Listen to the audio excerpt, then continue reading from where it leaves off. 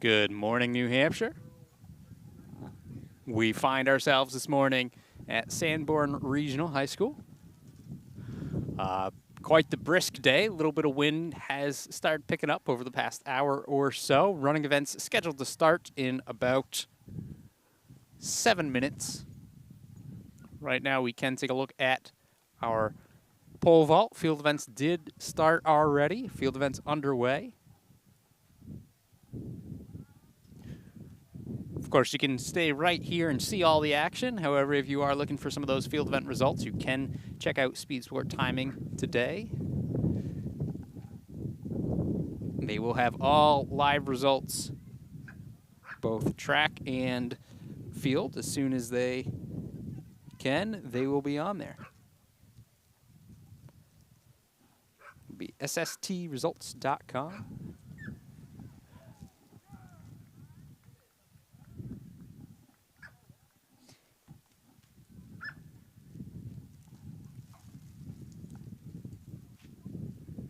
See it early make, early season there on the pole vault.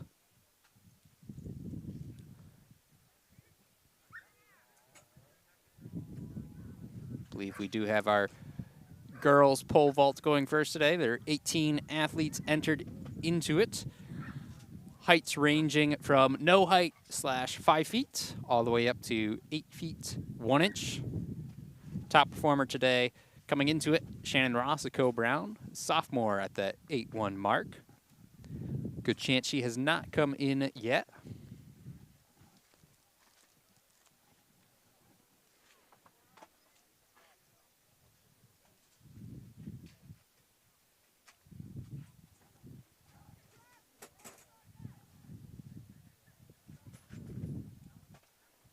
You can see everyone kind of bundled up, got those blankets draped over them. It is,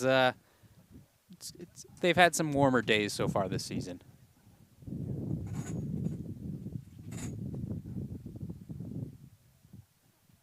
Here we go, another attempt. That looks like it was a miss, might have been a Kearsarge athlete.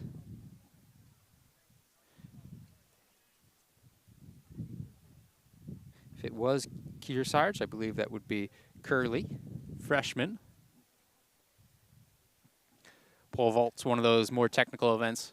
Does take quite a bit of time to learn it, so a lot of times you don't see freshmen having the most success at those higher heights. Does take a while. Usually when you get to state meet time of year, it's someone who's been doing it for a few years. Not always the case, but a lot of times that is. You'll see gymnasts come into the sport, and they typically do pretty well with it as well.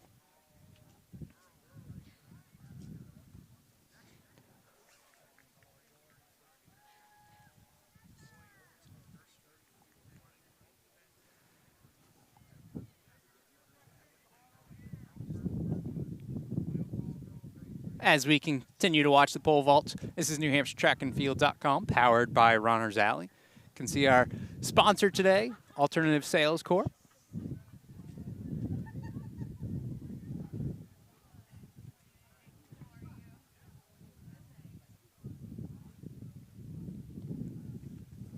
Believe that was a newfound athlete. Most likely Barney. Just purely speculating right now from here.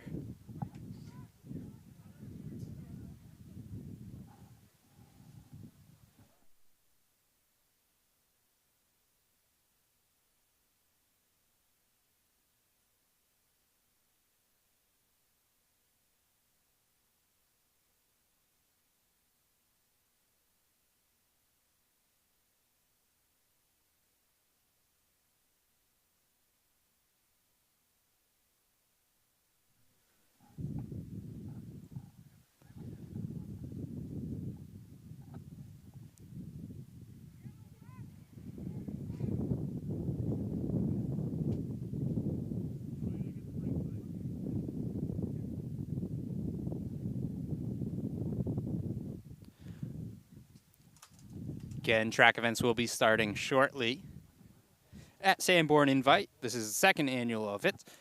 We do start with the 3200. nice weather for them, and we can see them entering the track now. So with that, we will go ahead, kind of turn our attention over to the track side of things, continue to check in on pole vault as we can. That's one of the events we can see from where we are situated. In this 3200, girls 3200, there is one and only one heat, time spanning pretty drastically from 11:50 to 15 minutes.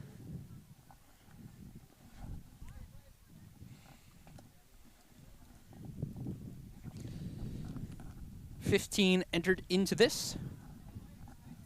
Wearing number 1, Hannah Bennett of Hopkinton.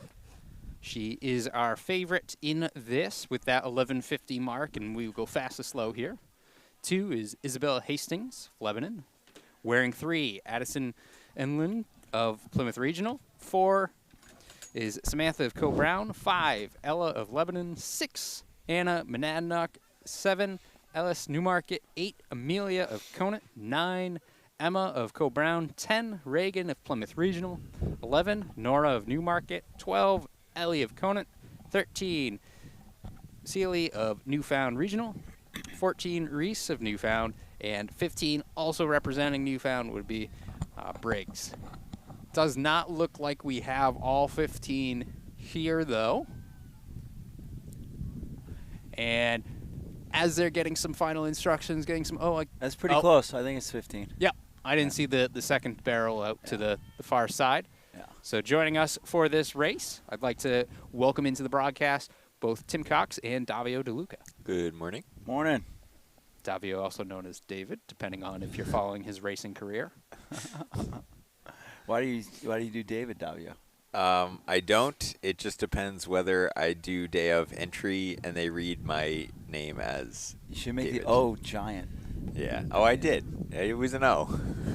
I thought it might be another family name that you were giving tribute to. Having a little fun as Davio ran a 5K last night in Concord. How'd it go, Davio? Not too well. Guns up. Perfect day for a 3200, actually. A little breezy, but it's 50 degrees and there's no sun. And Yeah, this is nice for the distance events at least. Bennett's out to her. She's already got a plan, you could tell. We'll see who kind of takes the bait here. McKenna from Newmarket, someone to watch. And then Hastings from Leb, she's in third right now. She's pretty good. Can see I'm them trying on to the make out who's the. Oh, is that Addison outside cutting in. England? So I think that's Addison England from Plymouth. That's in second. And Plymouth, they don't get a lot of opportunities to really race big races, so this will be interesting to see because she had a good cross-country season. So I believe she's all-state. Good look at that. We can see that we do have 3 of those early leaders breaking away already. 250 meters into the race. Yeah, they're going out pretty fast here. Outdoor track, we do have a 400-meter track.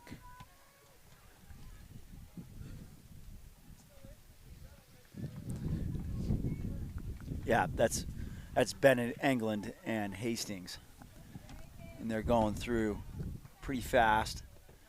82, 83 second pace. That's between 11 and 11:30 pace. So expect that to cool off just slightly. The next pack is going through real sensible. They're at like 12:10, 12:12 pace. Of note, Emma Larson, the veteran from Co-Brown, just inside information. Sam Perrin's running her first 2 mile. So let's see how this goes for her. I think her instructions were to stay right with the senior. Pretty smart for a sophomore doing her first event. Wouldn't you say that? Definitely. Was that your idea, Coach DeLuca? That was my idea. I was all over that this week, given perfect instructions. But no, that is really good. The 2 miles kind of an event where, especially if you haven't run it before, you don't really know, what pace you're going for, how to pace it, and so it's really helpful just to kind of follow behind somebody. We'll see when they come around. I'm trying to make out who's in 4th right now. But really, honestly, this is a great day for distance running. It's not great for anything else. No.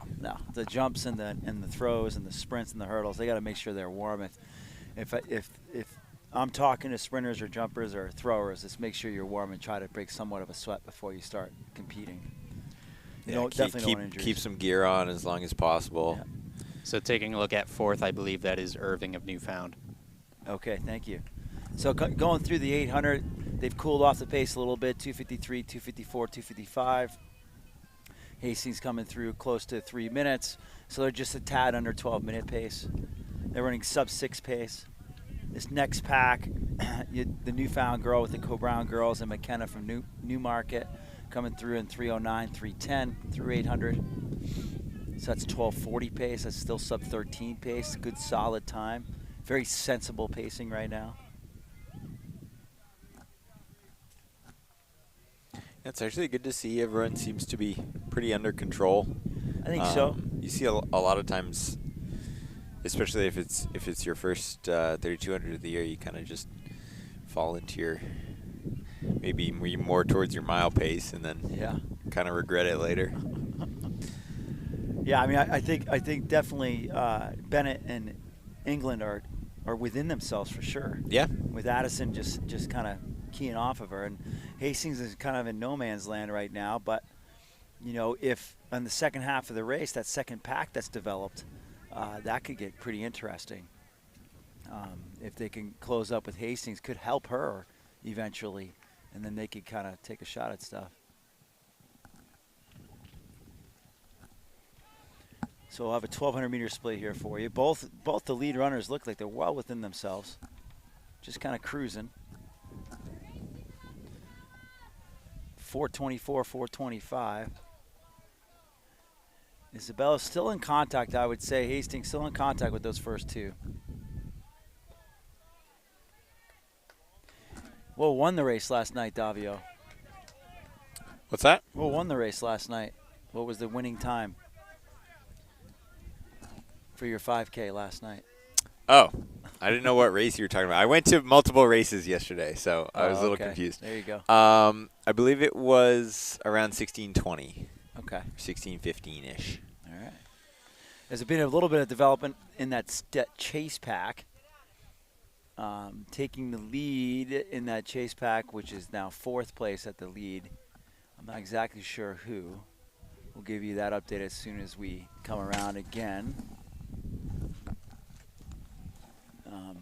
But again, just clicking them off right now. The real race doesn't really begin till after the mile mark.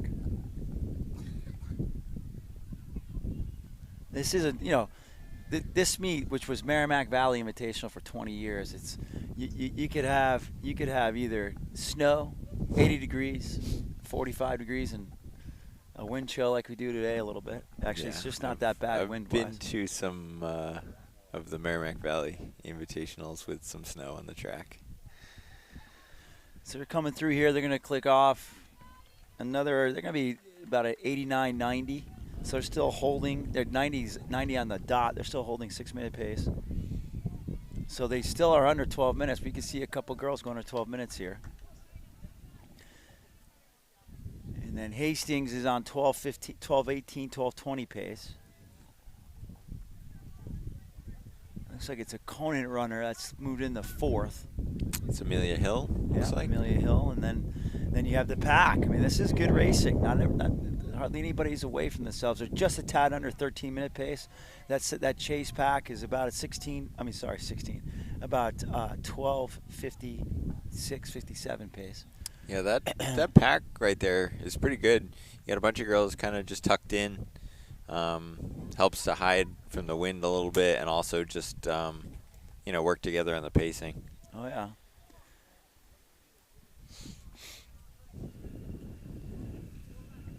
If one person from that chase pack can go with Hill from Conant, that would be a good thing for Hill, especially.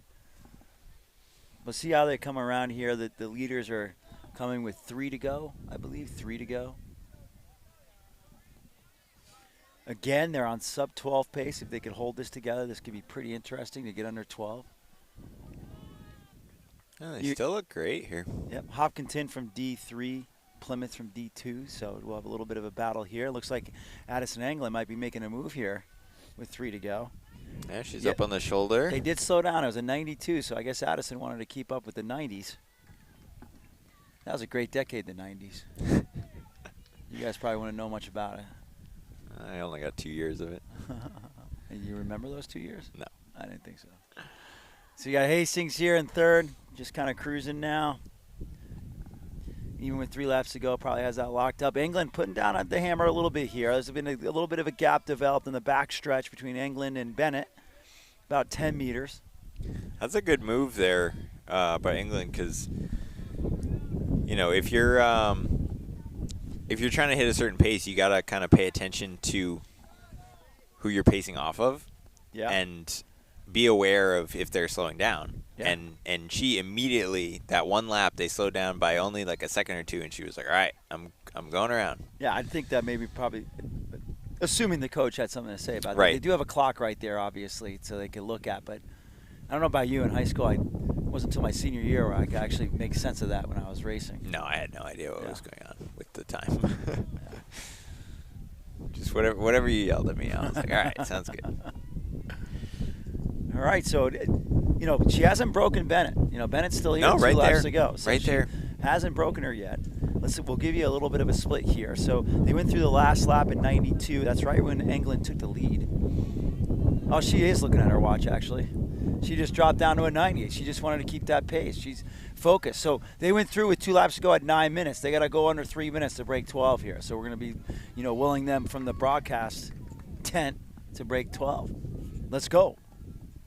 Yeah, it seems like she's pretty aware of it. She's very within herself, I feel. Like watching her race, she's definitely not very taxed. She looks like she's just running a hard run right now. I would expect the last lap to be pretty good. Yeah.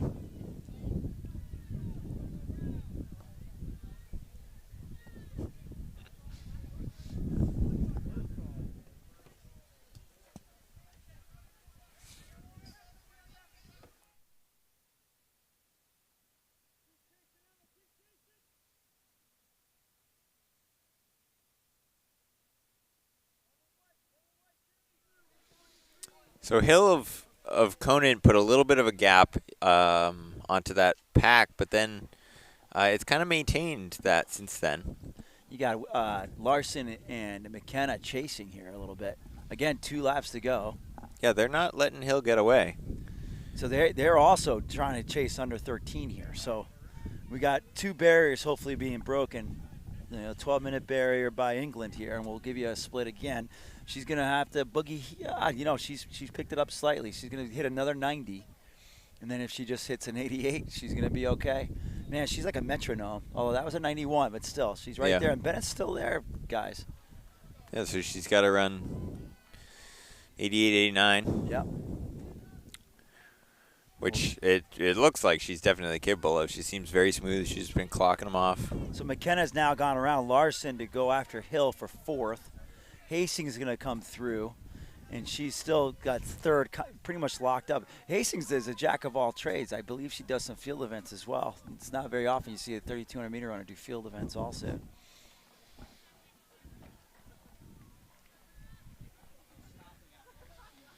Yeah, Hill's getting caught here.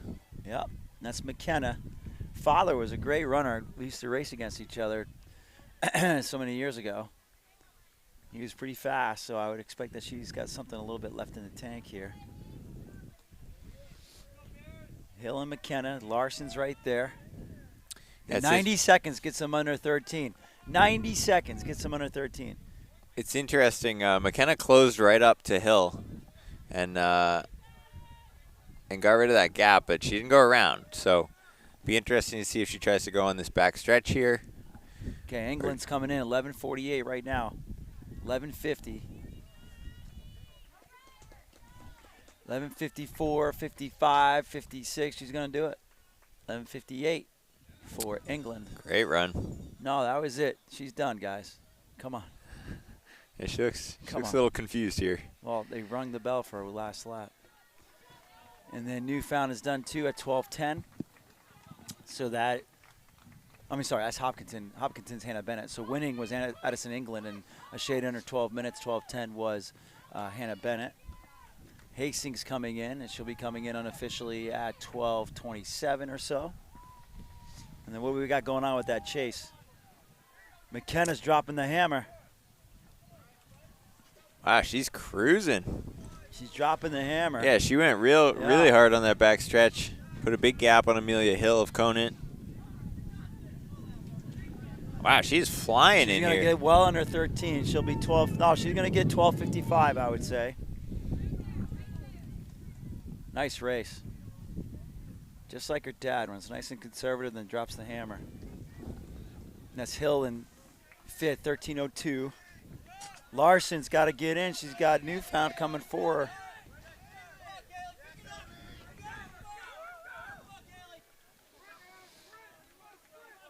There we go. All right. 13:16 for those two. All right, Tyler Kazik's here to join the show for the boys 3200. I'm going to go get the Instagram interview on the winner. It was a close battle all the way to the end there. This looks like it's going to be an exciting race.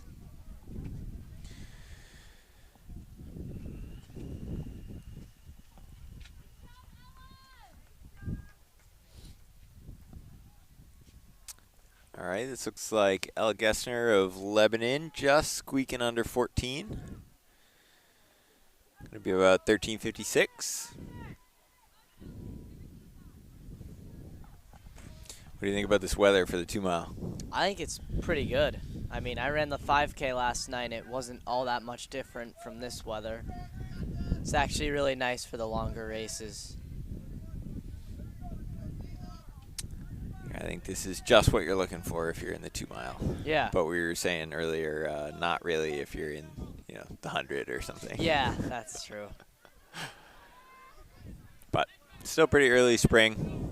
Yeah. There'll be some good warm sprinting weather more towards championship season. Yeah, no sprinters peaking now anyway. Right. Doesn't mean you want to compete in this, but Yeah. this would be type of day I might look to do more field events than track events. All right, so in the boys 3200, they're hopping on the track right now. We have Harriman in first of Lebanon. Wolf, also of Lebanon, seated second. Kerouac of Coe-Brown, Namula of Coe-Brown, McLean of Coe-Brown, Gagnon of Goffstown, LaPlume of Newfound, Engert of Lebanon, Berkeley of Pembroke, Centenary of St. Thomas, Eliajan of Conant, Miller of Oyster River, O'Rourke of Hopkinton, Decker of Conval, Silver of Lebanon, Montiero of St. Thomas, Heyman of Plymouth, Lenti of Trinity, Smith of Guilford, and Crom of Newfound. So pretty packed race. We got 20 boys lining up here.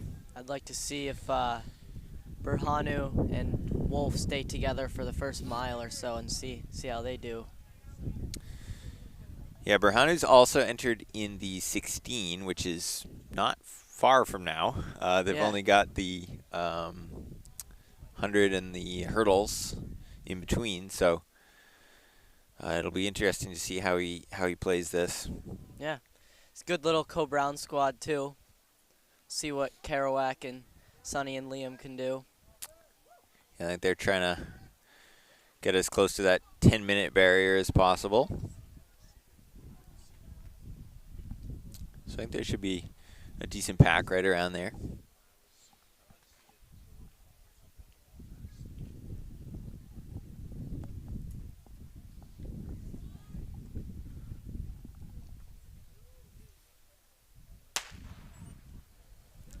They're off.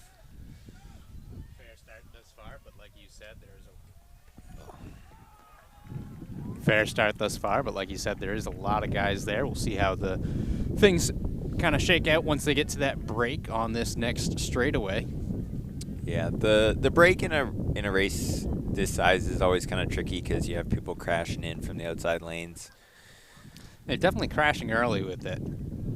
No one really took the long, slow approach. Not everyone trying to get into that lane 1. We're out as far as lane 3, outside of lane 3 right now. But yeah, I have noticed that a lot. Like on the break in these staggered starts, like people don't run it to the corner, they immediately go to lane 1 off the break, which really isn't not the best way to not play ideal. that. No, Yeah. you want to take that tangent to the corner, take your time getting there. Obviously, case by case, but I would not try and get all of that stagger in 10 meters. Take your time with it. Yeah. But it's less distance if you run it straight to the corner, and it just helps not crashing into people, knocking around, like have the risk of tripping. So they go through in around 73, 74 for the top guys. no surprise there, Herman leading it. Yeah, so what's that, 945, 950-ish? Yeah. So a little bit conservative, but sometimes that makes for the best races. Yeah, I think that'll be good for that front pack there because Yeah. a lot of those guys are trying to run around that time. So Yeah. it helps that Harriman didn't really kind of rip him out from the start Yeah. in like a 70 or something. Did put a little bit more on those guys the last couple hundred. Take a good look at the pack there. Over on our 200 cam. I'm noticing Berhanu has a bit of a lean. I do the exact same thing. Yeah, I'd say that's not uncommon of him. Yeah. That's good. Keep your He momentum looks strong forward. though. He's always the type of runner who runs pretty relaxed too. Yeah. He's having a good time with Yeah, he his looks run. calm. All right, that was about a 75, 76.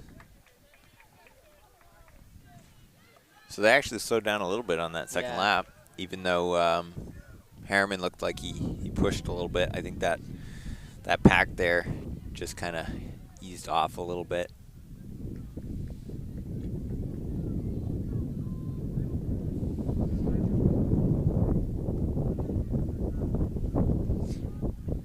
We got some decent grouping going on. It doesn't really look like anybody's running completely by themselves, which is definitely going to be helpful. Looks like McLean is falling off a little bit on that front pack, so he's going to be in no man's land for a little bit. Wolf is perfect for Kerouac right now. He's just latched onto him.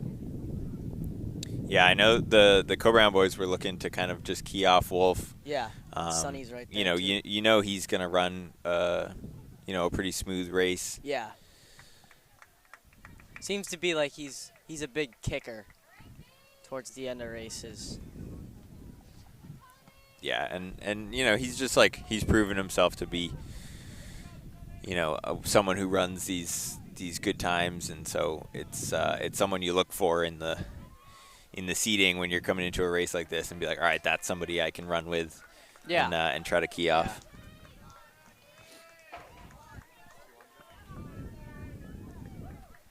So Harriman stretching out a little bit. I think he's picked it up a tiny bit.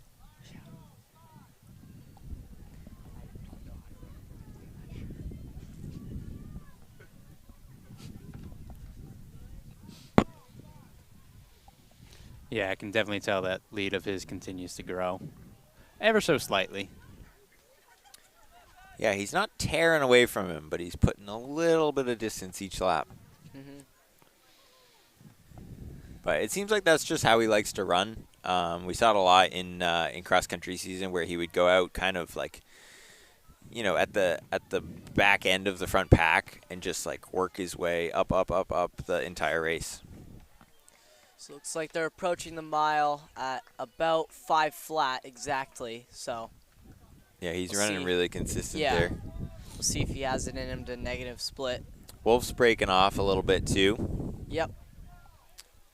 And then the Co-Brown pair went through at about 5:10, 5:12.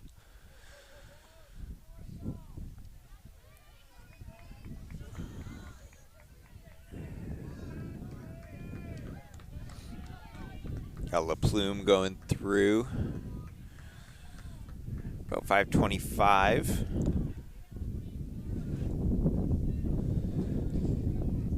So he's splitting right around 81s. Yeah, the gap seems to be growing a little bit between Wolf and the Co-Brown guys. See if Wolf can help out Berhanu a little bit. Yeah, it looks like he's trying to work his way up there. Yeah.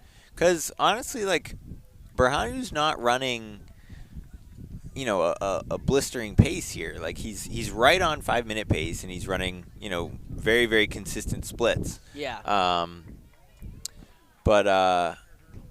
Yeah, I think, you know, the rest of these guys kind of just fell off a little bit of that 75-second pace. Mm-hmm.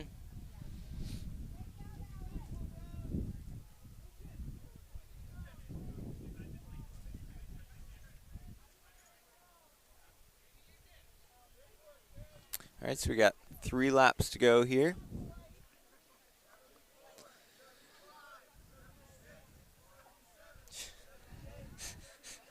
Interesting split calling over there. Yeah, I like that. They got a That's couple newfound guys over there yelling out the splits in unison. So that's LaPlume of Newfound that they were giving splits for. So he actually picked it up a little bit. He's been splitting 81s like we said last lap, and that one was about a 79.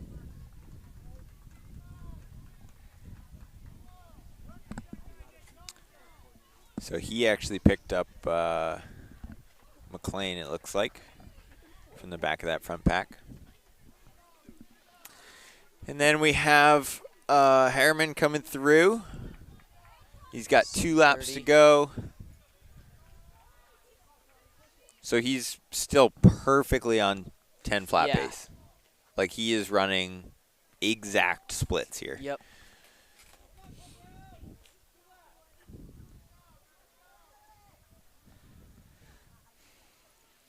And Berhanu was injured for a majority of the winter, so. Yeah, I imagine, back. you know, in this race, he's probably just trying to keep it as smooth as possible. Yeah. And he's, you know, he's doing a great job of it because, Yeah. you know, his splits are as good as you can get. He looks like he's just in a rhythm and just clicking the laps off, no problem.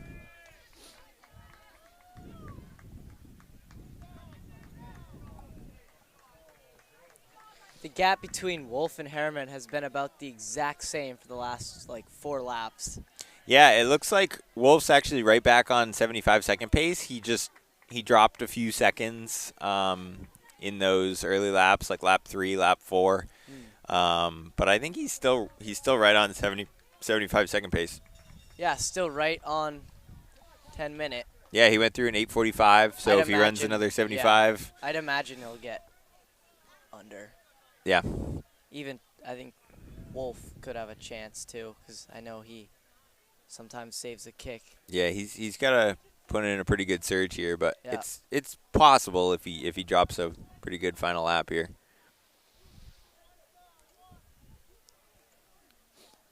And then we got the 2 Co-Brown boys going through. They'll be low 9, so. Yeah, so they'll be They'll about be low 10, 10, 15, 10:30, Yeah. somewhere in there. We got some more pacing going through. Newfound split calling there. Yeah. It's funny. So in 5th, there's Gagnon of Goffstown. He looks pretty smooth, actually. He's been running pretty consistent, working his way up. Berhanu's taking it in strong. Clock's at 9:52, so 9:55. Yeah, so that was about a 70-71 last lap. Closed nicely. And then Wolf coming through 10:04. Berhanu does not look tired. Yeah, I think that was kind of just cruising for him. It seems like if you can run that perfect splits, you're probably not going all the way to the wall. Wolf looks good too. Got Sonny coming through 10:23. Here comes Luke. Gonna be 10:31. pretty good. And then Gagnon of Goffstown 10:35. He ran a pretty smooth race there. Yeah. We got LaPlume Gonna run about a 10:46. So he actually picked up that last lap a little bit as well. Dropped a few seconds because he was on right around 10:50 pace, I believe. This is McLean, Sub sub-11. Engert of Lebanon going just over 11 minutes. He was seated at 11 flat, so ran perfect seat time. That's Elijah of Conant, I believe. And then one of the St. Thomas boys, I believe that's Centenary.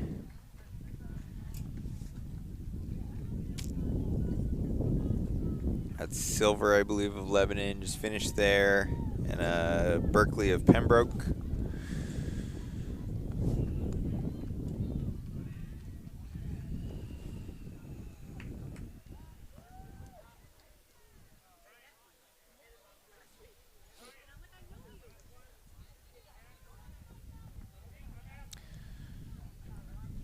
All right, still running under 12 minutes here. 11:56 there on the clock. For Lenti of Trinity. He was seated at 12:34. Oh, So that should must be have a been pretty big PR for him, yeah. About almost 40 seconds.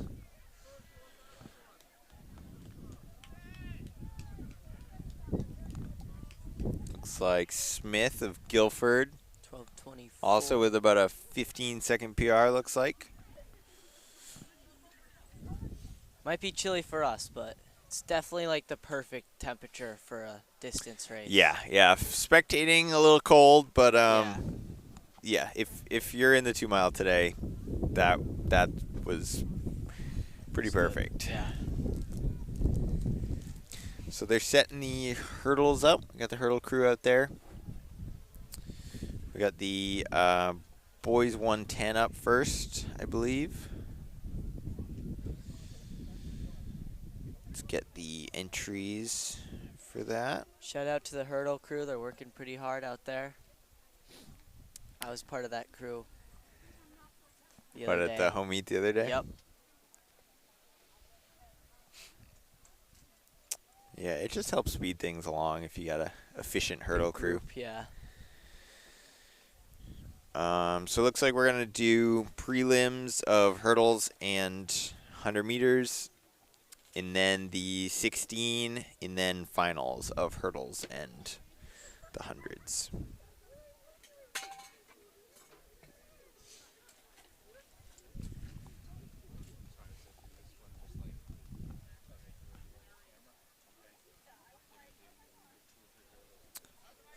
All right, so it looks like we have 3 heats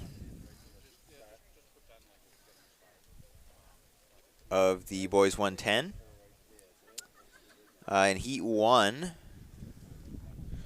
we have, starting in lane 1, Cintron of Monadnock, Nyland of Hopkinton, Stanchfield of Kearsarge, Haddocks of Guilford, Giordani of Oyster River, Reynolds of Merrimack Valley, Thomas of Pembroke, O'Connor of Pelham.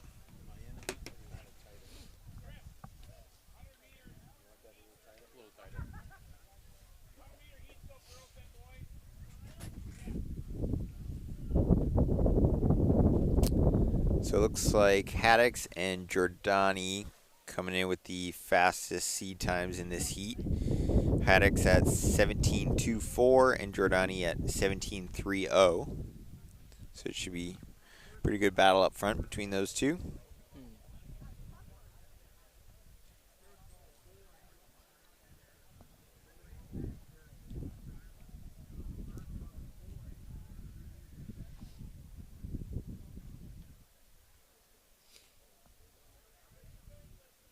I'm thinking about doing the 110 hurdles at our senior meet. What do you think about that? I think it's a good senior meet event for you. Probably not something you really want to pursue. Yeah, probably not. Good steeplechase practice. Yeah, that's true. Although I can't push off of it like a steeplechase. True. Hey, at least you don't have to land in the water, though. Yeah. Stay nice and dry. And they're off.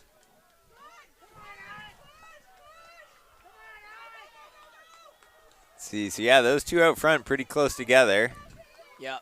Looks like Oyster River has the edge right now. Yeah, so that's Giordani Yep. just ahead He's of gonna take Haddix. it.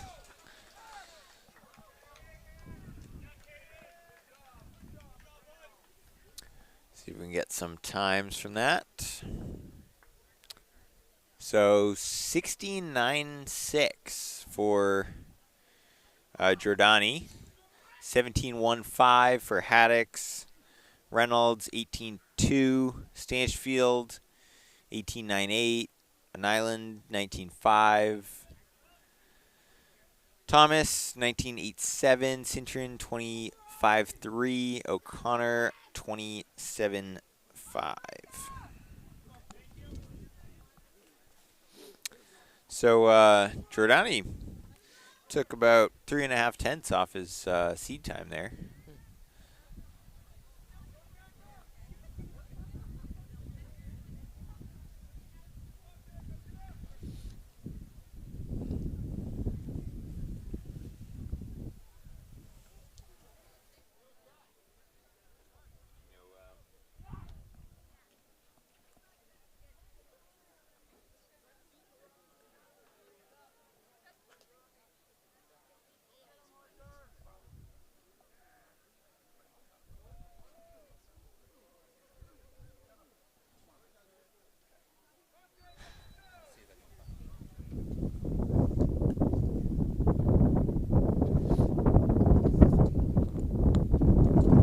All right, looking at we have the meet record here from last year.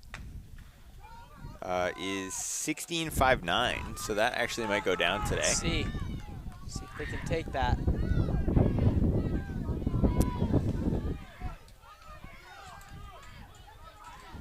This is going to be Cole Ahern winning that, who has that meet record that I was just talking about.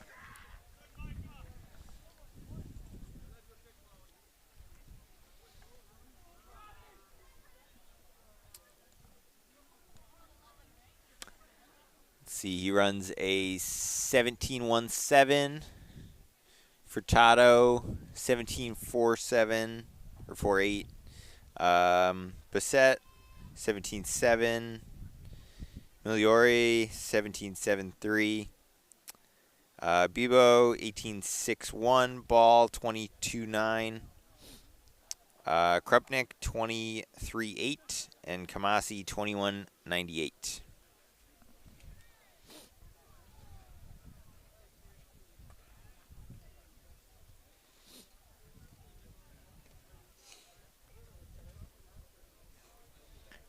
So it looks like actually the finals will be the top 8 by time. So the win does not necessarily get you into the finals today. You still have to be in the top 8. So currently, to get into the finals, you have to run faster than 18.61.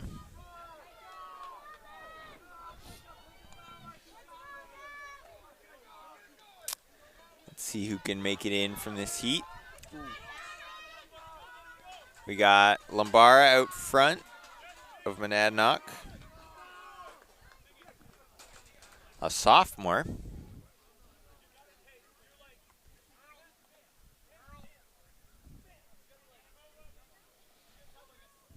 So what are the rules with the 110 hurdles? Like, if you trip over one and then, like, you know, you're just off balance, you could just push the next one over, right?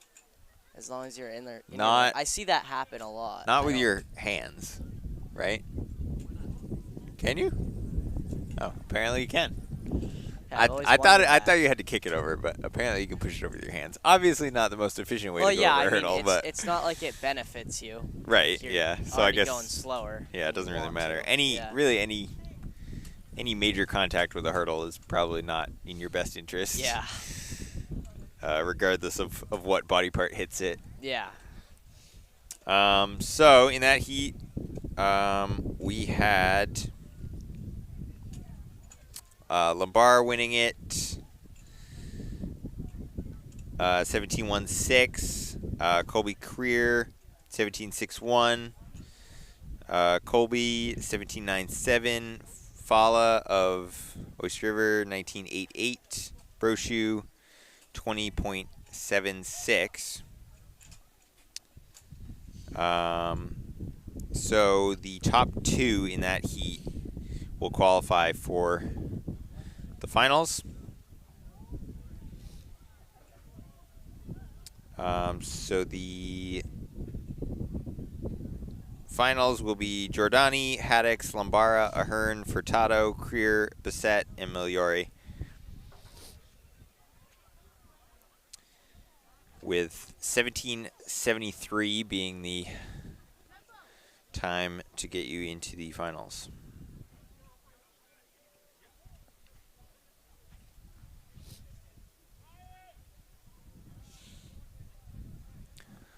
I think that final seat's going to be pretty tight. Got a lot of guys low 17s, and then Giordani just dipping under 17. Yeah.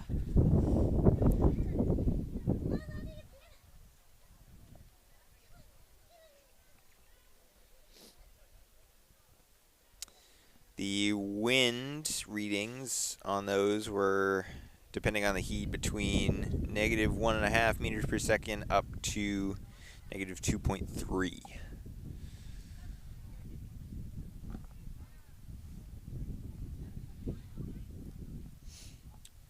So a bit of a breeze here.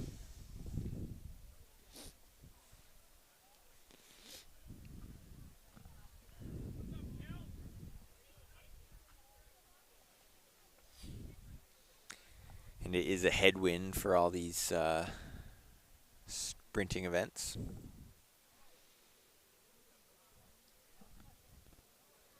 So no impact in terms of records, but obviously it does slow them down somewhat.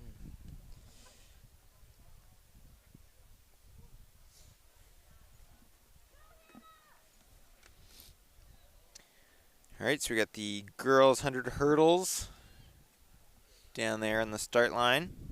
In heat 1, we will have O'Connor of Guilford, Rowley of Oyster River, Soares of Sanborn, Wall of Pembroke, Creer of Pelham, Flynn of Plymouth, Mason of Merrimack Valley, and Decker of Conval. So first heat's off. Looks like pretty even here. Going to be Wall and Creer. Wall taking the edge over the last couple hurdles.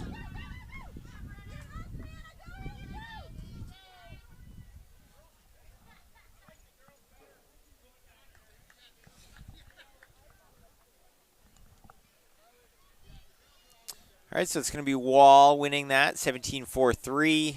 Creer, 18-01. Flynn, 19-4-3. Soares, 19-6-4.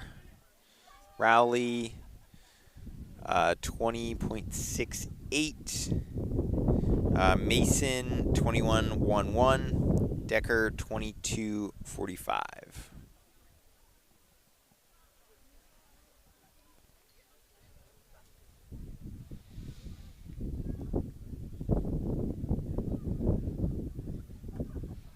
All right, in heat 2, we have Bradbury of Kearsarge, Whittam of Newfound, Corbett of John Stark, Nicolosi of Pelham, Ballard of Lebanon, Wing of Pembroke, Nolette of Guilford, and Mapala of Oyster River.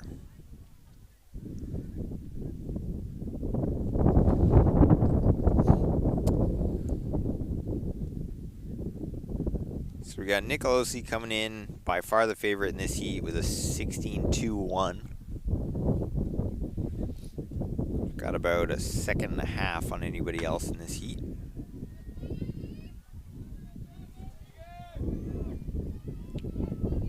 Yep. She's got a big gap already. Yeah, she looks really smooth. Just skimming over the hurdles. Steps look good. She's going to be 16 high, 17 low, looks like.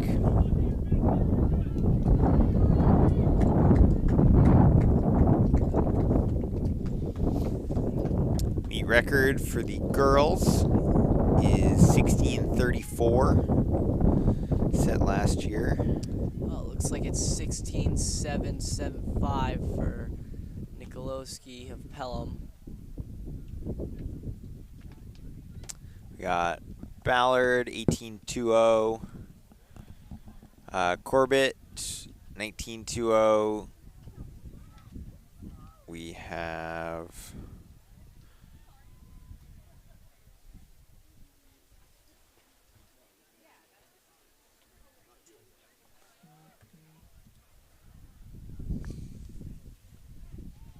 we've switched to heat 3. Pull these up on my phone here.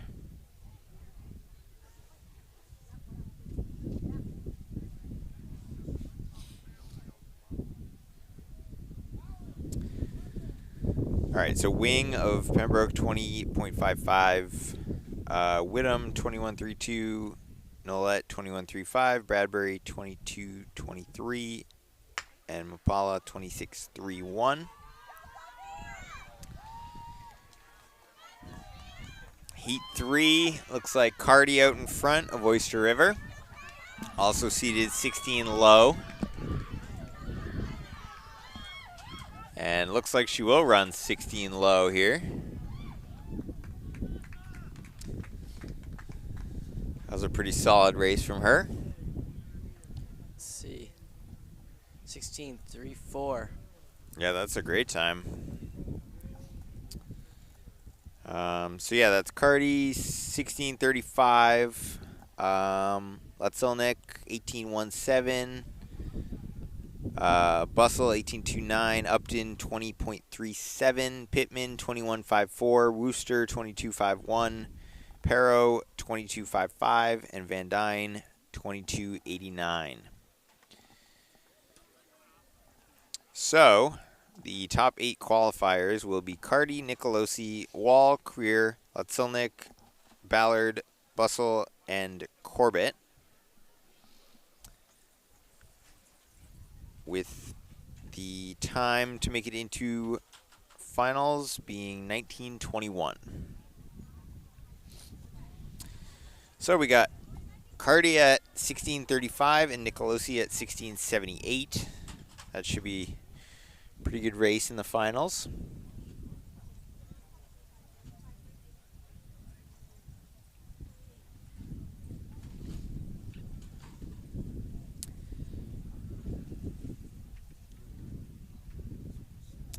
Wind was a little bit lighter on most of those, ranged between minus 0.6 and minus 1.9. You just gotta hope it's not a big gust right when you're racing. Right, and especially, not that I am a hurdler, but I do believe in the hurdles. If you do get some wind, especially a sudden gust like that, it kind of throws off your steps a little bit. Yeah. Because all of a sudden your momentum changes between one set of hurdles versus another. So that can be a little tricky. Just because the hurdles, you know, it is a pretty big deal getting the timing of your steps down. Yeah. I know, one step off and it's Right, and then you have to the whole do race is maybe like different. a stutter or Yeah. like extend a little bit and lose some momentum. Changes the whole race. All right, so we're on to the 100 meters. We got a whole lot of 100 meters going on today. We have 11 heats of the boys.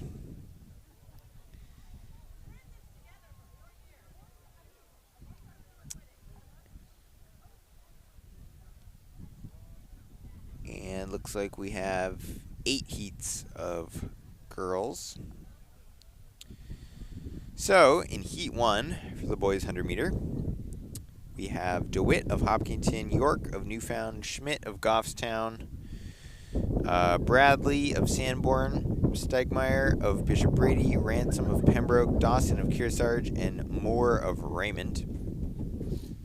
A lot of freshmen in this race. We got, looks like 5 freshmen and 3 seniors. Wow. So weird mix. Seniors versus the freshmen. Yeah.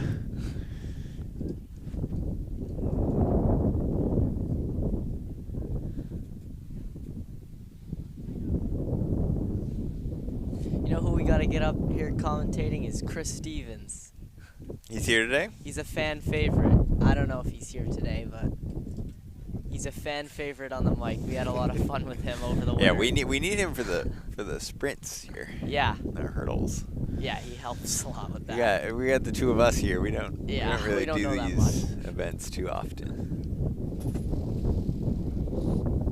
I did the 300 hurdles my senior meet. Yeah, that was the only time I've really gone over. You remember a your hurdle. time?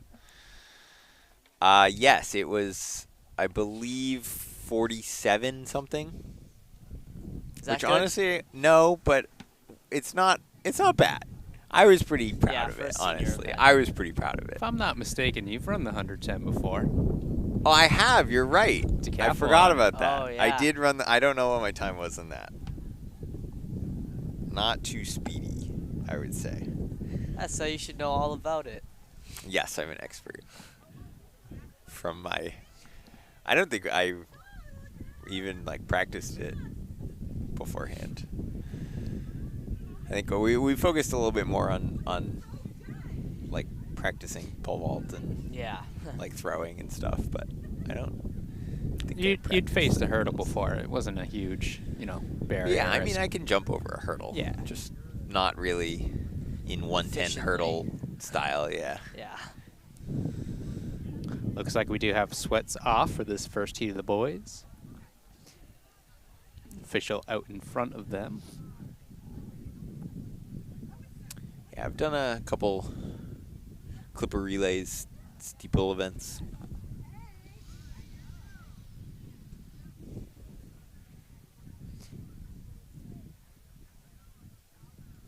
I don't know if it's me. I'm not taking sweats off to the very last second for this. Oh, yeah. Yeah, it's definitely quite chilly today. We talked about earlier how it was a nice day for a 2 mile. 100 meters, I don't know. I probably wouldn't want to be doing it today. No. But it's definitely... And if you do have to do it, like we said, get a good warm up in Yeah. and keep all your sweatpants, sweatshirt on as long as you can. This is the type of day, if I was running this, I'd probably have something on under my uniform. Yeah. Something with sleeves. Yeah, tight. Because it's the worst possible thing that could happen is you're going to pull something, you're going to injure something, and you definitely don't want to do that this early in Right. this season where, this meet, it doesn't amount to much. You're not going to get your PR. It's a good workout, good training day, good experience with everything. Right, but you do not want to get injured. Yeah. It's not worth it. It's definitely not. Yeah. Yeah, so it's it's not really an issue of being cold. Obviously, it's trying to keep those muscles warm for such an explosive event. You really don't want to be standing around in the cold and have things get tight and then pull something or strain something. As a sprinter, this type of weather, I'd rather be doing long jump or high jump or triple jump or something like that where I'm moving more frequently. You're going every 5-10 minutes you might be going and you're just doing some drills in between to stay nice and warm, whereas this is a crescendo. You're building up to this one event and then you're going all out for it and then it's over. It's no, I want to keep moving the whole time.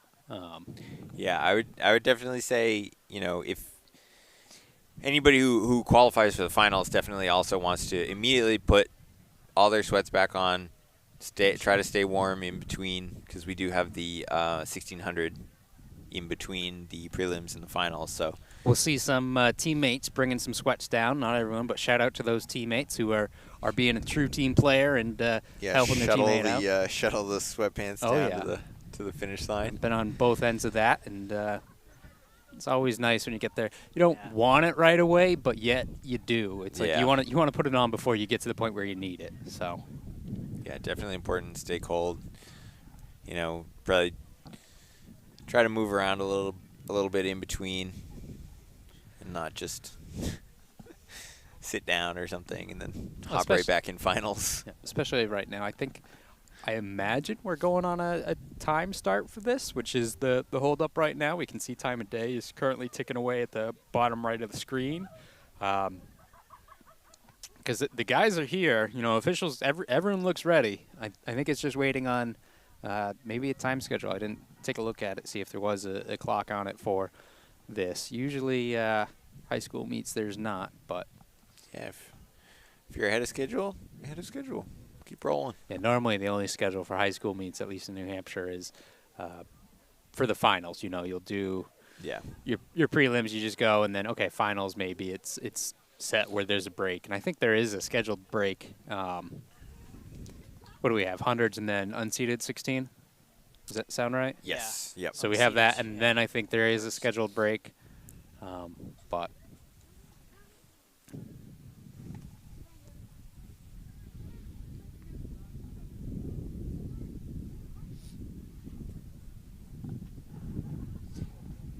Well, we do have a moment. Once again, this is New Hampshire trackandfield.com, powered by Runners Alley, our meet hub sponsor today, Alternative Sales Corp.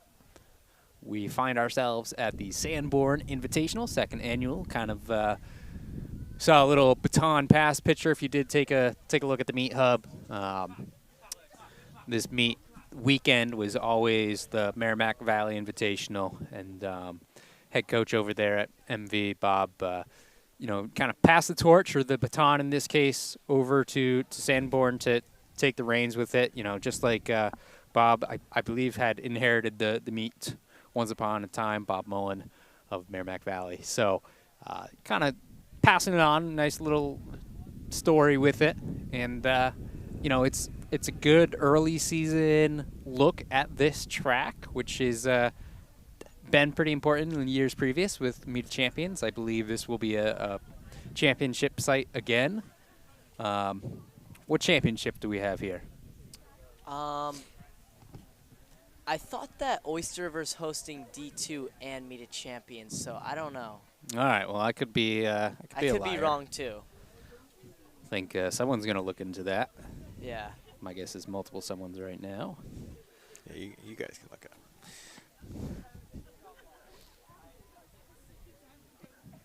Change my schedules here. We do have Division 3 is going to be here this year, so that's Wednesday, May 24th. We'll have D3s here. This year, Division's a little bit different, as they've kind of been shifting in the past few years, but D3 will be Wednesday, D1 will be Thursday at Salem, and Friday of that week will be D2 at Oyster River. Meet of Champions, like you had mentioned, will be at Oyster River. And then the following week would be New England's, which heads back to Maine. It was going to be that's cool. Massachusetts, but we ended up skipping Massachusetts. They had a little bit of site trouble, and we'll be moving on to Maine to end out the season. But we're still a little ways away from that. So definitely still a good site, good venue here in Sanborn. I think, if I recall correctly, they also are going to have a last chance invitational here on May 16th. Is that new? That, as far as I know, is new. That's and cool. That week is usually that's on Tuesday. That's the week we normally cover the Seacoast Championship on Friday, as well as Wilderness on Saturday, Londonderry on Saturday that week. So interesting. I've never been to the Last Chance Invitational at Sanborn. Maybe it is new. Maybe it's not. Yeah, that's a good meet for D3, especially this year if they're going to be at states here. So get another chance to run on this track, especially if your team didn't come to this meet. Yeah, I mean, it's, typically tracks are tracks. You don't need to be running on them. This one is a little bit different with the turns. If you look at overhead bird's eye view of it, you'll see exactly what we're talking about with a little bit longer turns with it, which is why you can see kind of they're so far back for this starting line, just fitting it in the 100 meters. So it's a slightly unique shape to the track, but really it's just getting to know the facility, especially if you're doing a field event and just getting used to kind of the flow of things. Maybe you're going from long jump to pole vault, which is on opposite sides of the field here. Maybe you get some throws, which is outside of the fenced-in area, and maybe you're getting into your blocks right now for the first heat of the boys 100 meters, although if you are, you're not listening, at least not live. Now they got Bluetooth headphones on. They're watching. Dedicated fans. It's a fair start.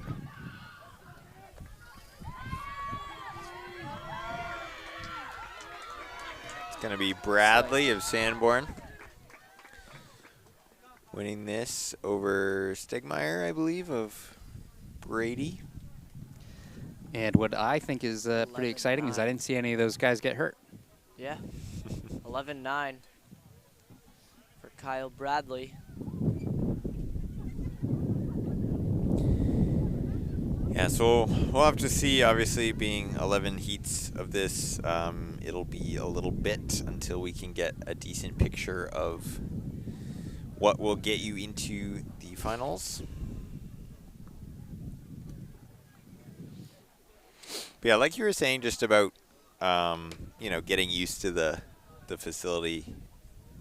Yeah, it's not so much about getting familiar with running on the track or jumping in a certain pit or whatever, because it's all relatively the same. You've done it before, right? But yeah, I think it's important to kind of like get the lay of things, know like where everything is, where you're gonna set up, like where to go for all your different events, where to check in, and just get an idea so that things are a little bit smoother and more efficient, less stressful on a championship day. Yeah, I think you said the big one right there. Knowing where to check in is pretty crucial. Yeah, you don't want to be wandering around on state meet day right before your event trying to figure out how to be in your state championship event. Guys in their blocks, heat 2.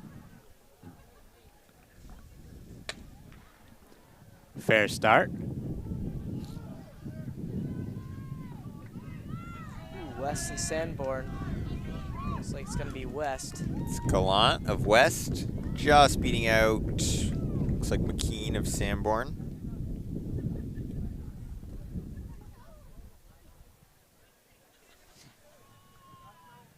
You can see winning time there, 12:11 from Gallant. Or Gallant, depending on how they pronounce it, because I've heard it both ways from previous Gallants and Gallants.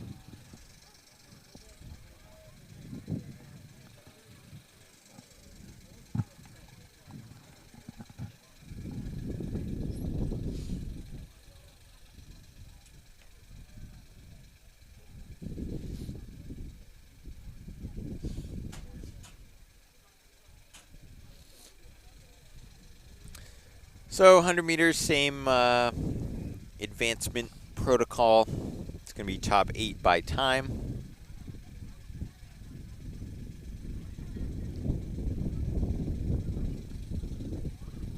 Which, so for you, Greg, like, does that change things? Because obviously, if you're just trying to win your heat, you might kind of let up a little bit the last 10 meters to. I was fortunate enough later on in my high school career where I didn't necessarily need to run all out to get to finals. But do you think does that make a difference if it's Yeah, I mean if time? if you're trying to get to finals and it's going to be close, if you're in that mix of the top 8 or really from 4 to 10 where you don't know, you can't let up. If you're coming in, your top guy as these guys take off, yeah, you're going to make sure you do enough, but you also don't want to hurt yourself or anything like that, and that's really what's going to be important. Ooh, this is real close. Don't know how to call that one. Believe that. See who took that.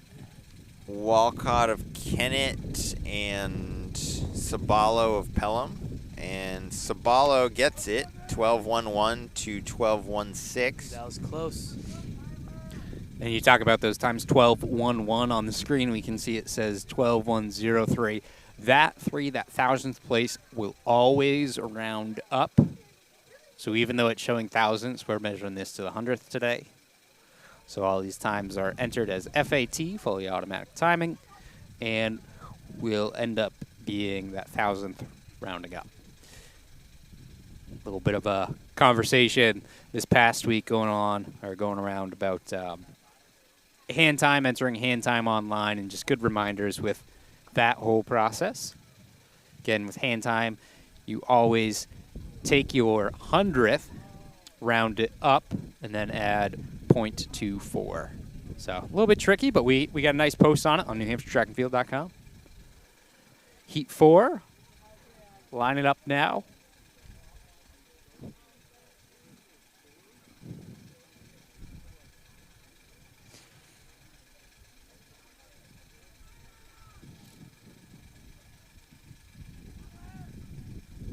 A lot of times, too, you don't need to necessarily take it easy in a 100. You know, you can back off a little bit.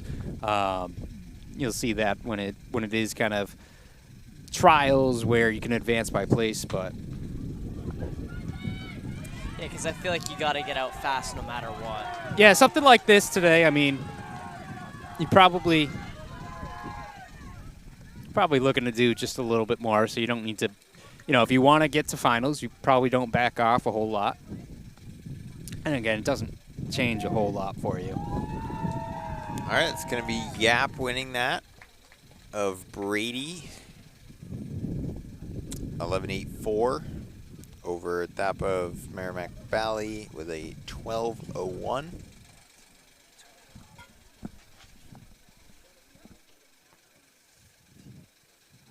I'll give you the compromise. Day like today, I wouldn't lean. I just run through it. How about that? That's fair.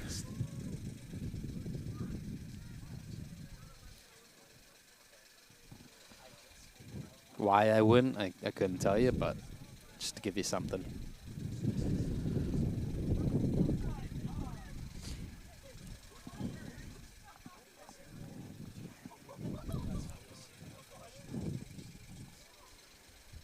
All right, this next heat, it's already backing into their blocks. Trying not to cramp up in the process. Fair start. Heat number 5. There we go. Valencia. Pretty good gap there.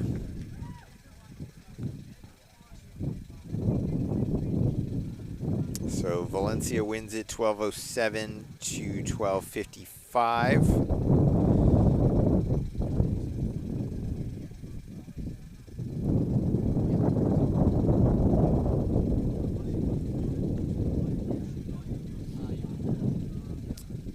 So that was heat 5 of 11. Currently, it's going to be a 12.22 to beat to get into finals. I imagine that will get a bit quicker since we still have 6 heats to go. Yeah, a lot of guys today, I'd say you're looking at needing kind of a 12 point or just High under. 11s, Yeah. yeah. Yeah, we only have 2 guys under 12 right now. But if you have, you know, a guy that's 12 flat or just under in each heat, then that's your top 8 right there. So.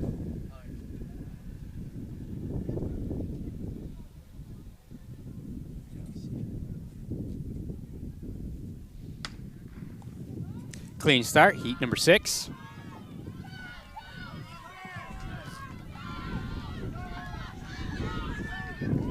That's Trinity out front. That's DeGantamaso with a 12.09, listed as a freshman. So pretty impressive.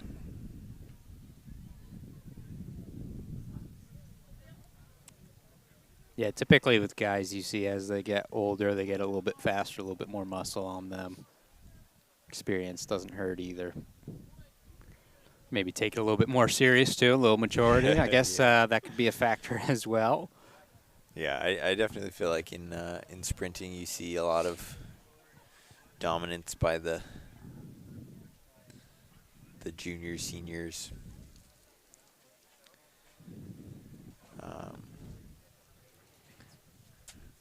I feel like also in sprinting, aside from just pure speed, like there is a lot of technical aspects to it. that require some experience. It was a very close one. Certainly was. For a heat that was missing a couple of people, that ended up being a pretty good heat. So Keene of Plymouth with an 11.97 to Edwards of Conval with a 12.00.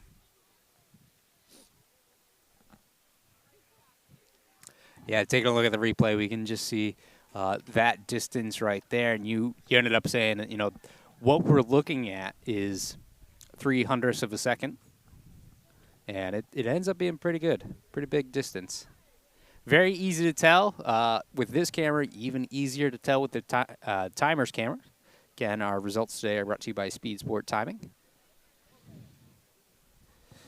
As we move on and take a look at heat number 8 as they're getting into their blocks now.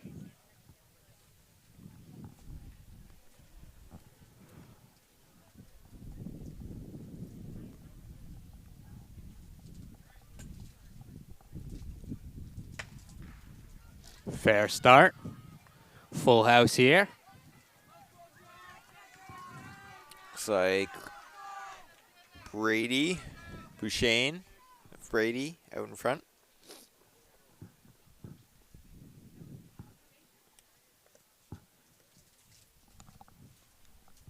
Runs an 11.73. So I believe that's the fastest time of the day so far. So is that 4 guys under 12 seconds? 4 or 5? Currently, we have 4 guys under 12 seconds and 1 at 12.00. Yeah. So pretty much shaping up to be kind of what we thought it would be in terms of qualifying for that final spot. Yep, 8th place right now is a 12.09. So I think after, the next 3 heats should be right around 12 flat.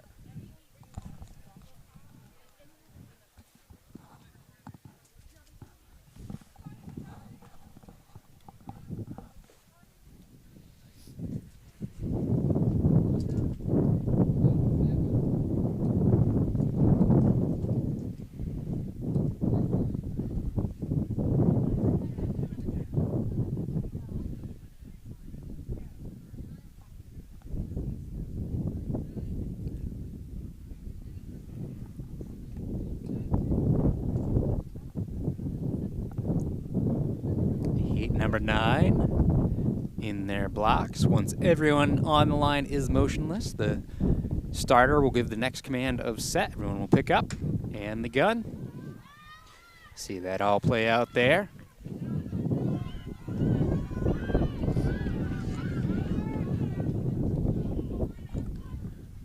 It's Oirambi of Trinity winning that by a decent margin.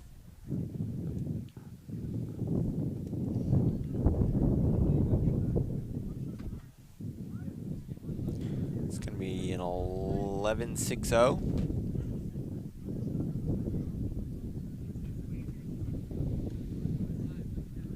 Yeah, shaping up like we should see a pretty good finals, I'd say. Bowl time is currently 12:07. So yeah, I think it's gonna be like 12 flat. Do you think that 12 flat will get in? I feel like that's gonna be the edge of it. Yeah. It's gonna go one way or the other with the 12 flat. It might be. So we got in 5th is an 11.97 and an 11.96 actually. It might be right around there. We said 11 heats. 11 heats. This is heat number 10. Yep. And from what we've seen, just based on the way that everything was seated, I would expect to see another sub 11 or sub 12 here in the next heat as well. Most likely, doesn't always work that way. Yeah. So if we get 2 more sub 11s, then the bowl time will be 12:00. I feel like we predicted that back like heat 2 or 3. I think we said something like that. Yeah.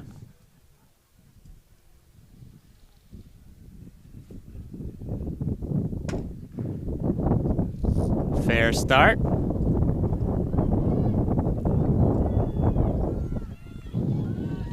West way out in front. Rodriguez of Manchester West. Apologies about the slight black screen halfway through that. It's the cold kind of acting up. We got an 11.84. So that'll get Rodriguez into finals.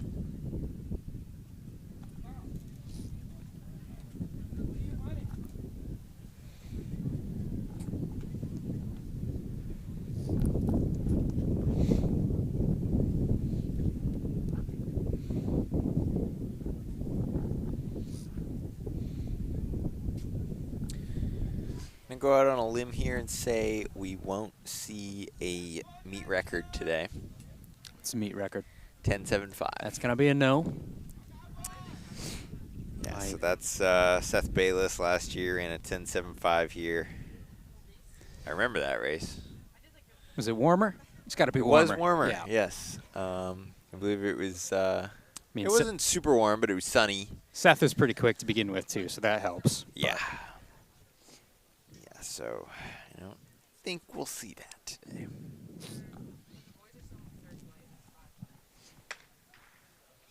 Fair start for our 11th and final heat of the boys' 100-meter prelims. Got Genchos of Brady way out in front.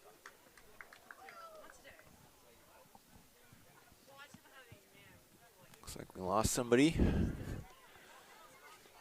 No injury, though. It's good to see. So that was Genchos with an 11.75. So, 12.00 gets you into the final.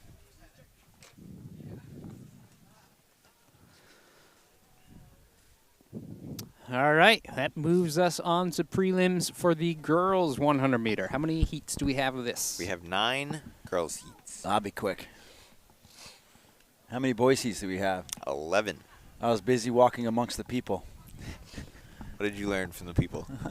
Energy here is great, even though it's a little bit cool, obviously, a little bit cold. Everybody's excited to be doing track and field here at Sanborn. So the field events are flying. There was the high jump competition was getting pretty stout. Oyster River has 3 really good high jumpers, and then Co Brown, Matt Corvo was in the thick of it as well. So.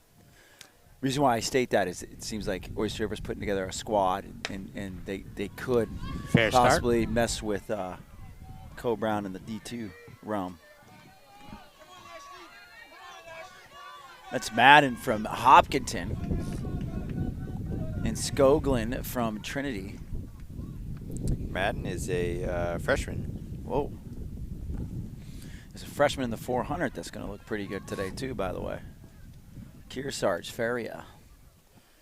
She's been running great. Hopefully y'all caught the preview. You read the preview, of course, right, Davio? I did read the preview. Good job. The question is, did Greg read the preview? Nope.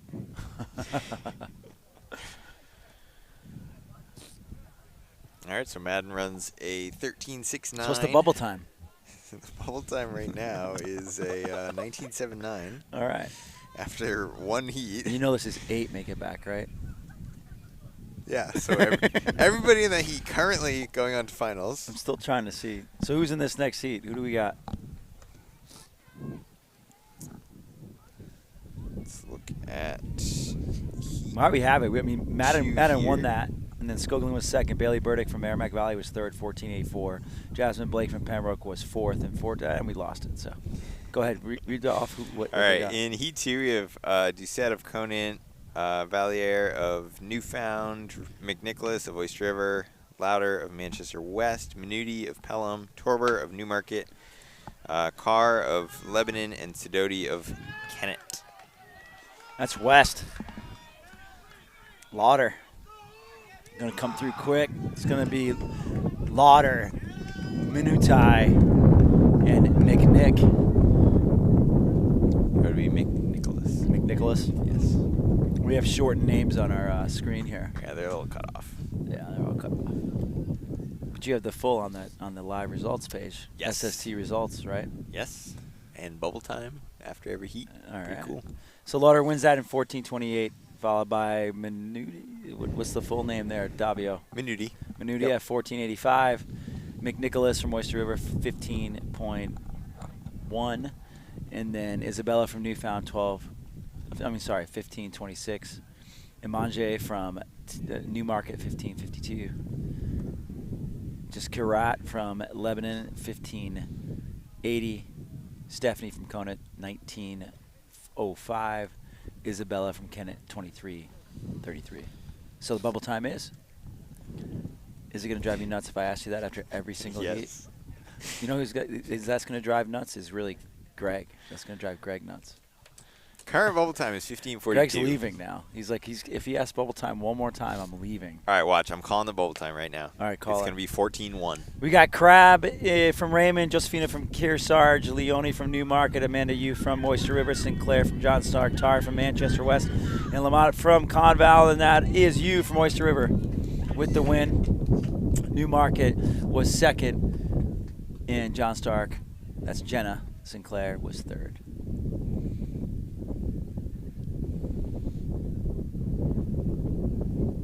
So you won that in 14. I didn't. 14 and change. Leone from Newmarket was second at 14.83. Jenna Sinclair was third, 14.88. Michaela from Conval, 16 flat, was fourth. Josephina from Kearsarge was fifth in 16.49. And Maya Crab from Raymond was sixth. Bubble time? Current bubble time 14:88. All right. I told you it's going to be 14:1 though. It's going to be 14-1? 14-1. That's what you're thinking? That's what it's going to be. I don't know, man. Maybe 14-2. I think 14-3. No. I think the wind and the wind's in their face a little bit today. I think it's 14-3. Nope. Did you see that nice jacket that Greg has on? That's great. It's nice. He's Ever since he official moved up, event we don't staff. get Jack. Yeah. No, we're very happy with our situation. It's going really well. All right, next heat. Joni from Lebanon, Maisie from Conval, Isla from Goffstown, Kayla from Pembroke, Jada from Merrimack Valley, Haley from Oyster River, Maya from Raymond, and Hannah from Trinity. And off with the lead from Pembroke, it is Kayla. She's going to come through quick. Goffstown will be second to Isla from Goffstown. And Merrimack Valley's Jada would be third. Jada Lucas. Give you some times here in a second. 14:10. Is now the bubble time? Or is that the win? No, that was the win. All right. I think I'm going to be right about this bubble. I'm going to definitely be closer. No, you're not. Yes, I am. I got the bubble time. I got the last one. You can go 2 in a row. It works when you put the hood on and then have the earphones on over the hood. All right, winning that was Kayla from Pembroke in 14.1. Isla from Goffstown was second in 14.53. Jada from Merrimack Valley was third in 14.98. Haley Pickering from Oyster River was fourth in 05. And then fifth was... Ooh, they're already in their blocks, Davia. Hold on. All right. So Hilton, lane 1 from Conval, and Madeline from John Stark, lane 2 in this next heat. Michaela from Monadnock, lane 3. Avery from Oyster River, lane 4. Kira from Dairyfield. Jackie from Pelham. Catherine from Kennett, and a book from Trinity. You got to be quicker. They're going fast. Look at Oyster River. That is Avery from Oyster River, man. They got a squad again this year. Nicking that sprint squad. It's Avery Baumgart, Oyster River, a freshman. Ooh. You know what's more surprising? Runs a 14:12. So what's the bubble time? Current bubble time is a 14:83. We only have a couple of heats left, dude. Okay. I'm definitely going to be closer. No, you're not. So it's not surprising that they have more sprinters coming down the pipeline in Oyster River. What's more surprising is Nick's wearing shoes today. That's what's more surprising. The grass is soft. I would think that he would want to wear no shoes It's and just it's walk wet barefoot over across there, the grass. though. No, it's wet on the infield. It's Chilly. perfectly dry. All right, next heat. I'm going to be quicker because Davio got on me. Courtney, Plymouth is lane 1. Tessa from Merrimack Valley, lane 2. Lewis from Goffstown, lane 3. Tasha McNeil, she's going to make this one. From Conval, lane 4. Hannah from Sanborn, lane 5. Evangeline from Oyster River. And Madison from Pembroke. And like as we said, Tasha McNeil is going to take this one. She will be into the final safely. A couple of those other top girls might make it too. 14 low, it looked like. Only got 2 heats left, buddy. Telling Just you, saying. I nailed it. So Tasha won that in 13:49. Hannah was second from Sanborn at 14:64. Sorry. Giselle Lewis from Goffstown was third. Evangeline from Oyster River was fourth. Madison from Pembroke was fifth. Courtney from Plymouth was sixth. And Tessa from Merrimack Valley was seventh. McNeil with the fastest time we've seen today. That's interesting. So what? For those that these guys have probably already gone over it, but after these we have some unseated sections of the 1600, and then I think it's going to be a short break, like 10 minutes. Yes. And then they'll come back for the finals and the hurdles and the 100, which you just saw the prelims for. And I think we're down to our last heat. And this is Ada Wheat, right now the state leader in time for Division II from Kennett. She's going to win this one. She's the favorite today. Ooh, she almost went 12 point. Yeah, she's not wasting time. I bet you she's cold. She did. She went 12.95. Ooh, and that's a headwind, but she's going into a headwind. Yeah, that's pretty legit. All right, so who won the bubble time? Who's closer? Tim Cox. Ada Wheat, 12.95. Won that. Abigail from Dairyfield, 14.77. Cassandra from Hopkinton, 15.33. Sydney Wells from Raymond was fourth and 15.81. Amara Baez from Pelham was fifth and 16.56. Mariah from Conval was sixth and 16.70. This is I thought there was only 7 heats. This is the 8th heat. Ooh, I almost won. What's the bubble time right now? 14.28. Shoot, but that rounds to a 14.3. That's what I called it. Yeah, but someone's going to make it from this heat. And then the next fastest person is a 14.1. It's the young brain. You got more sleep than me last night. How do you know? I know, man. As soon as you didn't run well in that 5K, you went home, curled up, and went to sleep, crying. What was your time last night, Davia? For 17.28. Jeez, I think I could have beat you last night. Yeah, you probably could have. Especially age grade. I knew Erica that was Courier, gonna happen. Plymouth, Ava Haley from Goffstown, Gabrielle from Newmarket, Juliette Faria, this is a runner watch from Kearsarge, freshman, Simone from Trinity, and then Hopkinton and Viennes from Co Brown. Faria way out in front. There we go. She's someone to watch in the 100. Be 13 high, I believe. So watching the 100s, she's kind of all over the place sprinting-wise, so she's someone name to remember. 14.02. Is the bubble time? No, that was for the win. Faria ran 14.02. Ooh, I still think I might. Bubble time, 14.12. And what did you pick? 14.1. That's pretty good. It seems like you've been doing this for a little bit. I mean, at least you're performing better than you did in the 5K last night. Oh, man. How tootsie-turning was that course? I mean, what excuses do you have? I have no excuses. It's an extremely fast course. How was the weather?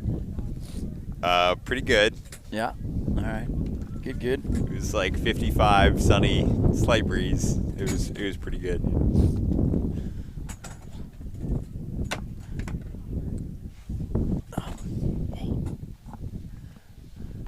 All right, once again, this is NewHampshireTrackandField.com, powered by Runner's Alley. The Meet Hub today brought to you by Alternative Sales. We are going on to our unseated sections of the 1600. And in this first heat, we have Juliana Gorham from Kennett, Annalise from Kearsarge, Sophie from Monadnock, Rachel from John Stark, Stephanie from Kennett, Courtney from Co Brown, Athena from Guilford, Alyssa from Bishop Brady, Nora from Newmarket, Alexandra McDonald from Plymouth, Elizabeth from Conval, Farron Sweet from Goffstown, Grace from Kennett, Sarah from Conval, and Olivia from Trinity. And I think this is one of two for the unseated, or is it 1 of 2 for total? 102 for total. Total, I believe. Yeah. So this is yep. Yep. So they have 1 unseated for the girls, and they have 2 unseated for the boys. And then we'll have a short break. Then all the finals in the afternoon will go by lickety-split. So these times, obviously they count for the girls and for the season's best, but it won't count towards final standings. What they do here, which a lot of invitationals do, the big ones that last all days on Saturdays, is they'll take the top 18 or top 16, whichever the meet director decides, or wherever the clean break is as far as a gap in time. They'll take them to the seated sections, and then the rest still obviously get a chance to run, which is great, and they'll be running right now. And they're to the line.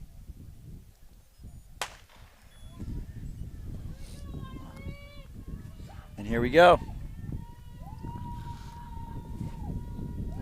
So last night we went down to Connecticut with a few of the Co-Brown kids, and Sauhegan kids were there as well. And they actually had an athlete run a great 5,000 time, 15:45 or so. Wow. Winning the second heat, I believe it was, of the Excellent, 5,000. yeah. I have to look at the stat, but we'll definitely be giving him a shout out this week. But there was 17 heats of the mile. Wow. So this meet is called the Connecticut Distance Festival, and it was down at Xavier High School in Middleton, Connecticut, right south of Hartford. And it's a distance festival, so it's 17 heats of the boys' mile. I believe there was 12 or 13 heats of the girls' mile, and then there was 1 heat or 2 heats of the girls' 5,000. They do a 5,000 there as sort of an off-distance event. And from 4:30 to 9:30, 5 hours of distance running. And it just kept getting faster and faster and faster. It's pretty cool. I was just laughing at the break here. We had one of the girls specifically ask the official that was standing on the corner if this was where she was supposed to cut in. Oh, got it. Which is pretty funny. Got it. So we have a pack of them. And this is John Stark and Trinity taking the lead.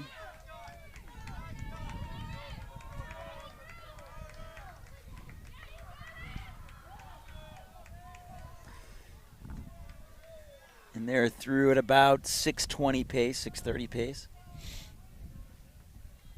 I'm sorry, 6:40 pace.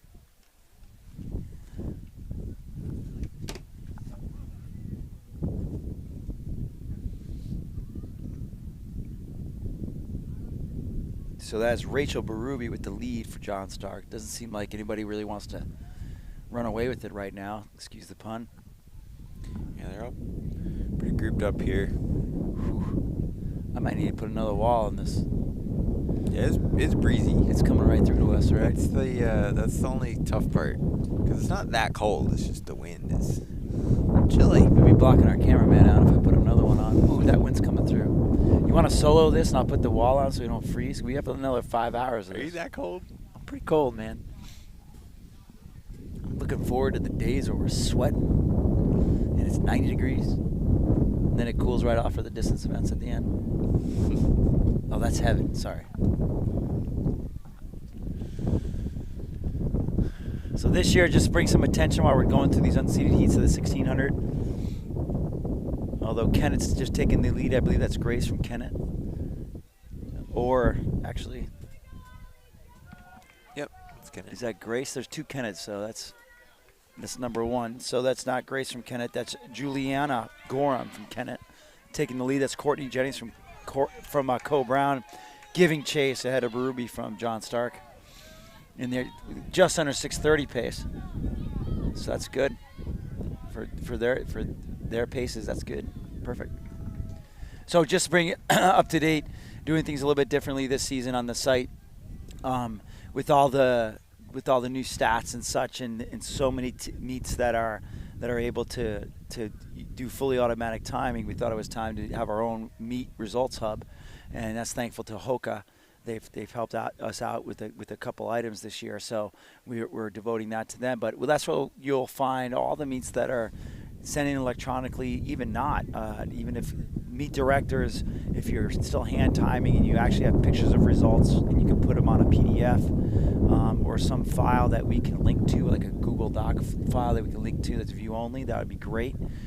That's what we've been doing, and it's just one-stop shopping. You go to the Hoka Meet Results Hub, and everything that has been sent in to us or that we find online is linked right there. You don't have to go searching around athletic.net or direct athletics. That's or what. super cool. That's a big deal because, like, you know, in the past, like, I mean, results are everywhere, so it's really tough trying to find.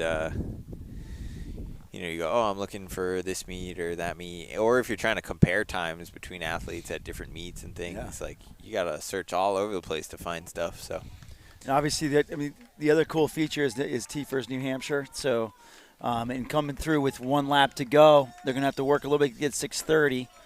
And that's Kennett again, followed by Jennings from Co-Brown giving chase, and the other Kennett. So that So that's Gorham from Kennett, followed by Jennings from Co-Brown. And then that is Stephanie from Kennett chasing for third. And there's a pack led by Berube from John Stark. And again, they're looking like they're going to break 6:30, which would be a very nice time, because the top seed time for this was 6:34. So if they're able to break 6:30, then job well done. I think they'll be right there. Oh, Jennings is making a move here. She looks like she's switched her gait a little bit, quickening the pace. And they're at 5:48 right now.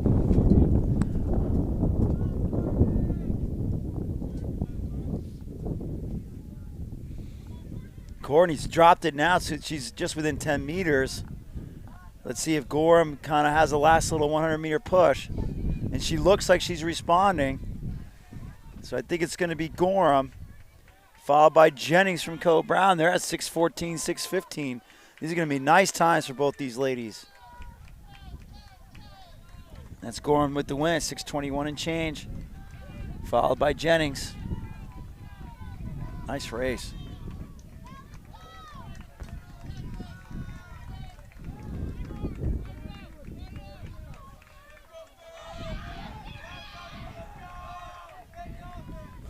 So Juliana Gorham, 6:21 was first. Courtney Jennings second in 6:23.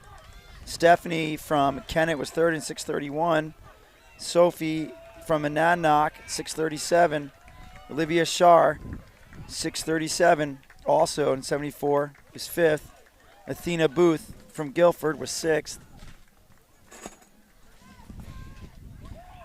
Seventh is Rachel Berube from John Stark, 6:42. Nora from Newmarket was eighth in 6:48. Farron from Goffstown, 6:52, was ninth. Alyssa from Bishop Brady, 6:55. Alexandra from Plymouth, 6:59. Annalise was 12th from Kearsarge, also broke 6:59. Grace Yanelli, 7:01. Elizabeth, 7:16. And then Conval just crossed at 7:34 and change. Here we go, first heat of the boys unseated.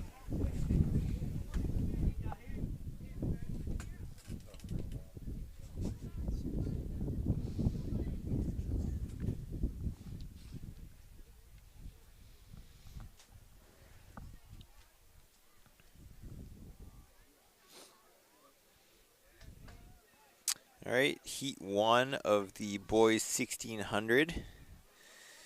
We got a pretty full event today.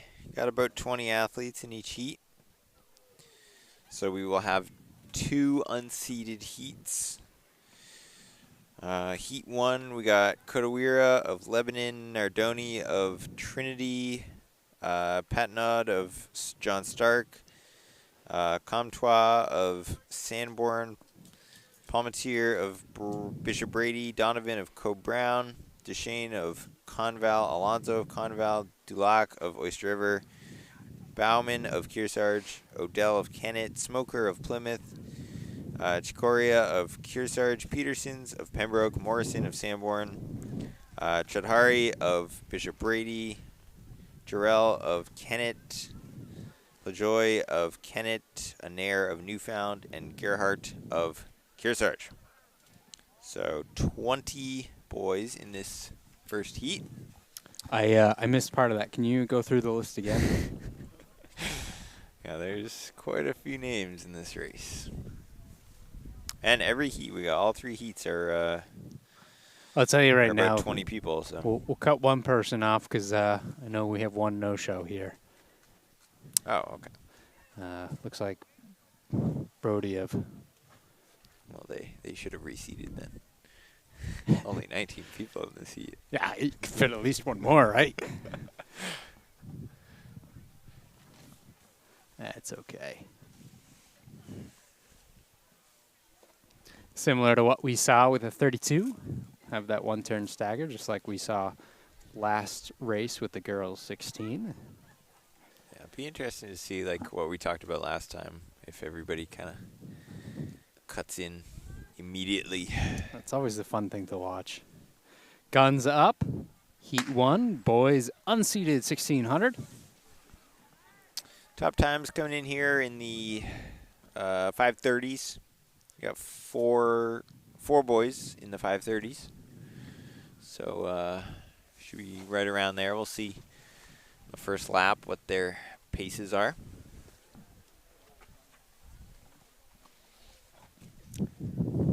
Not a lot of guys out on the outside, but we can see once they hit those cones, they're, Right in. right in. Not a surprise, unfortunately. They'll learn.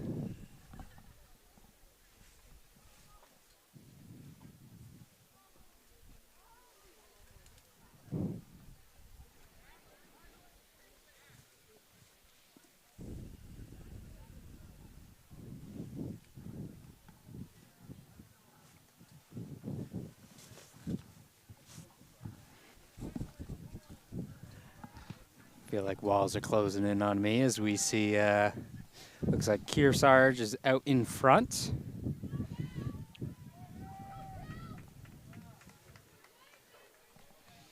Gonna go through a little bit fast based on the seed times. Gonna run pretty much right on 80 seconds. So that's 5:20 pace.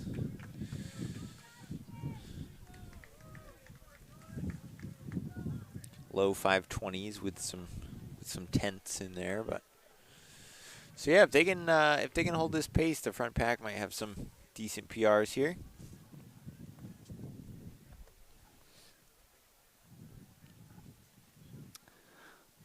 A little bit of a shuffle up front between those three.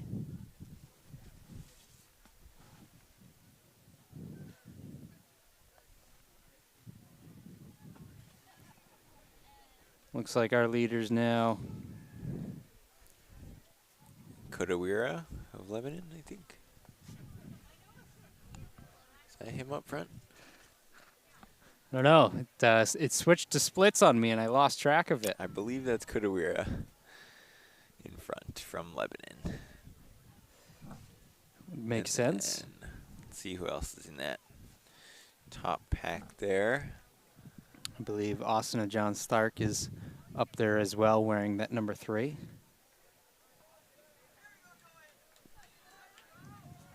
And then Soren of Kearsarge currently in 3rd. He led the previous lap. As Doyen Going through in low 240s for that top pack. So they slowed down a little bit. 244, 8.7. Yeah, so that second chase pack's still under 6-minute pace here.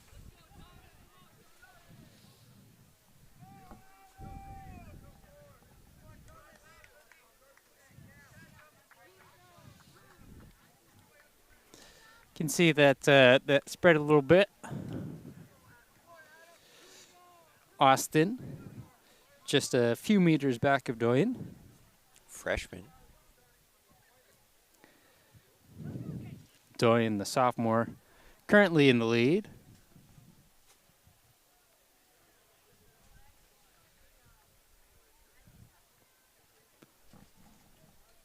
And then Soren and Matt running nice tight together. off of them. Still not really out of it, though. Small gap, but still connected to those front two. Oh, absolutely. And About 500 meters, a little less to go at this point. I'd like to see Austin there of John Stark either pass and tuck in, or Well, there's their pass for there you. he goes. Okay, he's been running a little bit in lane 2 that last lap, so Well, that last lap did slow down a little bit. They went from 83 to an 85. so he says time to go. Time to go, especially with the bell. Wanted to make sure to collect that bell.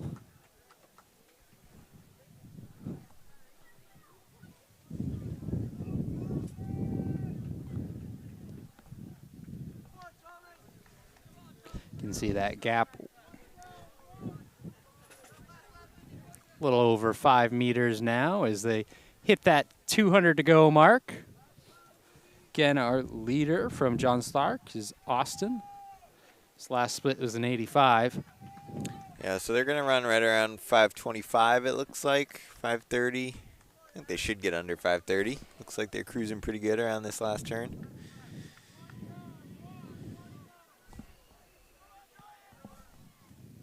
And coming down the final straightaway. Nice strong finish here. That was a nice last lap. Yeah, he's kicking it in quite a bit now for the final 30, 40 meters there. And he will finish up. Right around 5:28. There's a late little surge right there, too, for, I think that was a Trinity athlete, right? Yeah, Matt. Bit of a surge to move himself into second place.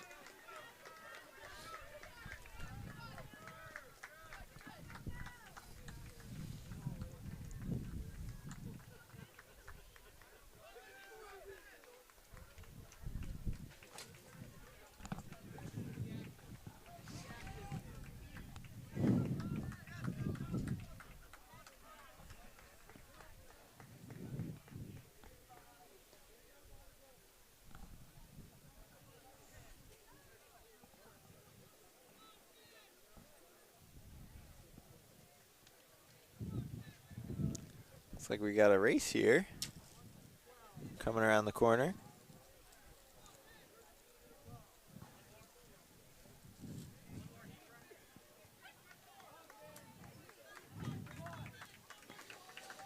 Again, this is heat 1 of 2 unseated, 3 total.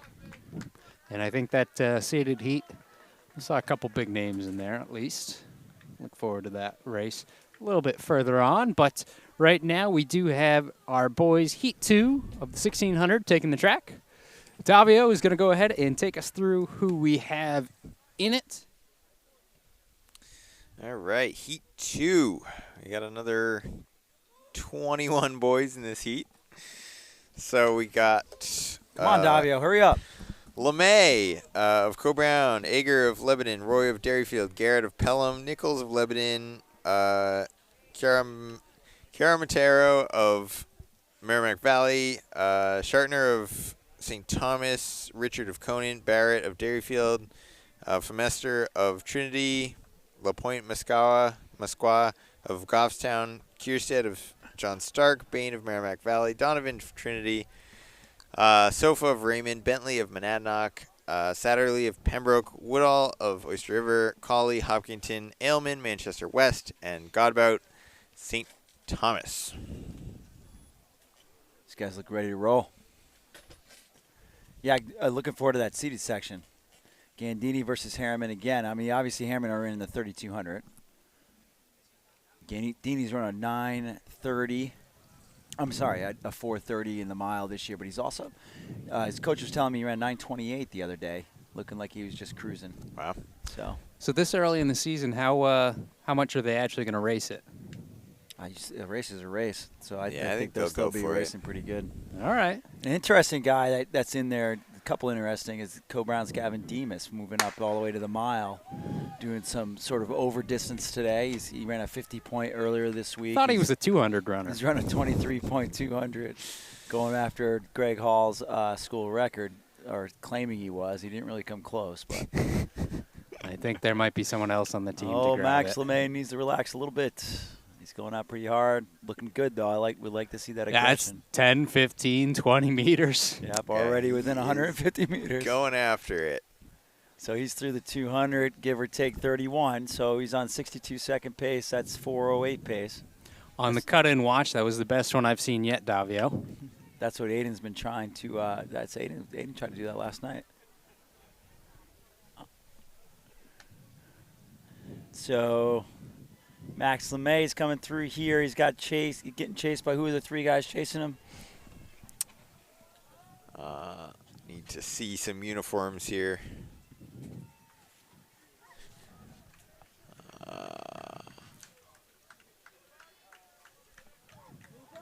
Looks like Kierstead of John Stark in second. Roy of Derryfield.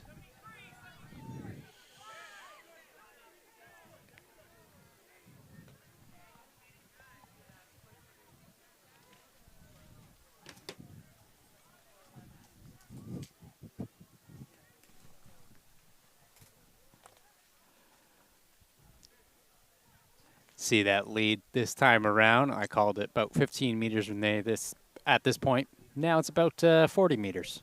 So Yeah, he's going after it. We'll see if he can hold this. I mean, obviously, I think the pace is going to slow down a little bit. It's just a question of how much he slows down. Because if he blows up too much, I think this lead pack has a decent chance of eating him up third, fourth lap. But he still looks pretty smooth.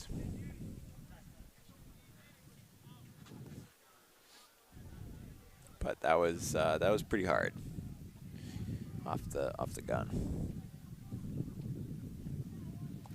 So he's gonna go through here. 227, 226, 227. That's what 450 pace. 450 low. The rest of this big pack coming through in 236. So low 5-minute pace for this main pack here.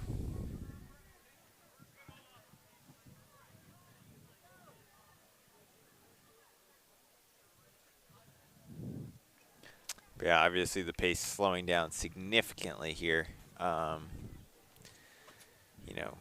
Even after that first 200. yeah, I'd say distance first to second right now is kind of maintained over the last lap. So. Yeah, but the pace has come down a lot, obviously. Well, LeMay's coming around, though. He took indoors off and came into outdoors refreshed and ready to roll, and he's definitely been working hard. So. Yeah, he had. I was timing his 400 workout the other day, and he was crushing it. He's got a beautiful stride. He does. He is really he a looks beautiful very, runner. very smooth. Yeah, I think we might just need to work on the first lap pacing, maybe. Yeah, he's going to be coming through in 3:45 or so, and could be set up to break 5 if he could get his motor going again. Then you got John Stark, Derryfield, few Lebanon runners, Derryfield. They'll all have the same sort of This is gonna be tight. uniform color. Yeah. See if anybody could take a shot at LeMay. But Max is strong. Although he's looking like he's hurt a little bit more. It's kind of hard to lead from gun to tape in the mile, for sure. Still looks good, though. Yeah, he does look pretty smooth, but he used a lot of gas that first 200, I think. He's showing a lot, though, this year. Co Brown seems to be pretty excited about him, so it's good.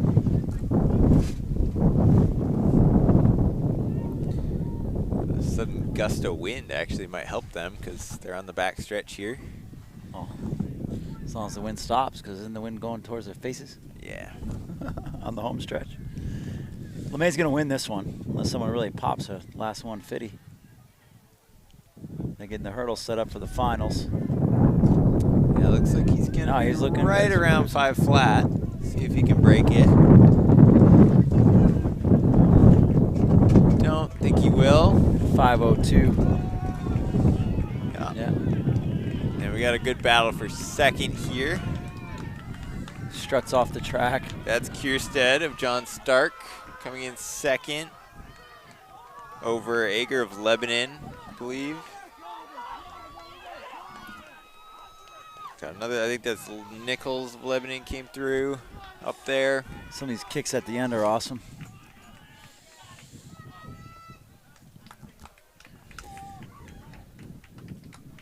All right, and with that, I think we're going to have a break here for like 10 minutes. Are they still going with the break, do we think?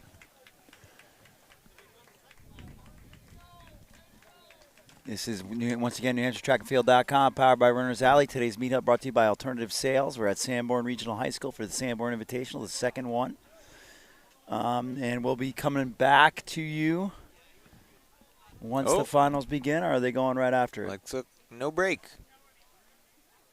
Wait. No, it looks like there's a break. I don't see the girls down there, so I think there's a break.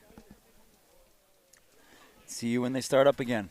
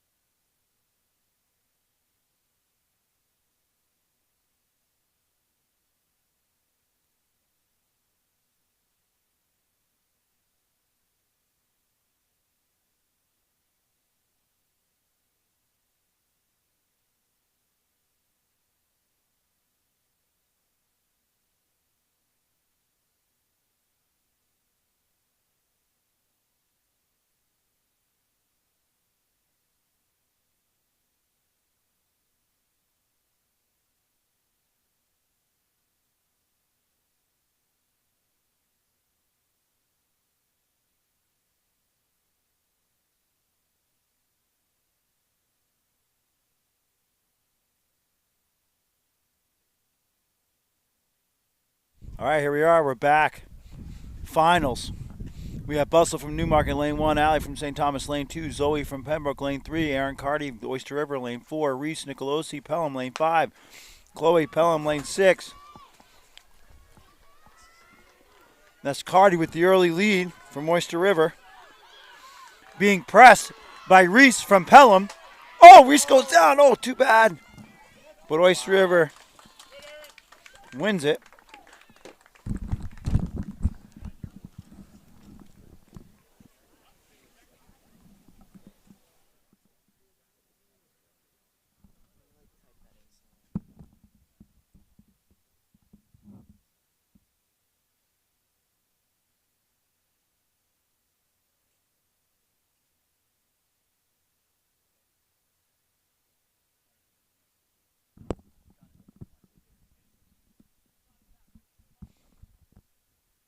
Okay, so winning that was Aaron Carty, 16.42. Zoe Wall from Pembroke was second in 17.101. Third was Phoebe Ballard from Lebanon, 18.05. Allie from St. Thomas was fourth in 18.18. Chloe Creer from Pelham was fifth in 18.29. Caitlin Buzzle from Newmarket was sixth in 18.34.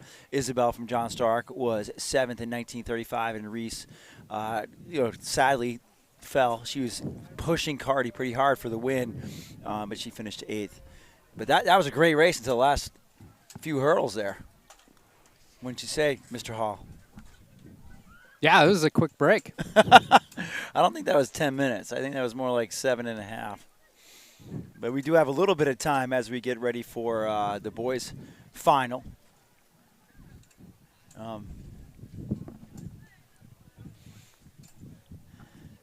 We'll give you that rundown once it appears on our screens as far as who's in what lane. This should be pretty good, though.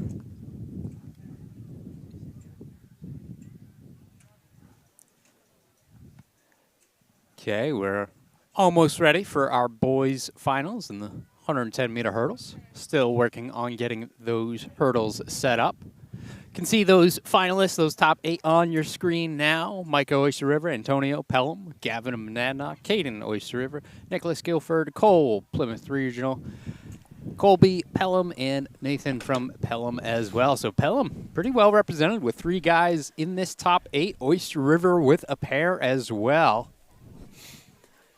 Yeah, I would say. I mean, Pelham has gone down to D3 this year. A couple teams went down to D3 schools. That's Sanborn, your host school today, and then Pelham. A couple of new tracks there, but they have a great hurdle tradition at Pelham, and of course Oyster River. So who you got with this one? Who are you picking, Greg? Without looking at the times, I might have to go with Caden of Oyster River, just based on, Oyster River usually pretty strong with sprints, hurdles. He is in one of those top spots as well, seed-wise. So, just for fun, I'm gonna go with the Guilford, the outlier. He's not from Pelham or Oyster River. You had to go with Had, huh? So I'm gonna go with Nicholas. I had to go with it. Good job there. I hope you guys all saw what he did with that. I'm sure they picked it up Davio, quicker than you did. who you got, Davio? How about let's do a time with Davio. Over under what? What are we going to go for? Over under what? They're in the blocks, actually, so you got to do this quick. Well, what are we at? Like 13-6 or something? We'll tell you in just a moment as guys are set. Fair Thumbs start. Oyster River's off to the early lead. Plymouth coming back. Oh, we're looking at Plymouth and Monadnock. That's Monadnock. Monadnock's Gavin Lombera will take it, ladies and gentlemen. Is that who I called? I think I picked him. I did not. Yeah, I'd say we were both off on that one, Yeah, but so Gavin Lombera wins that in 16:35. Kohler Hearn from Plymouth was second, 16:39. Nicholas Had second, but drifted to third, 16:82. See what I did there? Colby Creer from Pelham was fourth in 17:11. Fifth was Micah Bissett from Oyster River, 17:64. Antonio from Pelham was sixth in 17:67. Nathan Migliori from Pelham was seventh in 17:85. And then Caden from Oyster River was eighth in 16:35. So you guys put me on the spot, and I panicked and yelled out like an Olympic qualifier. you said 13 something. I chuckled a little bit there. I chuckled a little bit there. I'm not sure if you caught that, Domino. Yeah. I'm picking Ada Wheat in this one, just letting you know. I forgot. I win. I thought we were still in indoor. I win. It's the Indoor. 60 hurdles. Indoor. 55 hurdles going in 13. I don't know. I mean, there's no way out of that. There's just no way out of that. You goofed. He was going on girls 100 times. We'll go with that. Yeah. You're just an event early. That's yeah, all it was. except I'm still wrong. Well, trying to help. Yeah, there's not really. All right, we can see girls 100-meter finals on your screen. Those top 8 are our finalists. We've got Kayla of Pembroke in lane 1, Juliet Kearsarge lane 2, Aisling of Hopkinton, Ada of Kennett, Tasha of Conval, Bella Trinity, Amanda Oyster River, and Avery Oyster River as well. We already heard Coach Tim Cox took the pick of Wheat for Kennett. No surprise there. She had a very strong prelims today. Very strong runner overall. See if anyone can give her a challenge in our finals for the girls 100-meter dash. Yeah, I'd say probably McNeil has the best shot at going after her, but I would say Ada is probably going to be up front. She's directing traffic down there.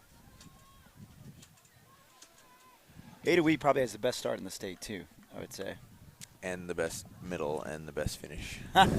Well, Wow. I mean, the middle and the finish, I think that's arguable. But the start is definitely there. Watch her reaction time.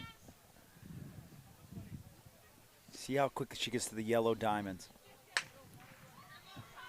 Boom. She's already got a 1. Yep. It's going to be Ada Wheat. McNeil will be second. And Foria from Kearsarge, I think, eked out third. Let's see what the official Yeah, says. ahead of Madden of Hopkinton, I Yeah. think. Faria, sorry. So Ada Wheat wins that in 12:76. Tasha McNeil was second in 13:29. Julia Faria from Kearsarge, the freshman, is third in 13:69. Aisling Madden from Hopkinton was fourth in 13:72. Kayla from Pembroke was fifth in 14:08. Waiting on the remainder of the times to come up. Amanda Yu from Oyster River was sixth in 14:13. Avery from Oyster River was seventh in 14:16. Right. I believe, I'm just checking, but I believe that's Scoblin was sixth in Trinity 14:13. that's a meet record. Yes, so Ada Wheat 12:76 is the new meet record. Beats the previous record of 12:87. All right. I believe that's our first meet record of the day. I believe so, yeah. Yeah, last year at this time it was totally different. Everything was a meet record, so. Yeah, that was fun. We were reading off. I off love meet those. records all day long. It I was love great. those. It was great. Tell you what, there's 2 Bishop Brady's at least in, or 3 in this final. I was talking to the coach earlier. They're looking to qualify for nationals in the 4x1. Chuckled. We both said it wasn't going to be today that they would do that, but That's one of their goals. Make it to Philly, Ooh, Philadelphia. that was incorrect. The meet record was broken in the girls 3200. Oh, okay. All right, there you go. So new meet record in the 3200 is Addison, England, with an 11:58. Hannah Bennett also going under the previous meet record. All right, I'm picking Genchos in this one. What else you guys got? Can't pick him. I picked him first. Taking a look at our 8 finalists. Jumping around means the first command has probably been given, give or take. Oh yeah, Ron B. That's gonna win. Trinity. Yep. Right. I That's knew who you I- wanted. that's- I knew you wanted to pick him, so I decided to That's take who I him. got. I don't know. He looked pretty good in the Settling into the blocks. prelims. Again, once everyone's still, we'll get the set command. Looks like we have no lane 8. Fair start. Genchos Odorami were right with each other, but that's West. Rodriguez. Rodriguez from West, but Genchos and Odorambi, who's going to win this one? I think Genchos. I think he did. I think outleaned Genchos him. got it. Whoa, That was close. that was a great race. Great early season race. Ooh. Just looking over at him. He's got that full-on look over. Hopefully keeping it sportsmanship, if any words were exchanged, but can definitely be excited about your performance there. So we got 11.53 for Genchos to 11.58 for Oirambi. 11.79 for Rodriguez. 12.01 for Beauchesne. 12.03 for Keene. 12.32 for Yap. And 12.37 for Bradley.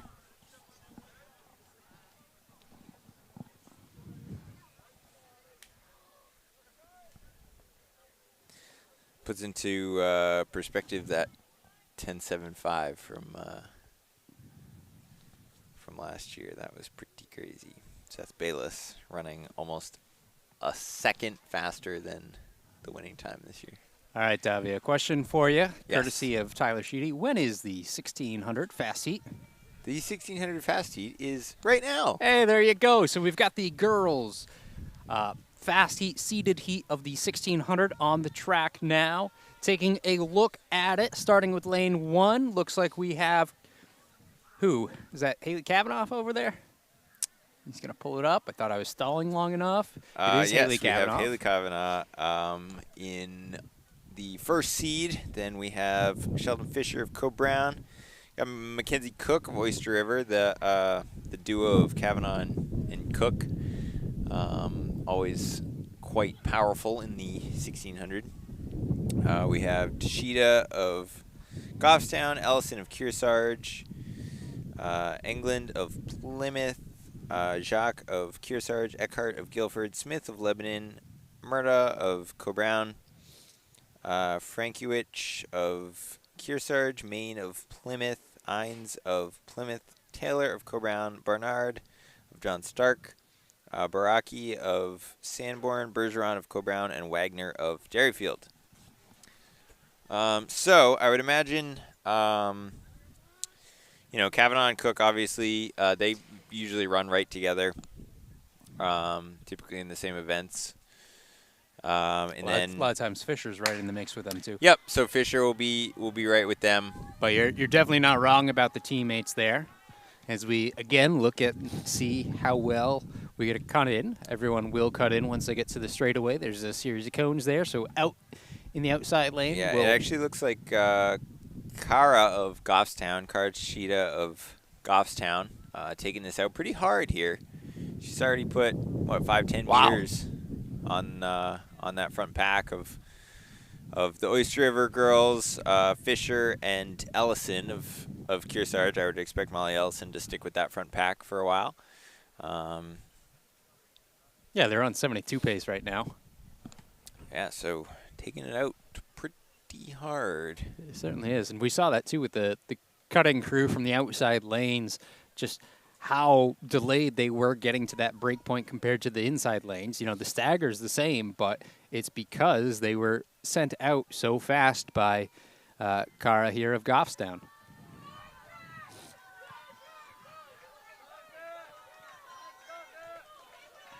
eased off it a little bit. Second 200 of this first 400 and our 1600. They go through right at 75, so 5 flat, 5 low pace. That's a 75.6 split for Kara. And then Cook right there, the 76.8. Kavanaugh, 77. Fisher, 78. And Ellison, 79. Correct me if I'm wrong. Speed Sport Timing doing some live splits today as well. Yep, and they're super fast. As soon as they went through the line, it was popping up on my screen here. So it's always good when you can get those, and that is sstresults.com. yeah, it tells you how many laps they have to go, their current splits, and everything. So Well, I can tell you how many laps they have to go at this point. I yeah, won't, but pretty I can. pretty handy tool actually if you're Yes. trying to get some data on these races. And we can see that there is a little bit of a switch up in front, as we do have Cook leading it. Kara in second, just barely, with Kavanaugh on her shoulder.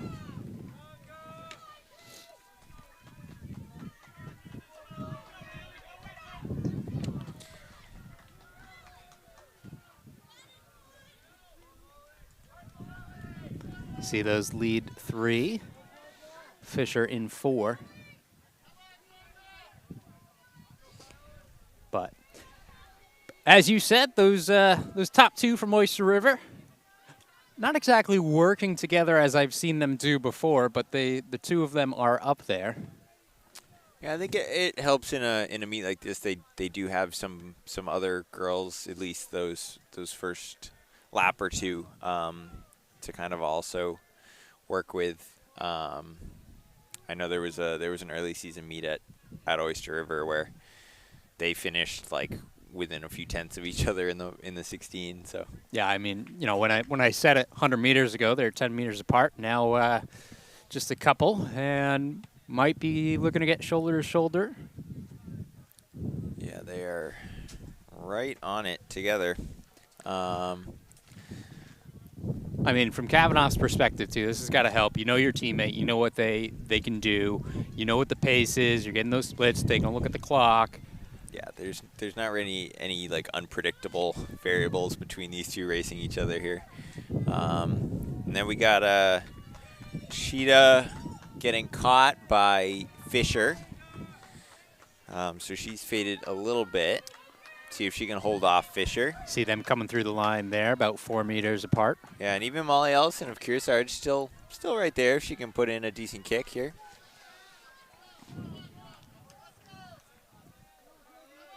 But yeah, the Oyster River girls really pulling away.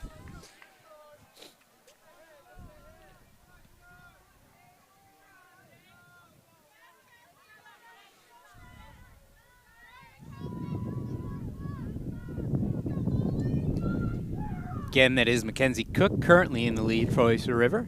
Teammate Haley Kavanaugh right behind. About 5 meters or so difference. Not sure that will change as they are coming towards the final straightaway. Yeah, it looks like they're picking it up pretty Closing. good. It's closing. I don't know. Haley might make me eat my words, although both looking pretty strong at this point. I love the opposing colors here. They both got these Yes. neon cleats on, their spikes on. There's 5:16. Here comes Fisher. She's going to come in 3rd, and then Ellison 4th, both catching Tashida of Goffstown on that final lap.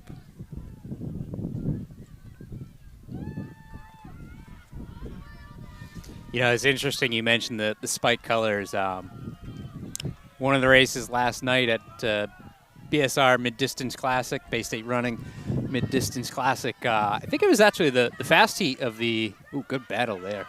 Fast heat of the boys' mile. The winner had different colored spikes. Similar to what they had, same color scheme, just one on each foot instead of having a teammate with them. That's cool. Definitely stood out. Yeah, that's Probably if you got a teammate that's the same size as you, both order them in separate colors know, and swap one. That hopefully is what happened, not what I was assuming at the time, but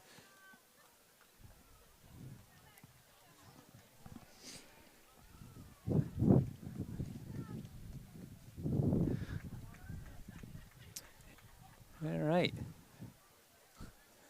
Do we know if Coach Tim Cox is joining us for this 16, or did he Doesn't look like it. disappear? He said he had to go coach, so Well, I think he's gonna stay out there and yell some encouragement.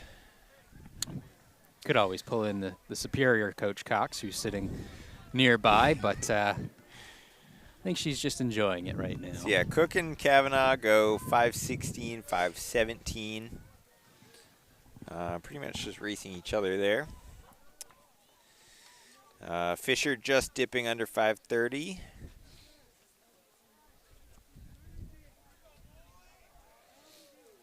We had 10 girls in that race, breaking 6 minutes. So, in the final heat of the boys 1600, pull up the sheet here. This should be a pretty tight race. We have Harriman seated first with a 424, but he's already run the 3200. And then we have Gandini in second, seated with a 430 that he ran earlier this season. But I imagine he could probably run mid to low 420s today if he has a good race. We have Samard of Conval in third, Demas of Cobrown, Robinson of Cobrown, Chavda of Cobrown, Bagidi of Goffstown, Hall of Goffstown, Cody of Goffstown, Daniels of Hopkinton, Hritz of Oyster River, Fleischer of Oyster River, Dahlbeck of Kearsarge, Petrie of Sanborn, Forrest of Guilford, Hannon of Oyster River, Bagidi again of Goffstown, and Scar of Trinity. So yeah, we got a lot of guys seated in like the 430 to 445 range. Looks like the top 6 boys should be right around there.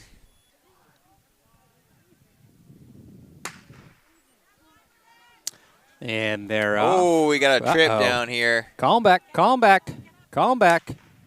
All right, and they have fired the gun Yeah. the second time and called them back. You can see the starter there too. Was just looking the other way, missed it, but as soon as he turned, called him back. And that's what the starter was actually looking for, is just looking in the opposite direction. If there is any type of fall in that first 100 meters or so, they will call everyone back and have a nice fair start, because it is a little bit bunched up there. Yeah, it looked like that kind of started. A few people had their toes on the line, so the starter said, everybody kind of make sure your feet are off the line, and a couple of people looked down to check, and then the gun went off. So then all of a sudden they had to kind of scoot forward and just got caught up. Yeah. On each other, so They didn't end up running all too far with it beyond it, yeah, but just an extra stride, basically. championship meets, you'll typically see a second starter. They'll alternate, and then on the turn on things like this, it makes it a little bit easier to catch those types of things. But we'll try this one again. Yeah, hopefully that was Chavda of Cobrown that went down, so hopefully he's not too beat up. Maybe a little bit of adrenaline here, get him out in front of everyone. Oh. Went through a few rounds there in the Yeah. starter's pistol, so might want to make sure we're... This is not the most orthodox start of all time. Man. All right, so yeah, the Cobrown boys got out pretty hard there with Gandini leading them. Harriman kind of tucked in. He's in lane 1, but kind of boxed in there by the Cobrown trio. Not uncharacteristic of him for distance races at all. Yeah, I don't really think he minds that No. much. He's definitely not one to get out hard at the gun and take it from the start. So here we go. This race definitely wins the cut-in battle. Nice and smooth from what I could tell. So yeah, we got Gandini leading here through 200. Kind of everyone imagined that's what was going to happen. I think even everyone in the race was kind of just like, okay, we'll file in right behind Gandini. So we also see Gavin up there. What's his strategy going into this? His strategy is to stick right to the back of Gandini for as long as possible, which I think is pretty much everyone in this race's plan. Although we do see Harriman going around the outside here into lap 2. He takes the lead. But yeah, I think the plan was, from second place all the way down to like 19th place, just to make a train behind Gandini. But yeah, interesting to see Berhanu going up to the front that second lap, because that's kind of uncharacteristic of him, as we talked about. Especially, he already ran the 3200 today, although he looked very controlled in that. So I don't think that was max effort, but just, he does have a race in his legs.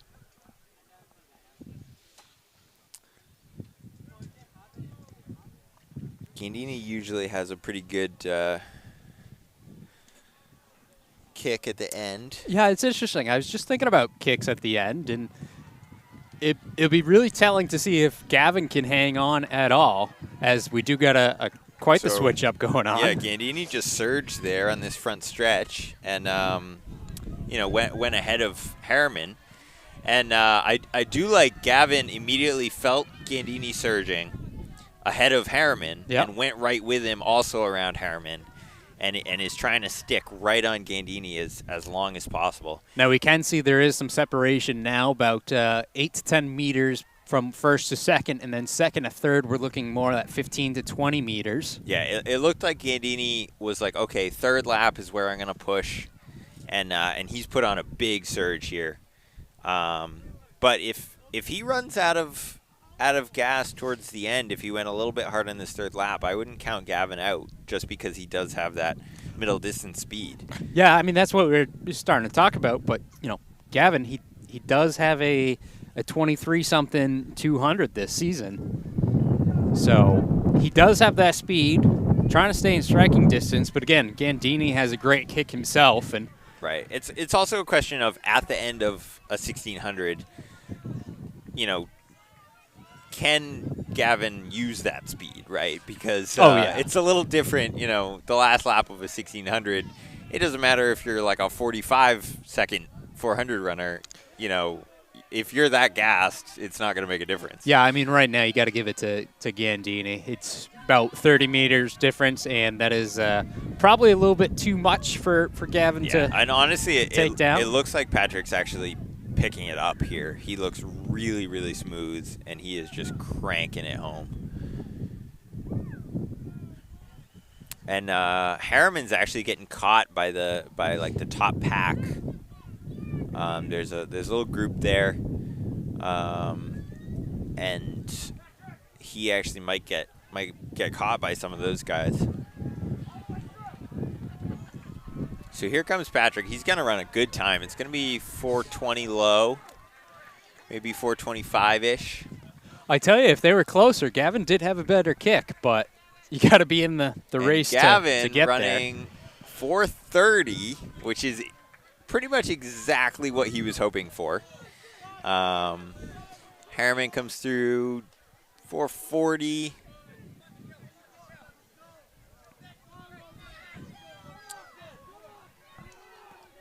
We had, I think, Ben Daniels up there. Is that Daniels up there? Oh, here comes Daniels actually down the straightaway now. I'll tell you, definitely a pretty interesting early season battle between a couple of New Hampshire's best distance guys. Yeah, that was a fun race. So, so Chase Hall came through in 4:42 in fourth. Samard of Conval with a 4:42.9. So a couple tenths off of Hall.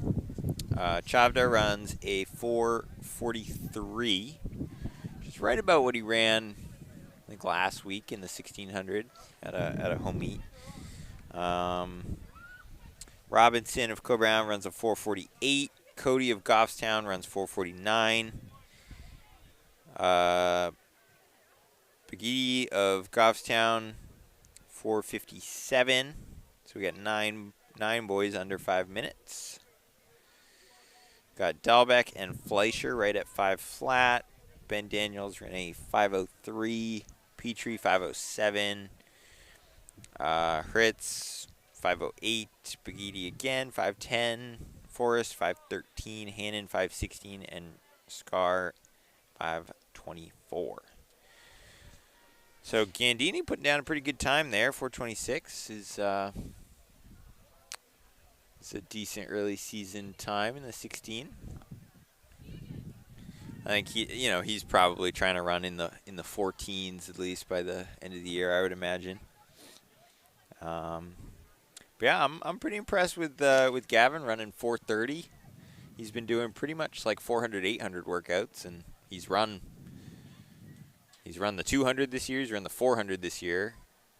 I don't think he's run the 800 yet, actually. Which, to me, I feel like is probably his best event. Yeah. Yeah, so it's interesting. He's a senior. He wanted to run the mile at some point because, obviously he could be a decent miler. He's just a little bit better at the shorter distances. But he wanted to see what he could run, and 4:30 is pretty good. I know he was looking to beat Lars Hogney, who ran a 4:28, so he didn't quite get that one. But might have to run it again at some point then. Shave off a second or two, but he will give me some grief because he got my time by about 2 seconds. Oh, I'm sorry for that. Unfortunate, yeah, because I am not going to hear the end of that one. Yeah.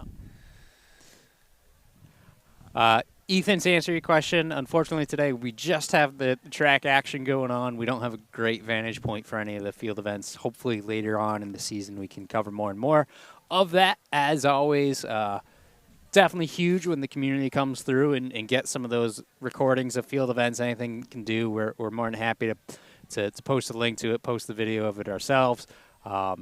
Anytime anyone wants to help out with that, as we do move ourselves onto the first heat of the girls 4x100 meter relay. 1 lap, 4 athletes, each running give or take 100 meters. The exchange zone means it's a give or take 20 meters to exchange a baton. And can end up meaning that, leg 1, maybe they're running 91 meters or so, and leg 2 ends up doing, closer to 120. It can definitely vary depending on how handoffs go and how strategies are set up for the day. But in this first heat of who knows how many? 2. We have Plymouth Regional in lane 1, Raymond in lane 2, John Stark in 3, Trinity in 4, Merrimack Valley in 5, Conval in 6, and out in lane 7 is Oyster River. Girls in their blocks now. We can see batons in hand. Doesn't matter if the baton's over the starting line as they take off. As long as their body isn't, they are good to go. Name of the game with 4x1 a lot of times is clean handoffs. You never want that baton to slow down. We'll see how that goes for all these teams. I saw some early season handoffs. Not terrible. Didn't look like we had any drops, but I think a lot of them will get this cleaned up as the season progresses. Stay with this shot for this handoff. Probably stay with the shot all the way around.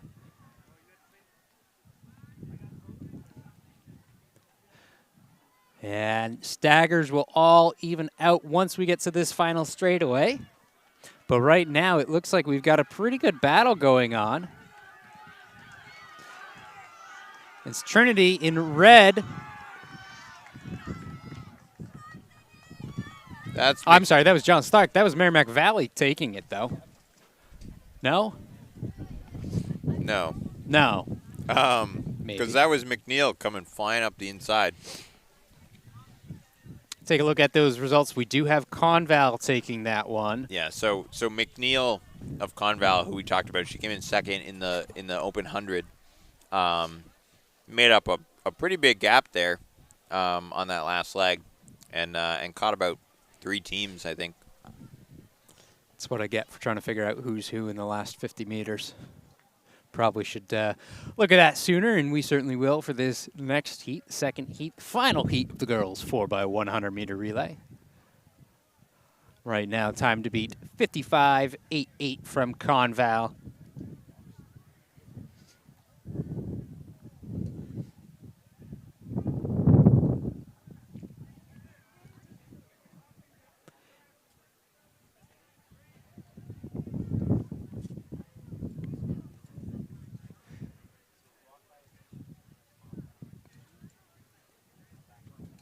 Looks like John Stark ended up getting disqualified from that heat. Did you guys see that mile? That's pretty good. When was the last time you saw a 50-point 400-meter kid be able to run? He could run low 420s. Am I right, Davia? Talking about Gavin Demas, I'm sure they said something during the Taking heat 2, stream. we've got Derryfield in lane 1, Lebanon in lane 2, Hopkinton lane 3, Pembroke lane 4, Pelham in 5, Newmarket in 6, Kennett in 7, and Conant in lane 8. Back to that 1600, though. Gandini looked really strong. He looked like a kid who just ran 926, 927 on his own and just dropped the hammer. Did you check the splits out, Davio, those last 2 laps? I can look at splits right here. I just want to point out Just until they get in the blocks, because Mackenzie Cook setting the meet record Meet Oh, there you record. go. in the 1600 with a 5:16. Also, Kavanaugh going under the previous meet record. Oh, the Gandini set the meet record, too? Gandini did not What? set the meet record. Who set the meet record last year? Pierce Sign Oh. ran a 4:24 last year. Yeah, he was on his way to running a 4:07 by the end of the year. Yeah. So Gandini 2 seconds off of that meet record. How did Pierce Sign do at New England's? I think he did all right. Think right? he did all right? Yeah. Did very well. Didn't he win New England's? I'm pretty sure he won it by a lean. He did. That was an exciting race. That was the race year. of the day for me. So Yeah. Girls Yeah. are in the blocks. Girls are in the blocks.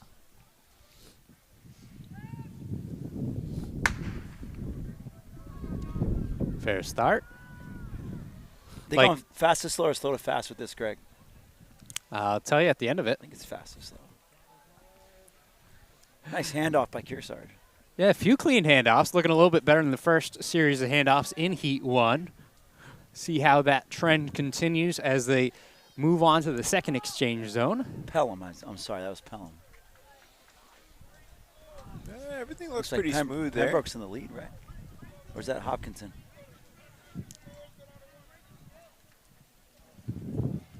See on this last exchange. Uh-oh. Uh-oh.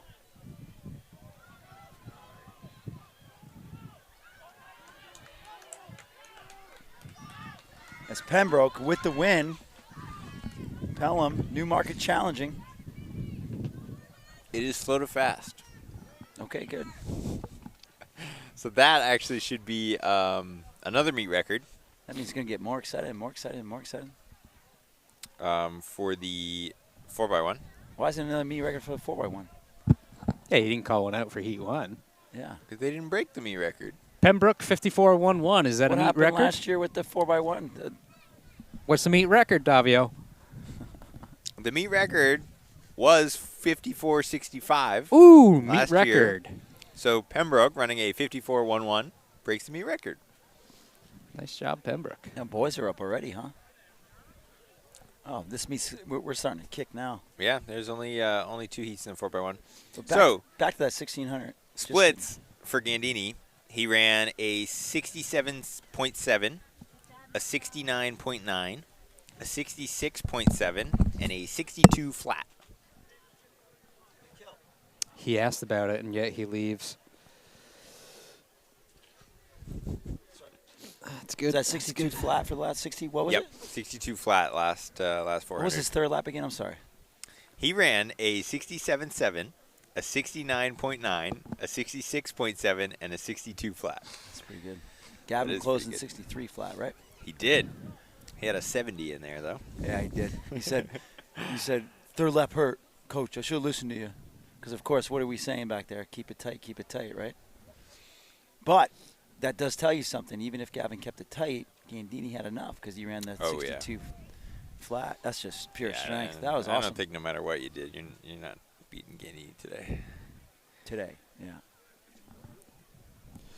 Taking a look at the boys 4x1, we can see in this first heat we have 3 teams, except one of them is not going to show. So we just have a battle between Oyster River, St. Thomas, schools that are very close together, actually, probably 10, 15-minute drive. Try and build that up as much as I can, and that's about it. So coming into it, Oyster River has a seed time 51 even. Tells me they might not have run this combination of guys yet. Might be an estimate. St. Thomas coming in 49.70. Settling in their blocks now. We'll be at the Black Bear Invitational next week. Live streaming as well. Following week we'll be at Clipper Relays Thursday night, and it's a fair start. And the following week at Merrimack Invitational. Then Seacoast. Then the state meets. Meet of Champions. And New England's. Covering them all. And a couple more meets out of state in between. Good exchanges.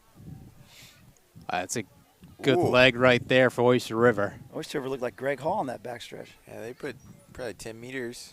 Whoa! Oh, no! Come on! Get it in there! Oh! Oyster River with a clean handoff. St. Thomas not so much. Didn't make it out of the zone. Oyster River solo act right St. now. Thomas. Yeah, it looks like there's a red flag up. As long as they get the stick, yeah. Not a great handoff on that last one either. Oyster River will take this one. Looking good. Yeah, they can drop some time just on those handoffs.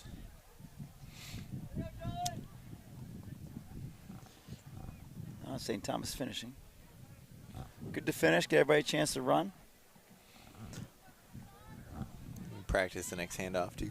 A couple other meets in between, Coach Hall. We're looking at the Hoka Elite Mile. Are you referring to that one? Yeah, that should be pretty exciting, right? Yeah. Got some big names going there. Big names when, the a couple New Hampshire kids, but Aiden has been invited there. But when he's ranked like 12th or 13th, that says something. It makes it exciting. Yeah. He's almost exciting. Not making the cut then, huh? Almost. But yeah, that's on Friday, May 5th or so, I think. Yeah, so it'd be Clippers on Thursday. That's on the Friday. And then Saturday, there's also a pretty big event down in Massachusetts, the Western Twilight.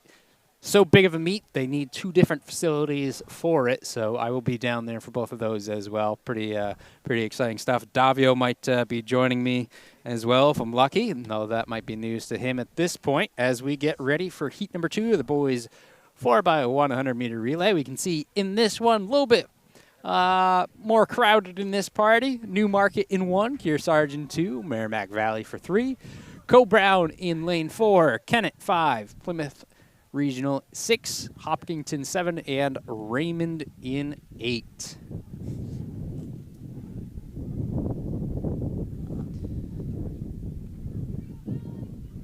Again, this is heat number 2 of 3 for our boys 4x100 meter relay today.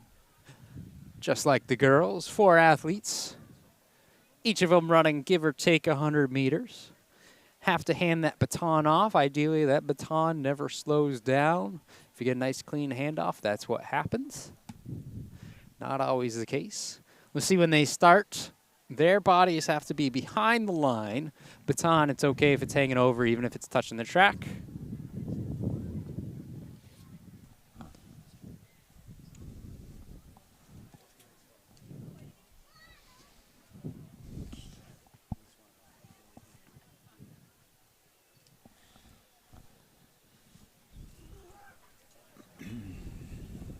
All right, it's 4x1 by Co-Brown. It's a bit of a work in progress, right, Davio? Yeah, I would say so. Trying to see what they have on it today. They're trying to work in. Oh, I see Carl Peters in the 3rd leg. He's been injured for much of the indoor season, but saw him triple jumping earlier, looking really good. So he was pretty quick last year, right? He's very quick. Yeah, he's actually I didn't know he was racing today. Actually, he's actually a pretty important cog in the machine. How's Lee doing? Cameron Lee's leading off right now. He's been hurtling, and it's his first outdoor track season also. So he's learning. I mean, this is not Carl's first outdoor track. swing his arms. Of course, his sisters does some photography for us, as well as I believe a New England champ. Pole vaulter. Now pole vaulting for UNH. Reigning New England Home State University. Here we go. Okay. Cam Lee in his first season definitely has his routine down for the starting blocks. I think he jumped about 6 feet in the air on that one. Who you guys got for this one? Who you got? Plymouth. They seem like they've had some sprinters. I'm today. gonna go with Cole Brown. I can't pick against our school. Come on. Okay, now. pretty sure. That was a good start by everybody. I think Cole Brown's running in the wrong lane. Oh, tremendous. Oh, It's all right. They're all in lane 4, so. that handoff by Cole Brown was not great. Early lead is at Plymouth. Yep. Plymouth has some good exchanges. Ken had a great exchange. Yeah, that gain. It's going to be Carl Peters handing off to Matthew Corvo, who's kind of Mr. Everything, can do everything.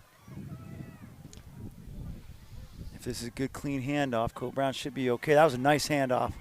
Nice handoff by all of them. Yeah, Coburn Corvo. leading Kennett and Plymouth. Corvo eating up the track with this 7-foot leg stride.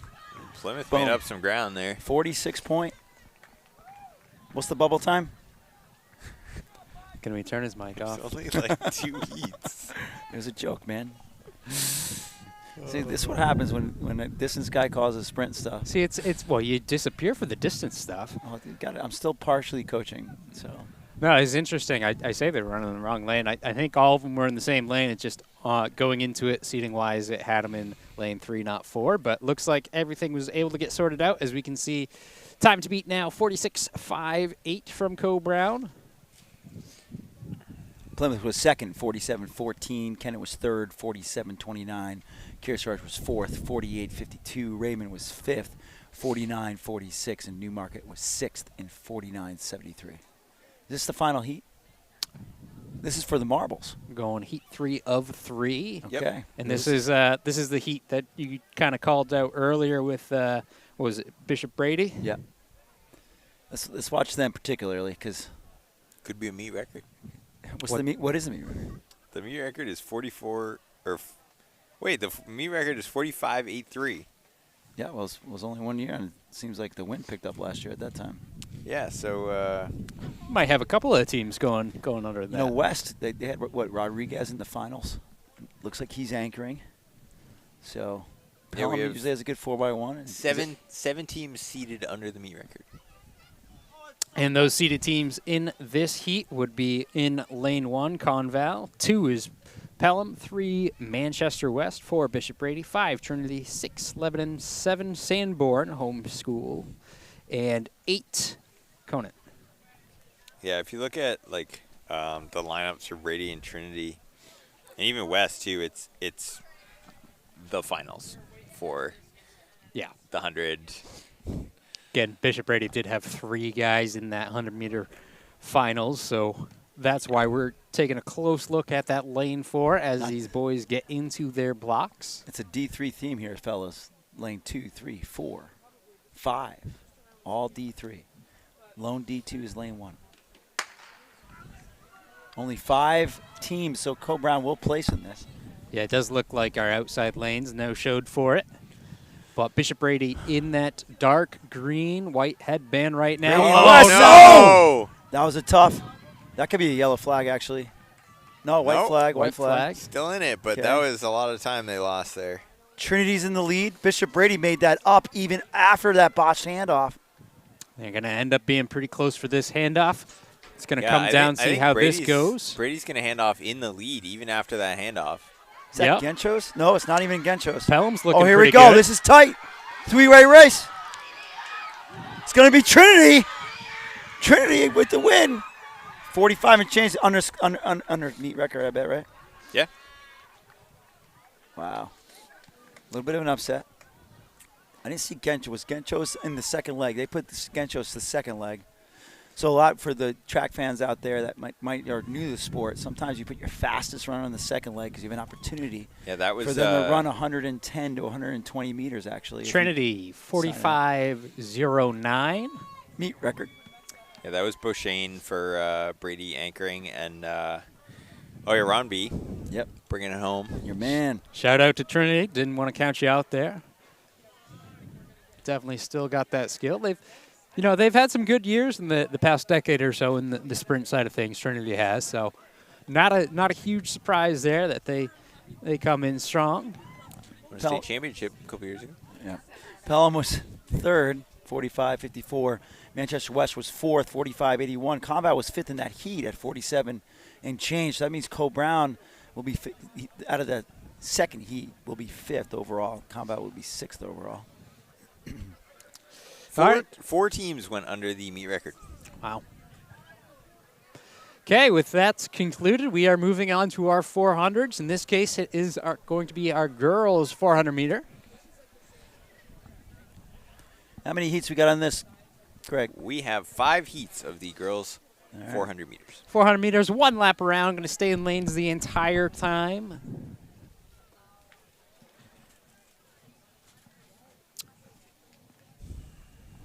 Every time I'm going to ask him a question, he takes the headset off.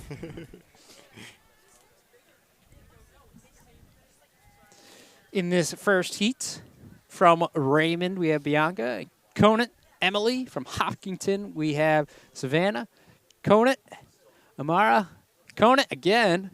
Scarlett and Trinity Eddy. So Conant with 3 ladies in this race.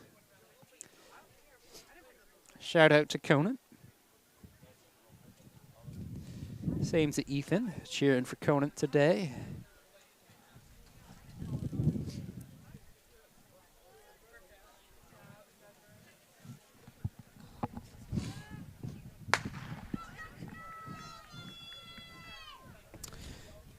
Girls' first heat is off.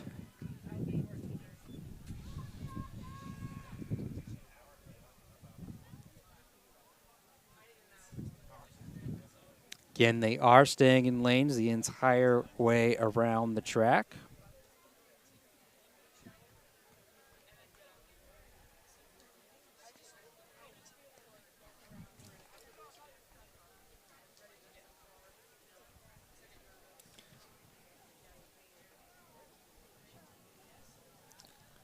Looks like Savannah still with the lead.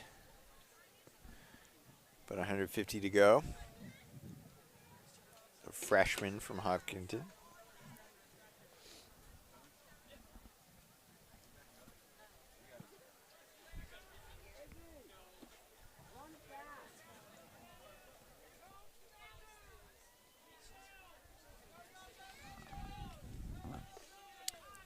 So this will be Savannah Smith of Hopkinton winning it in about 74.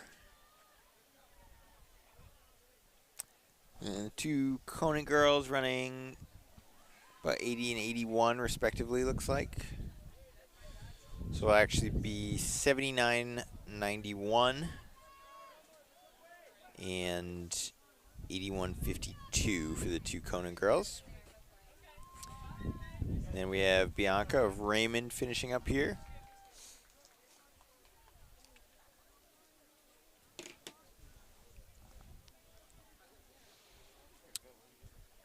All right. Looks like we got a full heat here for heat 2. We have Perrin of Merrimack Valley, Roy of Coe-Brown, Sawyer of Coe-Brown, McFarland of Newfound, Brown of Lebanon, Thompson of Newmarket, Merrill of Raymond, and Yockel of Raymond.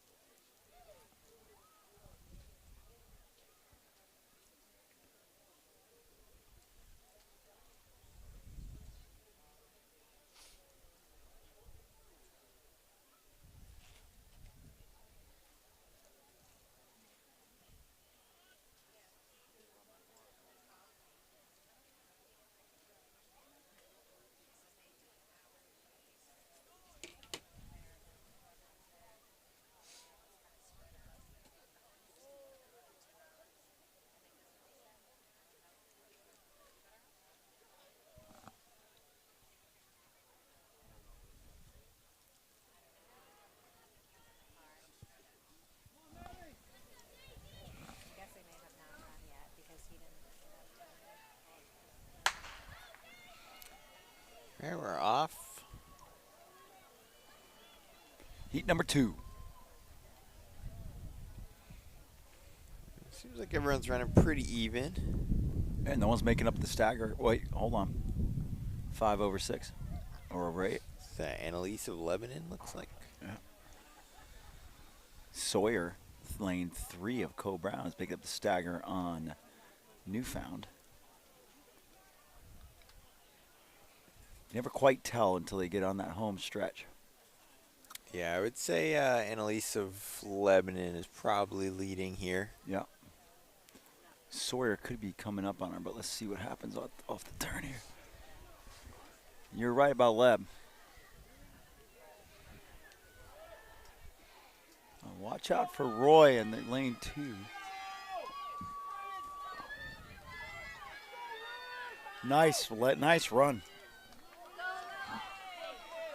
It's going to be Annalise. high 60s here. Be 109. So that's Annalise Brown of Lebanon winning in 109.75. Freshman. All right. 2 freshmen going 1-2.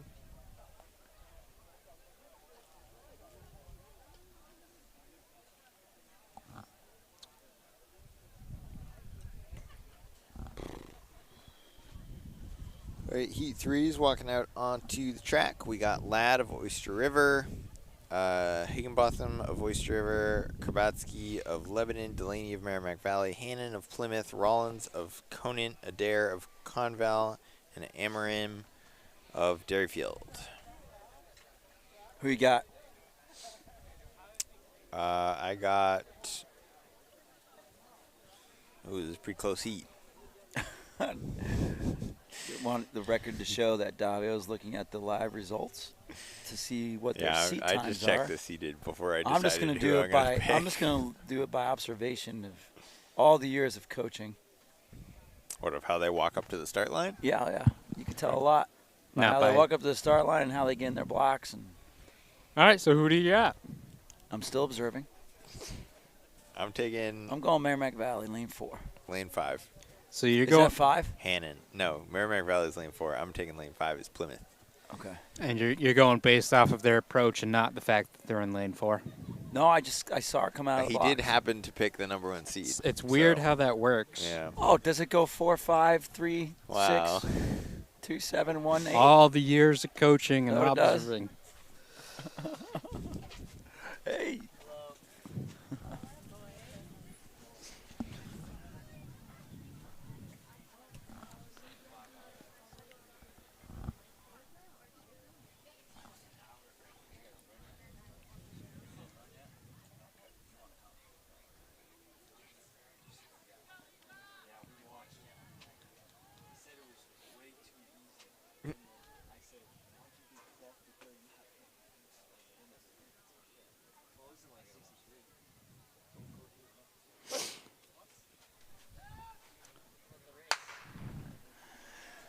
Clean start. Who do you guys got? What did we do here?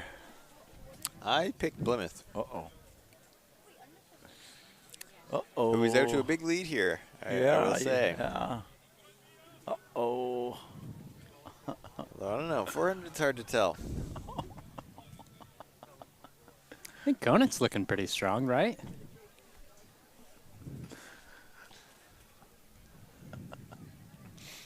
Yeah, definitely looks like Conant and Plymouth in the lead here. I think Ava does have a step on her right now.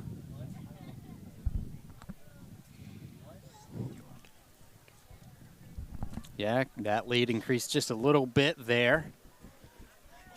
You can tell by the marks on the track as we do have Ava Rollins of Conant coming down the stretch, currently in first. Anybody pick her? Anybody pick her? No, we did Core of not. Lebanon coming up as comes well.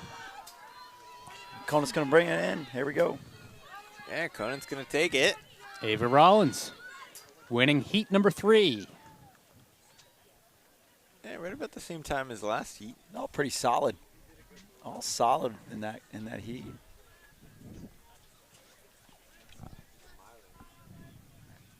It was a very tight heat. Everyone within a few seconds there. You can see Ava's official time 109.44. Rest of the time's on your screen. Again, take that thousandth of a second, round it up, regardless of what it is, and you get your official time in hundredths. All right, Heat 4, we got Kenyon of Guilford, Prussia of Cobrown, Upton of Hopkinton, Davis of Conval, Murdo of Hopkinton, Glidden of Newfound, Patterson of John Stark, and Sawyer of Cobrown.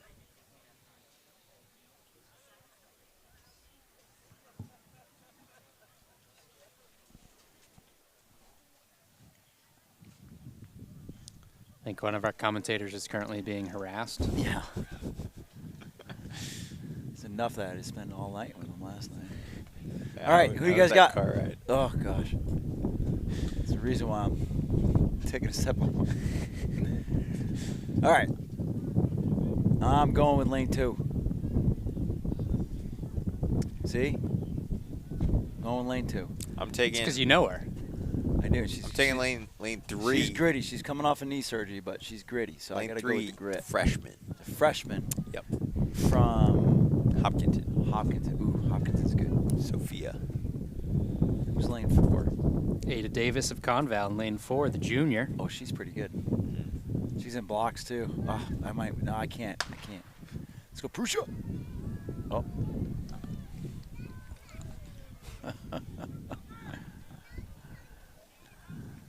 Junior's out quick. Early lead. Conval cruising. Oh, the freshman making up the stagger. Look at her go in the back stretch.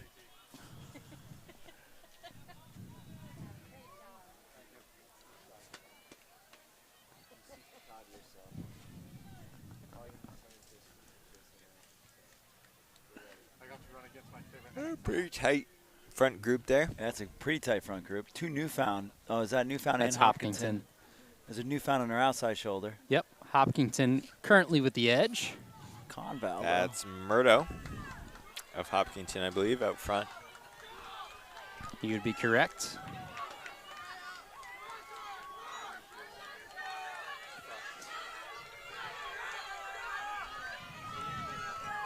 And again, Shaylee Murdo.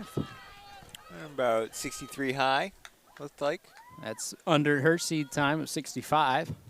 Yeah, Should that's a be good happy time. with that. Might get her up into the scoring. I think this is the heater heat coming up.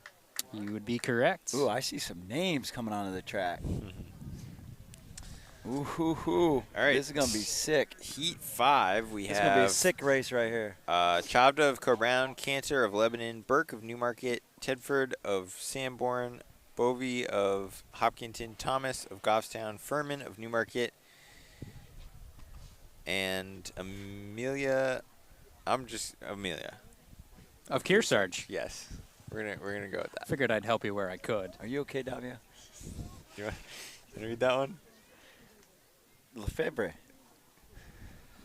Kearsarge, you mean? Yeah. Yeah. How do you not read that? I mean, how do you mess up any names in this world? They're all easy to read.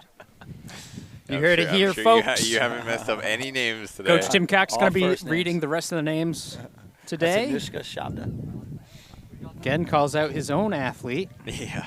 Oh. I'm still picking her. I mean, I got to pick her. Let's go, Colt Brown. Oh, wait, this we have ra- to be unbiased. This yeah, race sorry. is really tight. This entire Super field tight. is separated by about 1.3 seconds. She's a little bit at an advantage being in lane 1, but it is an outdoor track. It's not like it's indoors. I mean, honestly, every single one of these ladies, they're very, very good. Yeah. Yeah, Like, this is going to be really This tight. is why I got excited, because once they got on the track and I saw, oh, man, this is going to be a good race. Yeah, I think Anishka's style of running lane 1 will be a benefit for her. Yeah. Yeah, but I mean, this This could is really gonna be a good go race. to anybody in this race, essentially.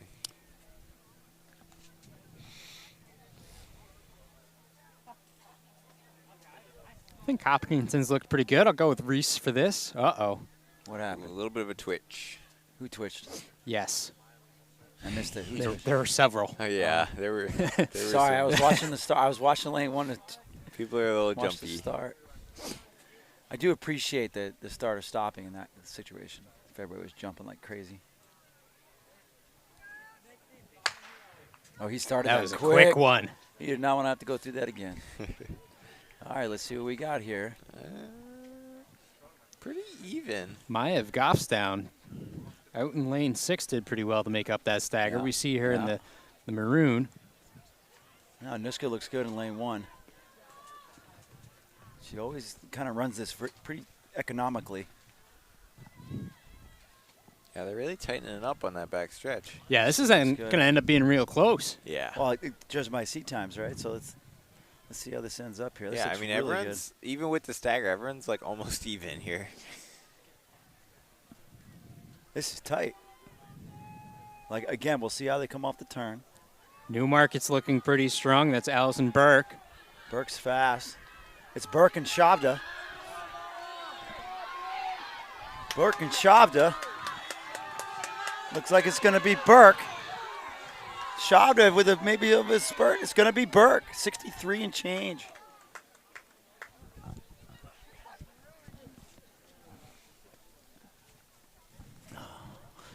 Ended up being a very close heat.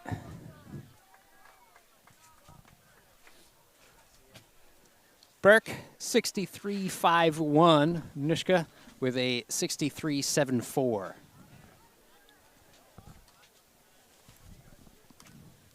Oh, that was a great race.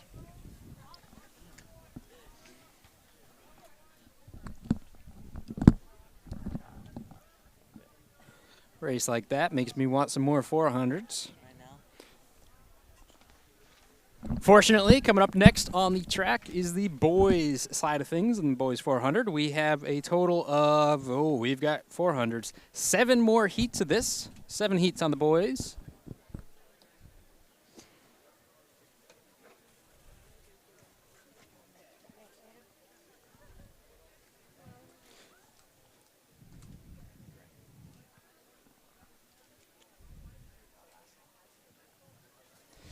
In this first heat of 7, looks like we only got 3 guys entered into it. Running in lane 3 for Conant would be Lenny. 4 is Jace from Co-Brown. 5 is Murati of Manchester West. And joining us, replacing the elder, have a athlete who did not choose to run today, instead ran last night. And where did we run last night? I ran at the Connecticut Distance Festival. If you can't recognize it, that is indeed the voice of Aiden Cox. Yep. What'd you run?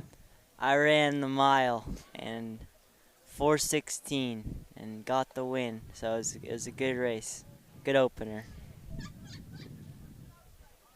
But yeah. Yep, that's good. Davio, I think, was going to interview you, not me. So Yeah, I was. Sorry, I'm watching the start here. Well, we do have the start of this boys heat number 1 going off. Conan going really, really hard. Made up the stagger on both outside runners, yeah. no problem. And Yeah, if he can maintain, he's in the wrong heat. he's gone. Yeah. This is Lenny of Conant. Wow, he looks real good. Shoes match the uniform. So Aiden, this meet down there was only distance events, right? Yep, it was just a bunch of miles and then a few 5Ks at the end, where Tyler ran the 5K and I paced him in that to new PR. And yeah, it was good night for everyone, I'd say. What'd Tyler run? Not what he wanted. I think he ran like 15:30-ish. But Nothing wrong with yeah, a PR, good though. for a first 5K on the track, I'd say, for him. So yeah, it was good. Heat 1 of the boys finishing up. Yeah, so that was Angove of Conant running a 61.8, way ahead of everybody. Including, well, he didn't have a seed time. I think that's why he ended up there. So Right. good yeah. start to the season for the sophomore as we get to move into heat number 2 for the boys 400. In lane 2, we've got Caden of St. Thomas. Lane 3, Taylor of Pembroke. Lane 4, Odin of Conant. Lane 5, Elijah of Merrimack Valley. Lane 6, is Brogan of Plymouth Regional, and lane 7, Evan, also Plymouth Regional. Sophomores, juniors, and a senior in this. No freshmen in Heat 2.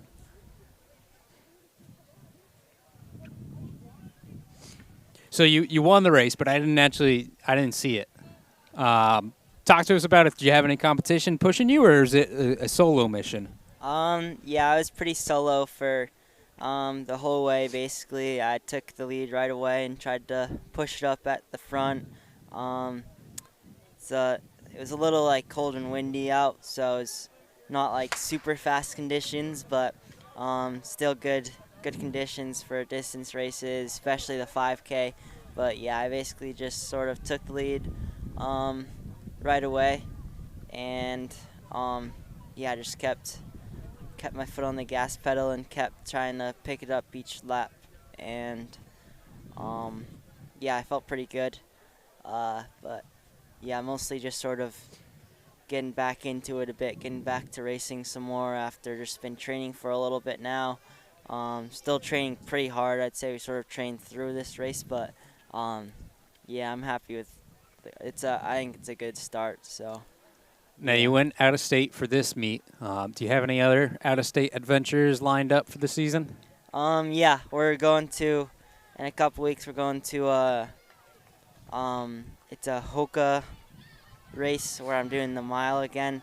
I'm not sure exactly where it is. I think it might be in Massachusetts. Yeah, it's in Massachusetts. Massachusetts, yeah. Yeah, And your, then I'm your doing- coach was talking about that earlier too. So Yeah, and then I'm doing the Laux games. So we can see taking heat number 2, that was Evan Duchette of Plymouth Regional, 65.66. Odin of Conant coming in second, 66.55. And Caden St. Thomas gets third in that, 66.70. That time got changed, excuse me. Looks like Taylor Davis of Pembroke will take that third spot, 66.72.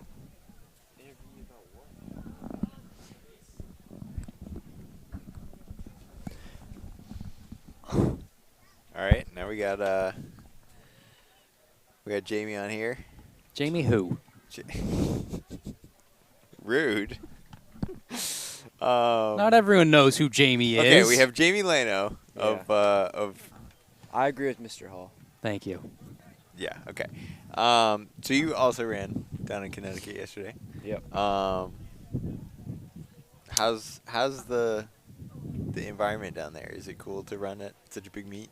Yeah. Have you ever run at such a big meet? Not really. I mean, there's definitely a lot of good guys down there. The Connecticut runner is really strong, so it was a good race, good competition. Jamie, of course, coming off of his first indoor season. Yep. And first outdoor season. So it's exciting. Well, Not he's not th- coming not that off of you're- the first outdoor Well, yeah, season. we're currently in your first ever outdoor season. Yeah. Which isn't to say that you're inexperienced, but you're a little rusty on the track side of things, right? Would you Well, he run in, thinks like- about that, ponders it. We've got Heat 3 on the track now. In this heat, we've got Eli Dearborn of Co-Brown in lane 1. Lane 2 is Genties of Pembroke. 3 is Brody of Bishop Brady. 4 is Ryan of Bishop Brady. 5 is Charles St. Thomas as they take off. 6 is Mason of Conval. 7, Nathan of Merrimack Valley. And in lane 8, Nicholas of Lebanon. Do you have an answer? I said something about you pondering the question. So. No, he answered the question. Oh, okay. He's so good. what He's question? good. Well, in that case, he gets to tell us who's going to win this race. Yeah, what's your pick?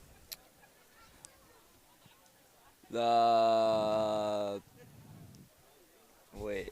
You got to pick it before they finish.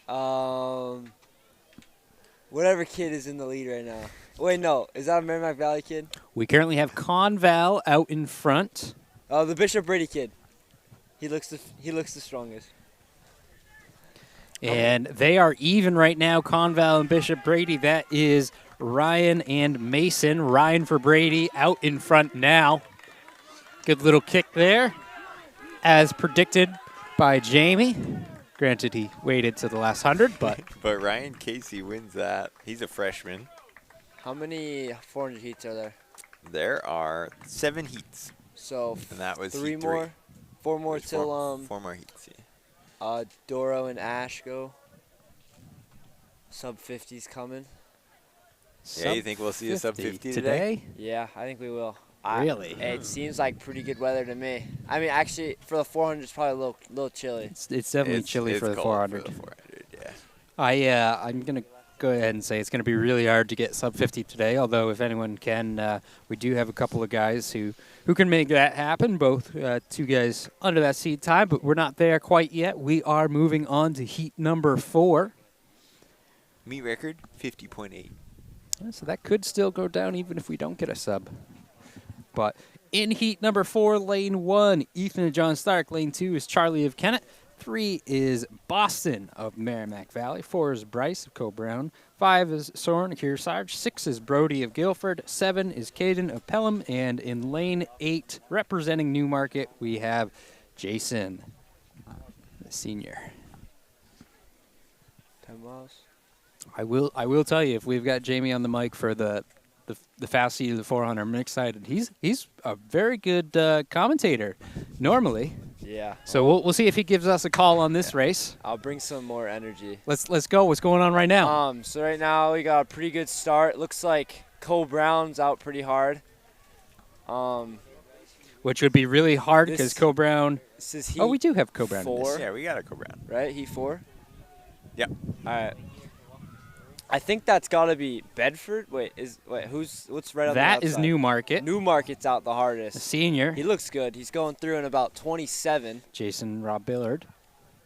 See if he can hold that. That's like a 54, so that'd be a Yeah. big jump. Very large pack, really tight there, coming off the. He looks coming really off the strong, turn. though. Like, his turnover's still really fast. Oh, yeah, he's well out in front. You can see that now. Yeah, it doesn't look like he's locking up at all. He looks super, super smooth. Like you said, the turnover is still good. Yeah, he looks real strong all the way through the line. Smashes his seed time. Granted, his seed time ended at 0-0. Makes me think it was just a guess. Seed time 63. Real time in the race was what, Davio? 56:47. Oh, yeah. So pretty Solid. quick. I think he'll be moving up in heats later in the season. Seen some blocks for this race. Yeah, starting to get into block territory. Must mean we're approaching heat number 5. In heat number 5, lane 1, we've got Ryan O'Connor of Conval, the junior. Lane 2, Brady Williams of Pelham, freshman. Lane 3, Bronson Cutter of Conant, sophomore. Lane 4, Caden LeMay, Sanborn Regional, the junior. Lane 5, Damon Dawson of Kearsarge, freshman. Lane 6, Aiden Sullivan of Newmarket, senior. Lane 7, Shane Berto, Co-Brown, freshman. And in lane 8, Nathan Souza of Pelham, the sophomore. Seed times range from a 61 down to a 58.01. That 61 is a 61 even, so just like we saw in the last heat, you never really know what they are capable of. I mean, they could have run at .00. However, most cases this early on, that's... Yeah, typically just a time entered by a coach trying to estimate where their athlete's going to be. But sometimes it's hard to tell until they actually race. Yeah, I'll do the same thing, too. If I see times that end in 4 as the 100th, I'll always double-check. Be like, maybe that was a hand time. But here you go, heat number 5, getting told to stand up. Can see some electing to use blocks. Quite a bit in this heat. Actually, is everyone in this heat using blocks? Looks like it. Yeah, it looks like it. No lane 4, but everyone else in blocks. Interesting to see. Fair start. Looks like, is that Oyster River? Out Yep. hard? Nope. Nope. Oyster River is not in this heat. Is that Pelham? Looks like Lane- Kearsarge. Kearsarge? I think he's how many going for lanes? the- Lane 7, probably. He's already made up the stagger. Is that what it's called, right? Yes. All right. Jamie, known for his cross-country abilities. Cross-country commentating, I should say. Yeah. Hello? Pretty close one here. Looks like we might have to give a bit of the edge to Conant right there, only by a hair. A couple of inches to Bronson. See if he can maintain that It's going to be over close to the Damon of line. Kearsarge. Damon of Kearsarge does end up pulling out ahead and will end up taking that over Bronson Cutter. So, it was a good one. See if we can't get some. 59-4 for Damon Dawson of Kearsarge. And so 2 guys in that heat dipping under 60 seconds. Which is a little bit slower than what seat times would have. No, I take that back. I was looking at the wrong heat. Right around where the seat time should be. Yeah, it seems like everybody's been typically outperforming their seed times. Tough to do in a sprint event on a cold day. Yeah, but early season like this, you do see, pretty much every meet you see progression. Yeah, even with the weather differences, because I know a couple weeks ago I was looking at results of a meet, and it was a nice warm day, and you had some pretty quality early season results, but as the season goes on, it is easier to get faster. You get more workouts in, you get more more comfortable in the race and more experience, and the times just come down,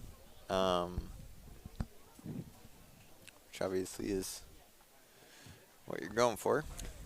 Yeah, taking a look at the track now, we do see heat number 6 of 7 on the track. In this heat, lane 1, we've got Rossa Kennett, the freshman. Lane 2 is Josh of Lebanon. He's a senior. In lane 3, junior Samuel of Trinity. Lane 4, freshman Max of Oyster River. Lane 5, senior Tyler of Newmarket. Lane 6, senior Sean of Lebanon. As they are off, we can also take note of lane 7, Ryan of Conval. He's a senior. And in lane 8, the junior Logan from Pelham. Lane 3's out hard.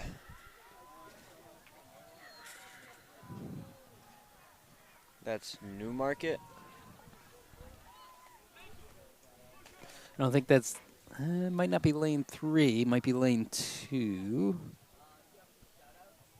Although right now we're looking a little bit wider. That's lane 5. Yeah, that's a Newmarket. big move on lane 5. Just ripped around that back corner. That's Tyler of Newmarket. Looks like Lebanon to me. Lebanon already looks like they're tying up, though. A little last-minute push by Oyster River.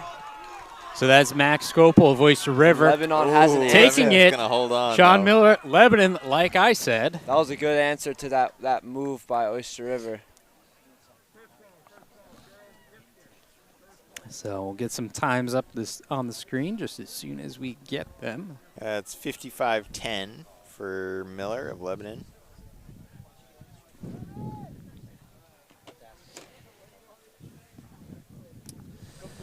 You can see the rest of them on the screen. And as we look through that, we can also look ahead. Heat number 7, our final heat of the boys 400 meter here at the Sanborn Invitational. In heat 7, lane 1, junior Logan Montgomery of John Stark. Lane 2, sophomore Roman of Hopkinton. Lane 3, senior Bishow from Merrimack Valley. Lane 4, the senior Ty of Oyster River. Lane 5, senior Brady of Sanborn. Lane 6, Talon of Oyster River. He is a sophomore. Lane 7, we've got another sophomore of Shane from Sanborn. And in lane 8, the senior, Joe of Raymond. It looks like Bishal Thappa scratched. I see him. He's not in lane 3, and I see him holding the blocks for Brady Ash. Yeah, so Doro and Ash are really the two that are going to be going head-to-head up Lanes front 4 here. and 5. Both seated sub 50. Got about a second and a half on anybody else, at least in the seating. Yeah, should get some true sprinting in this one. Yeah, so I don't know. I got see my how money close on, they can go to sub 50. I got So- my money on Ty Doro though. If I had to bet all my money, I'd put it on him. Tydoro in blue there, He's as is half of the field. Brady Ash, meet record holder. see, I like the tights. Like that's definitely the play. Okay. Yeah. Keep him warm. Yeah, On this look at him. Chilly day. Yeah, he's flying. He looks strong. They both look strong. Threw in 23, 24.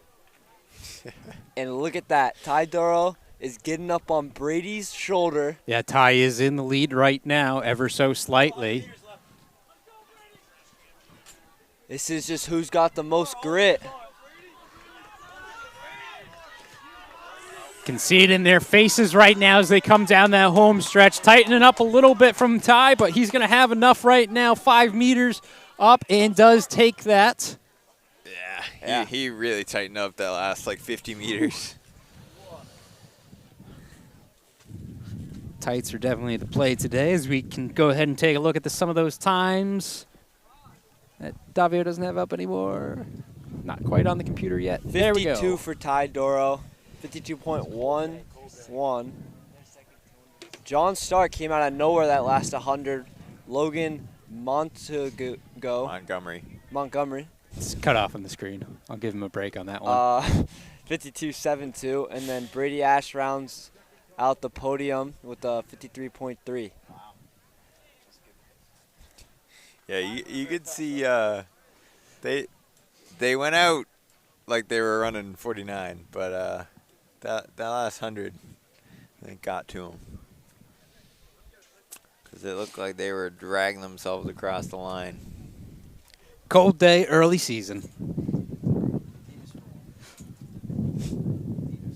So the wind picks up a little bit. All right, so with the 400s done, next event on the track. I'm just going to cut you off real quick. I low-key think if Gavin Demas was in this race, I think he would have won by at least 2 seconds. Nah, he's a miler, dude. Thought he was a 200. I think he would have ran 50.89 again. Because he's very strong and he doesn't really let the weather affect him. He just does his thing. It was nice and warm out when he ran that. Yeah, it was a perfect day. Yeah, it was. Well, taking a look around the track, I see some hurdles being set up, which means it is indeed time for our girls' 300-meter hurdles, starting just a ways across the track. Which we have 2 heats of.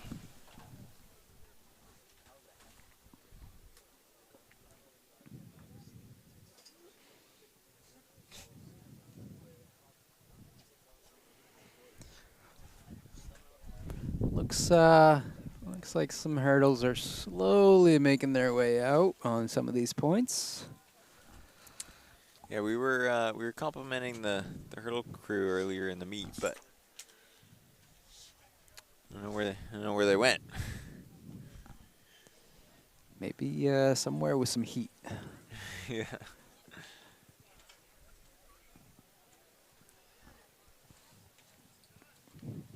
While we have a moment, once again, this is NewHampshireTrackandField.com, powered by Runner's Alley. We are at the Sanborn Invitational, Sanborn Regional High School, of course, in Kingston, New Hampshire, a little bit near the seacoast.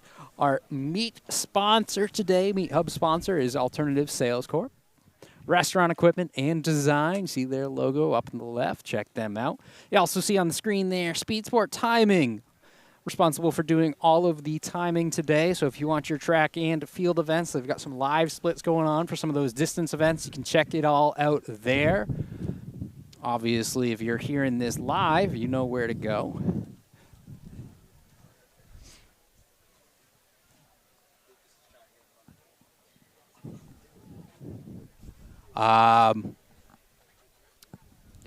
Can we get Jamie back on the mic for a minute? I think he just got a message I want to learn more about. What's going on?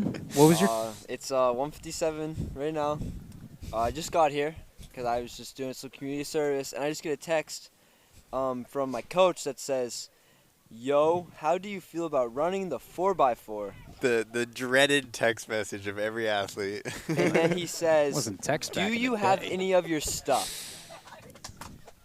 I don't have anything. I just Do have you my have your stuff? I have a bunch of clothes and my trainers because I'm Hey, doing you a can long run a run 400 after in this. your trainers. But It sounds like your coach is willing to source that stuff out. Yeah, I we don't can have a find you jersey, a I don't have We can find shorts. you a uniform. Come on, get out there. I do not want to race. I feel like Yeah, I should I though. feel like you're a little stiff right now. Yeah. Feel like I there's a lot of people who can kind of relate to you in terms of getting that call for a 4x4. Oh yeah. Not necessarily on a phone or a text message, but wasn't even supposed to race today. Yeah, my worst one was Merrimack. I finished the 2 mile, and one of the guys on the 400, I guess, just went home. nice. Didn't say anything, and so I finished the 2 mile. I came off the track like onto the grass, and there was 3 of the 4x4 guys standing there waiting for me. And they just grabbed me and they were like, "You're our 4th now." See, I had the opposite problem where I was always in the 4x4. So I never got that call for that type of thing, the last minute thing. The worst I can say relating to would be the call to do a 4x8 in a few days. Which, for you guys, that's no big deal. For Yeah, I me, love the 4x8. I trained all years, to do 55. I don't want to be doing a 4x8. So, Yeah, the 800 was honestly short for me. It's like my one sprinting event. yeah. No, as a former coach though, I can tell you, when it comes time for 4x4, you don't want to let those 3 guys down, and maybe Jamie will go ahead and step up to the plate so that he's not letting his teammates down. Yeah, he doesn't look too happy about it over here. Just want to do my run. I don't want to have to mess with the day already. And I'm coming off of 4 hours of sleep. Well, you still got a little 5 bit of time hours. before the 4x4. Only 1 lap. Take a power nap. Yeah, take a little nap, get a I nice don't warm up even have in. spikes. I'm telling you, your coach can find someone on your team who Just run has it them. in trainers. What do you got slides on right now? You could. They're brand new trainers I opened out of the box yesterday. Perfect. Extra traction or something. I don't know. All right, looks like we are getting a little bit closer to the start of this 300 hurdles. I do see some hurdles all around. So in this first heat for the girls, again, heat 1 of 2. Heat 1, we have Elsa of John Stark in lane 1. Catherine's in lane 2 for Kennett. Lane 3 is Tegan of Pembroke.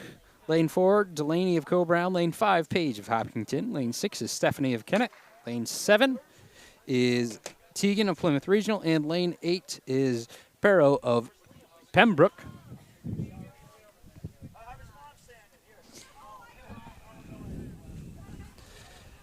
Again, a little bit of a stagger as they run it all in lanes. However, the hurdles are conveniently located on those staggers for us. So we can see the first one to get to the hurdle is whoever's going to be in the lead. And from the looks of it, it does appear to be Delaney Manning, the sophomore of Co-Brown. Followed by senior Paige Martin of Hopkinton as they come to the final straightaway.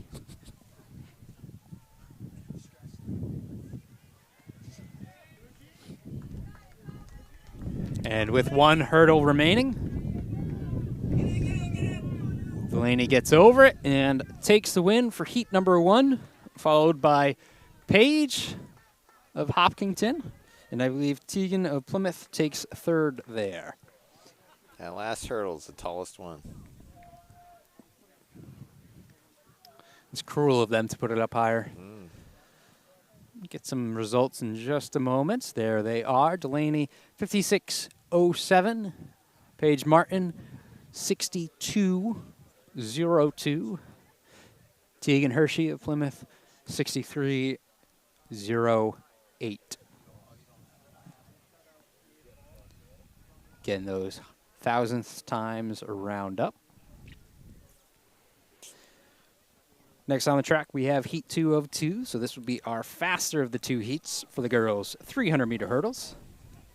It looks like that gun is already up as the girls are backing into their blocks in this heat. Lane 1, Shannon Ross, Co-Brown. Lane 2, Nisa Thorne, Co-Brown. 3 is Zoe Wall, Pembroke. 4 is Erin Cardy, Oyster River, as they take off. Lane 5, Chloe of Pelham. Lane 6, Stacia of Newfound. 7 is Ellie of Kearsarge, and 8 is Isabel of John Stark. Stacia has the meet record.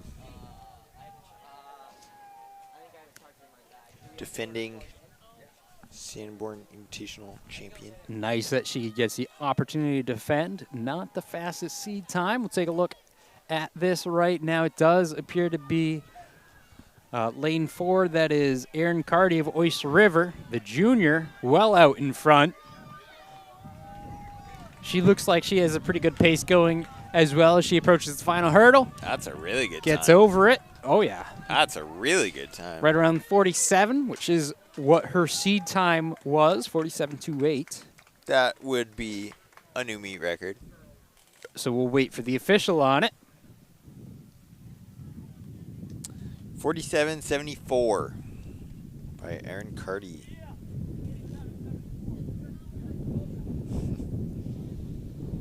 Yeah, that's an excellent time. Second place career of Pelham running a 50.71 also goes under the previous meet record.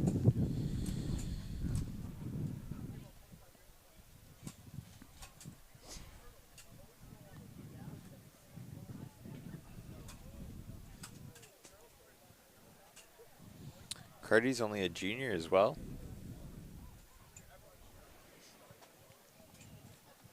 Good early season time. Yeah, Good very early impressive. season win. In addition to the time. So next we got the hurdles going up because we have 4 heats of the boys, 300-meter hurdles.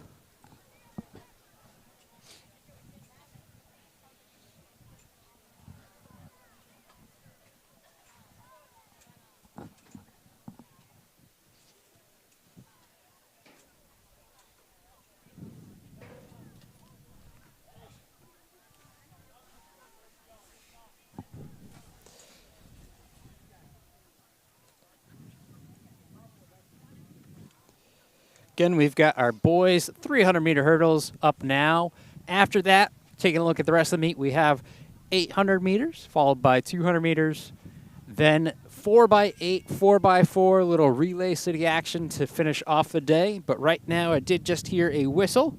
So we've got Heat 1 of the boys, 300-meter hurdles. Heat looks like we've only got a few guys in it. Junior Jordan of Conant, senior Brogan of Plymouth, and sophomore Ben of Conant.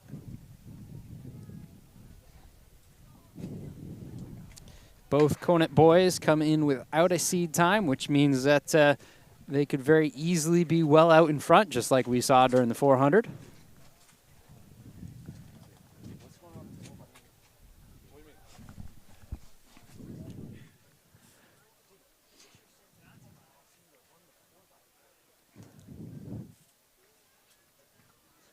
Can see Conant here, well out in front. No one else in picture just yet.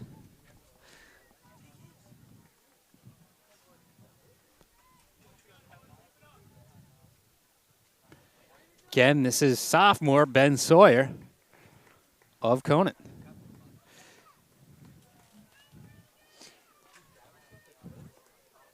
Takes that over teammate Jordan, as well as Plymouth's Brogan.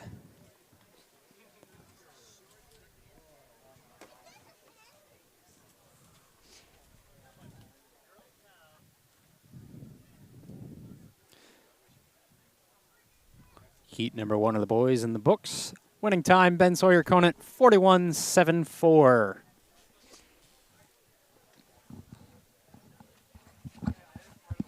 Looks like Heat 2 on the track. In the second heat, lane 1, the freshman, Noah Thomas of Joan Stark. Lane 2, the junior, Jamin Guilford, lane 3. Freshman Mateo of Monadnock, lane 4. Sophomore Michael of Merrimack Valley, lane 5. Senior Caden of Guilford, lane 6. Junior Sebastian from Kennett. And in lane 7, sophomore Andre from Oyster River. See if we can zoom out a little bit more, get a little bit wider picture here for this heat of the hurdles.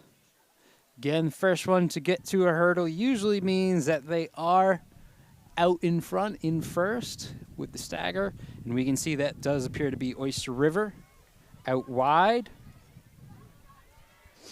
Although, looks like he might have gotten caught by Kenneth Sebastian, who's now in the lead, lane 6 there. Another move. Yes, another move indeed. That is Caden of Guilford, the senior, ends up taking it by the line.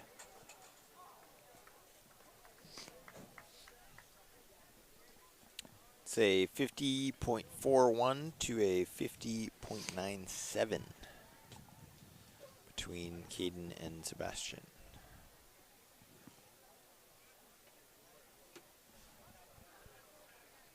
It's chilly out.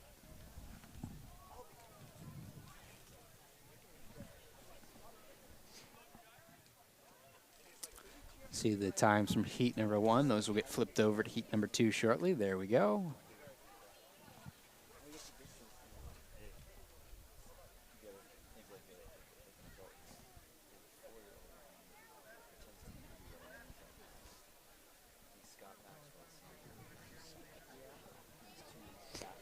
Moving on to heat number 3. In lane 1, freshman Brady Appellum.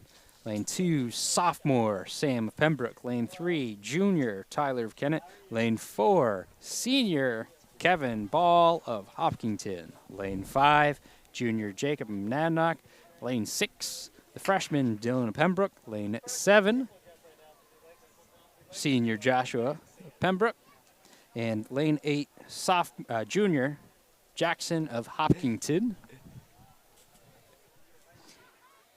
Nice looking view there. Looks like we might have Tyler of Kennett on the inside, might be out to an early lead.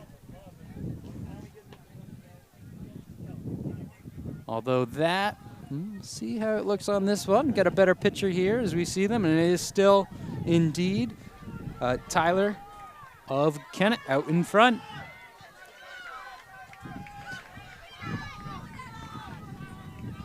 Leading it most of the way and finishing it in that top spot. It's a 47.99 from Tyler of Kennett.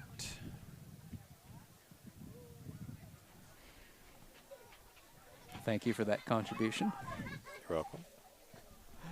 47.99, we see Sam Thomas, 49.16, Jacob, 49.86, Kevin, 50.12, Joshua, 50.92, Brady, 51.35, Jackson, 51.41, and Dylan, 51.43. For those of you listening while driving, don't look at your screens. Read out all the times when I can. I've done that before, not looked at it, but I've listened to it while driving. I do that indoor once or twice.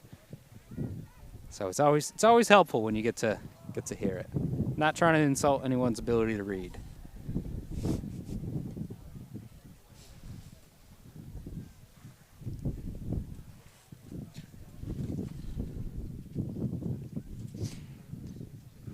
Gun is up on our next heat. Heat number 4 underway now. Lane 1, Caden Conant. 2 is Antonio of Pelham. 3, Nicholas of Guilford. 4, Nate Bishop Brady.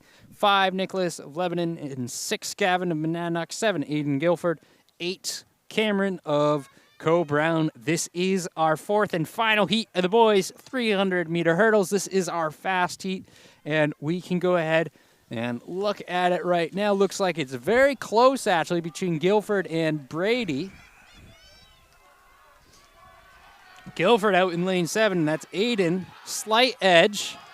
Continues that as teammate picking up some room as well. Nicholas Guilford on the inside, outside, and ooh, I was gonna say taking the win, but I didn't quite get the angle there. Yeah, I don't know who took that. I'll give it actually. to I'll give it to Guilford.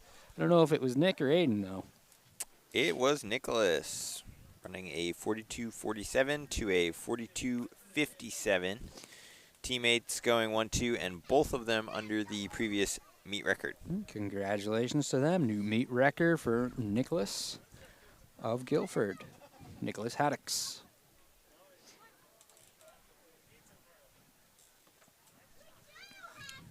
I feel like those hurdles went pretty quick. Yeah, not too many heats of those. So now we just have 3 heats of the girls 800.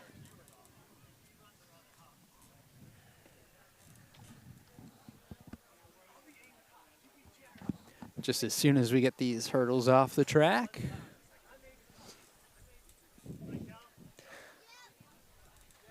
We'll have to go ahead and give a shout out right now to Speedy Sport Timing as we've got, looks like Brian might be moving some hurdles.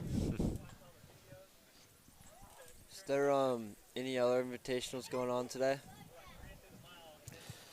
Taking a look at other action around the state today.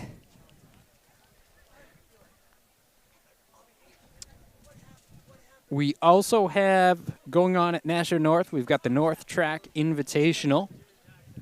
Of course, as we talked about earlier last night, there was the BSR Mid-Distance Classic down in Massachusetts as an option this weekend. How might one find the results to the Nashua North invite? So if you're looking for results of Nashua North Invitational, the other big action happening in the state of New Hampshire, you might want to go ahead and check out northstartiming.com as results will be available there. Speaking of results, we have some long jump results. Boys long jump is done. We have Ben Sawyer winning in a meet record 20 feet 9.5 inches. Nice. Anything 20 feet this early is always pretty good. Yeah, we had 2 guys over 20 feet. We had Rear of Trinity also jumping 20 feet and 5 inches. Edwards 19.2.5, Cal 19.2, Doherty 18.9, and DeGantomaso 18.8.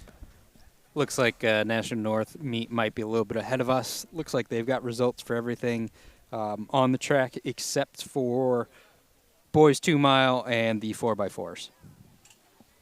So. Girls triple jump results. We have Grace Hall of Hopkinton winning in 34 and 7 inches. Chavda of Co-Brown 32.5 an inch.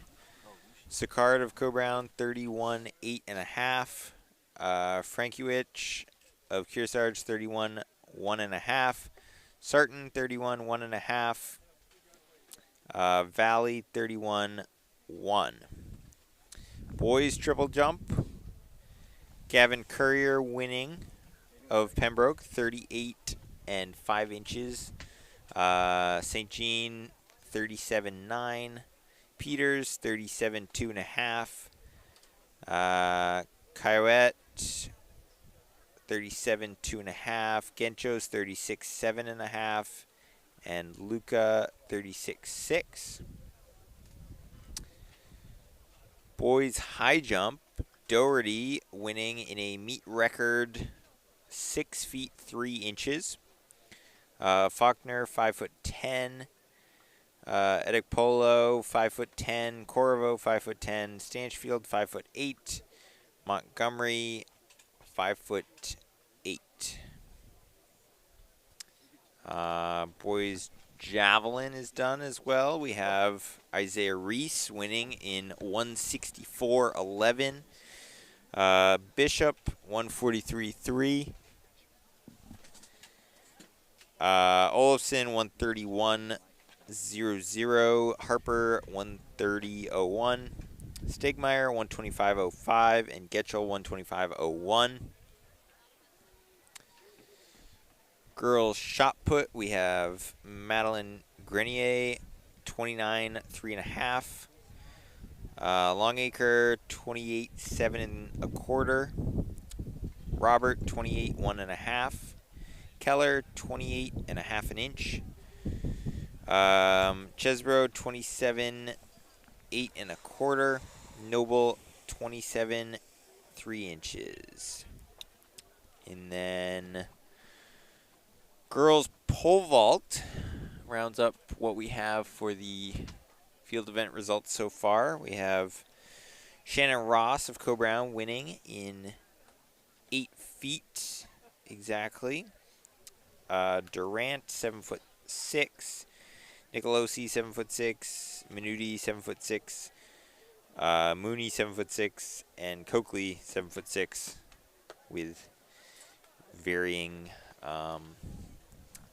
numbers of attempts.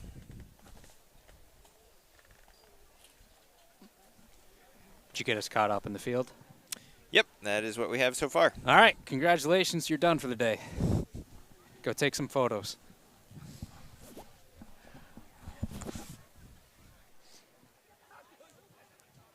We'll see if a couple of these young guys can replace your energy. Looks like we have majority of the hurdles cleared from the track, and with that, the girls are approaching for our 800. Again, this is heat number 1 of 3 coming onto the track now. Heat's going slow to fast today. In this first heat, wearing number 1, Megan of Guilford. 2, Gorham of Kennett. 3, Kendra of Merrimack Valley. 4, Caitlin of Guilford. 5, Autumn of Kennett. 6, McKenna Newmarket. 7, Sophie Monadnock. 8, Elizabeth Conval. 9, Hopper of Hopkinton. 10, Annalise of Kearsarge. 11, Olivia Sanborn. 12, Natalie John Stark. 13, Julia Sanborn. And 14, Maya of Conval. 14 girls in this first heat. Times are spanning about 20-25 seconds, with our fastest time in the heat coming into it. Seed time 2 minutes 54 seconds, 0.76. You can see the girls on the track now getting some instructions. How many heats are there in this? 3 heats. 3 heats.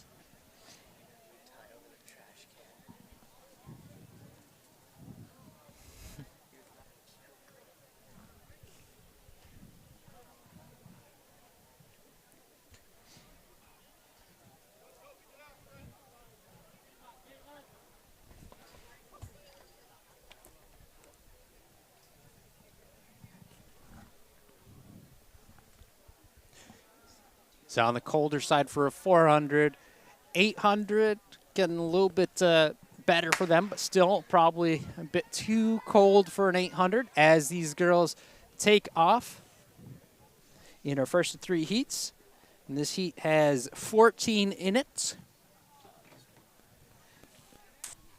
And we can see immediately to the front in red. I might have to guess at that because I'm not quite sure who that is just yet. It's red team. Red, probably Newmarket. And I believe that is Elias McKenna of Newmarket, sophomore. She's through 200 in about 40 seconds, so that's around 240 pace for 800. She keeps it up.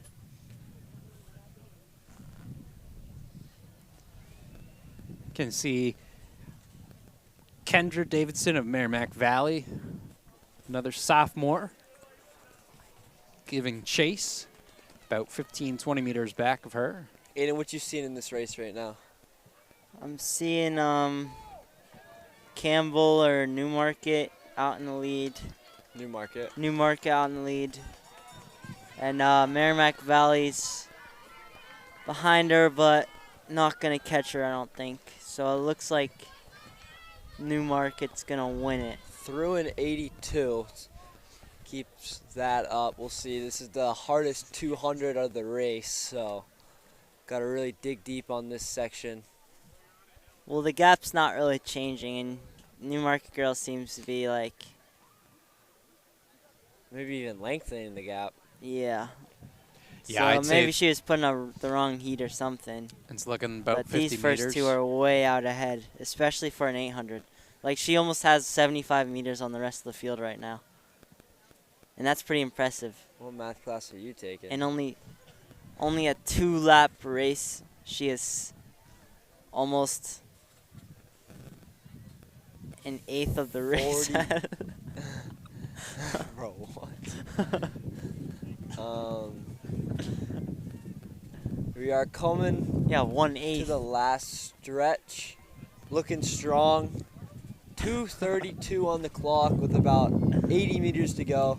She's going to the arms here. The other competitors hadn't even turned the corner. Great She's gonna be turnover. finishing. Keep an eye on the clock. 2:46, 2:45, I believe. So went around. Merrimack 82, Valley girl is 83. getting absolutely eaten up by this track right here. Final 50 meters, just strong. Right around, a lot of girls right around the 3 flat barrier. Yep, great finish from these guys. These girls, you mean?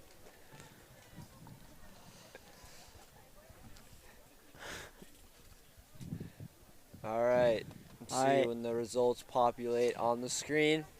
We'll see if that right now that's the top time was All right. 240 something, and we'll see if these girls can beat it. 246. Yep.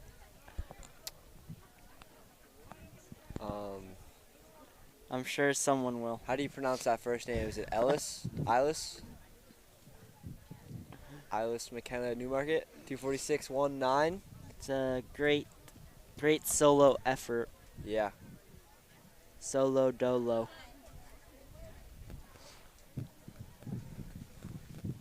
For real, for real.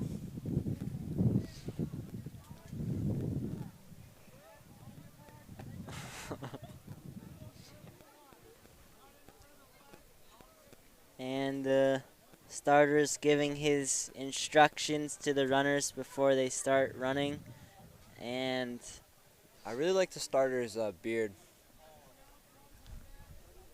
yeah, especially in this colder weather. Taking a look at Heat 2. In wearing number 1, we've got Kara of Goffstown. 2 is Kylan of Kearsarge. 3, Samantha of Merrimack Valley. 4 is Madison of Merrimack Valley. 5 is Maddie of Guilford. 6, Ava of Kearsarge. 7, Riley of Conant. 8 is Georgia of Guilford. 9, Sydney Merrimack Valley. 10, Annalise of Lebanon. And 11, Delaney of Raymond. And wearing number 12, Lydia, also of Raymond. Looks like one of the Raymond girls might not have shown up as we take off. All right. And they're off. What is the fastest seat time in this one? Well, I'll tell you right now. They're going out hard.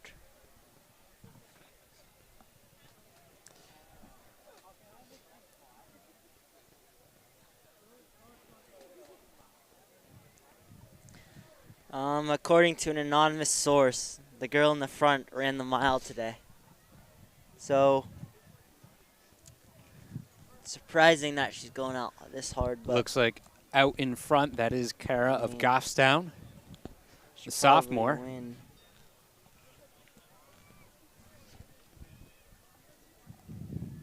Race is already starting to string out to single file. Looks like 3 girls have separated from the chase pack. Yep.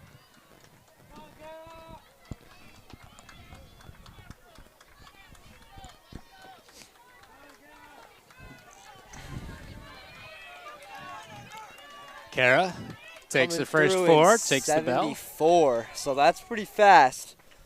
On track for 2:28 pace. It's pretty legit time. Again, those top splits, Kara 74, Annalise in second, 75. Riley currently in third, 75 as well. Ava with a 78 there. Those are your top 4 through 400. That halfway point in this girl's second heat of 3, excuse me. Girls 800 meter. Kara continues to lead. Who's that? Can't really tell by the jersey. In second place, Goffstown, Lebanon. Lebanon.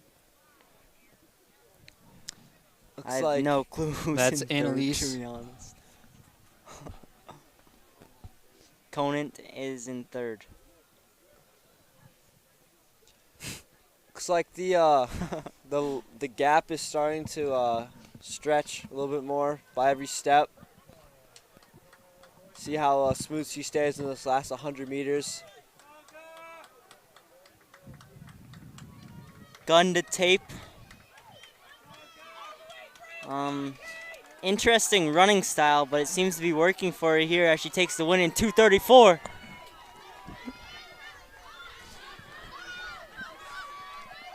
Strong fight for places 3rd, 4th, 5th, 6th, and 7th. And the others are finishing strong. Yep. No matter what place you're in, always finish strong. No matter what. Even if you have no shoe. Wise words of Aiden Cox. Moving on to Where did our the- fast Where did the no shoe come from? our fast heat for the girls 800. We've got some familiar names in the mix for this one. Wearing number 1 with our fastest time coming into today for the seed time, we have Haley Kavanaugh of Oyster River, already having some success today. Wearing number 2, Elena Hagen of Newmarket. 3 is Mackenzie Cook, Oyster River. 4 is Molly Ellison of Kearsarge. 5 is Talia of Oyster River. 6, Allison Newmarket. 7, Reese Hopkinton. 8, Piper of Kennett. And 9, Neve of Conant. All right, let's take some predictions here. Who you got in this one, Aiden? One of the Oyster River girls, probably. I have to agree with that. What about you, Mr. Hall? Oh, you can't just say one. You got to pick which one. I mean, What are- were they- What? Mackenzie Cook, she won the mile, correct? Yeah, I interviewed her. So Wait, she- wait, you're picking. oh no, well I'm just saying like she's not fresh. I don't know about I don't know about the other Oyster We'll River see. girl. Wait, I'll choose by the 200 mark. I'll choose by the 750 meter mark. There's been times so she had a recover. Yeah, it's true. But probably still not enough time to flush all that lactic acid out of her Nope. legs. That's not the correct term. Sorry, that lactate out of her legs. Nope. Nope, still wrong. Yeah, I mean, I'm trying to learn it all in exercise science class, but All right, it's really anybody's race right now. yeah, they're moving pretty well though. Does look like we have Kavanaugh and Cook up there, along with Hagen. I like None of them are Yeah, fresh. I'll go with the person who's in first right now. I Right like now the it's position that Haley Kavanaugh. Yep, Haley Kavanaugh. Alana Hagen right over her shoulder. She is coming off of a 200 effort today, so that gives you any indicators that she's more of a sprinter, whereas the other two up front are more on the distance side of things. Yeah, I like the position Gap's opening up. Hagen's in, sitting on the leader's shoulder. Who's in second? Third place is gonna need to close that gap if they want to even have a chance to put their nose. They're in the dropping it race. hard. Second place, Alana Hagen. Wow, they went out in a 73. Can see 73 for the top two there. Cook comes in with a 75 for her first lap. Yeah, Talia in fourth with a 75 as well. Molly Ellison, 76. Piper at 76 as well. As right now, this is the two-lady race. It's a battle right now, but now the there's new move. You got There's your the sprinter move. coming up on your distance. new market's going right around. And we do see Alana Hagen taking the lead. Again, Newmarket Junior. And the gap's opening up. Less than 200 And- to go. Is it though? It is. Let's see if It's going to come down to the last 100 meters. maybe slingshot off the turn here. Oh my gosh. Oh my gosh. And she's going to take it. Newmarket's going to win. Oyster River is in second.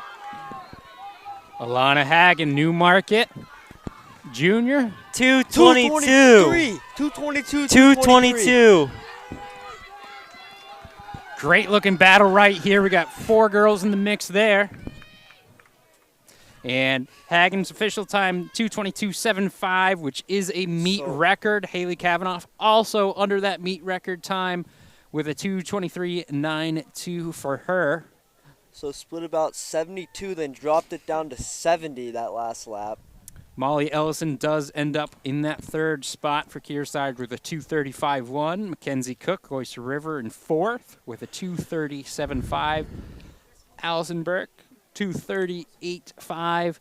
And rounding out the top 6 would be Piper of Kennett, 2:38.9. Again, those 4 had a really close battle, all in the 2:30, separated just a few tenths of a second.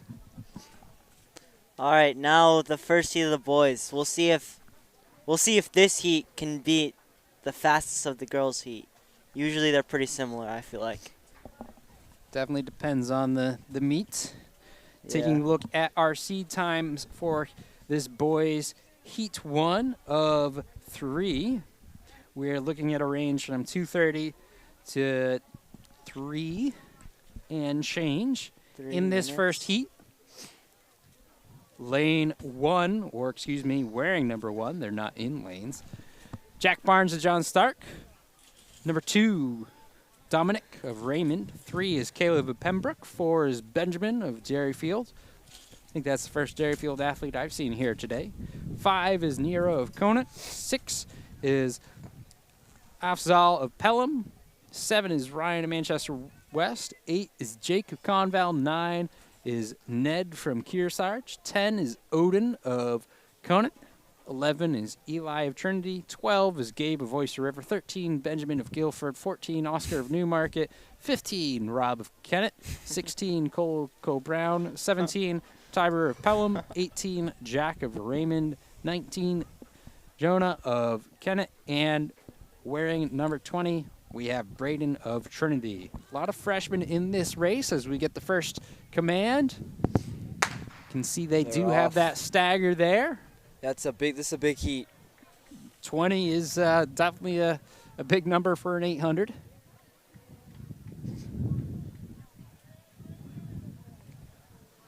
Try and take a quick look at how they do when they come to that break. W and I have been watching that all day, seeing just how well people have been cutting in, and not terrible. Better than a lot of the heats that we've seen, especially that Guilford athlete taking that tangent pretty much perfectly, reducing the distance they have to run today.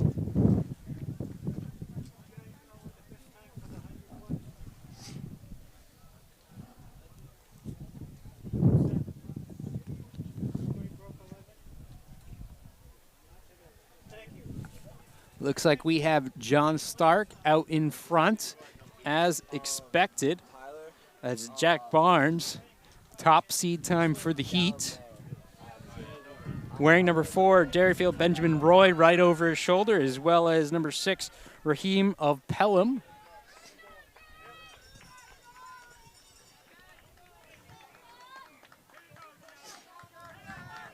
Looks like they came through, Jack came through at a 71 for Benjamin as well as Raheem.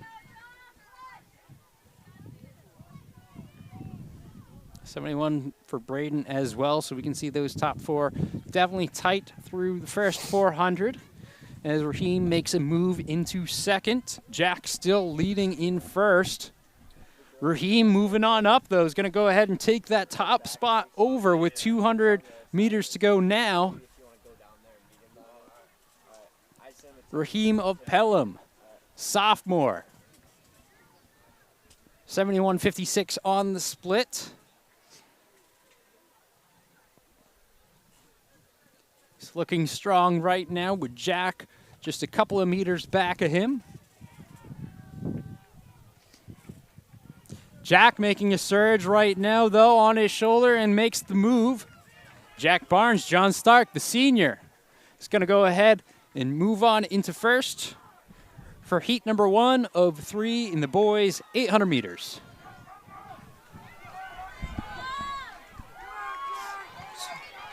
Race super spread out. time for Jack, 2:22.32. Good battle here right to the end. So Aiden was actually pretty close to the statement he made before the race. So again, Jack with the win. Raheem, 2:23.43. Benjamin Roy, 2:25.00. Braden, 2:34.9. Caleb, 2:32.66. And Cole of Co-Brown, 2:33.36, rounding out your top 6 in heat number 1. As you said, there's 3 heats. 3 heats. 3 heats? Yep. 3 heats. So there's one more. No, there's 2. One more after this one. That's what I just said. Well, this one hasn't started yet, so technically there's 2 more. Heat number 2 on the They're track. So. In heat 2, wearing number 1, we've got Cooper Cross of Trinity. 2 is Augustine of Lebanon. 3 is Daniel of Kearsarge. 4 is Gavin of Co-Brown. Different Gavin. 5 is Luke of Manchester West. 6 from Derryfield, we have Nate. 7 is Jason of Kearsarge. 8 is Andrew of Lebanon. 9 is Joe of Hopkinton. 10 is Ben of Guilford. 11, Matt Trinity. 12 is Lenny of Conant. 13 is Alex of St. Thomas. 14, Henry of Guilford. 15, Sam of Co-Brown. And wearing number 16, Anthony Rich of Co-Brown. 16 in this heat.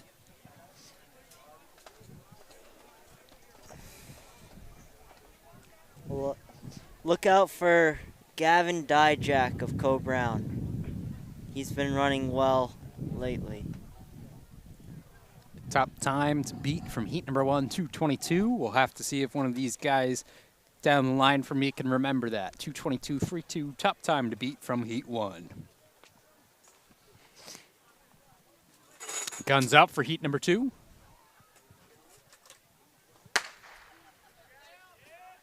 And they're off. Again, got double stagger going on.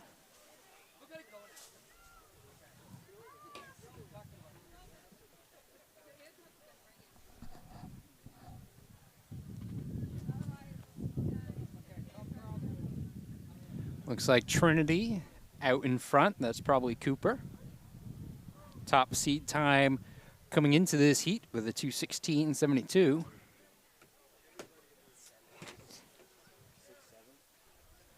That is indeed Cooper, followed by Augustine of Lebanon.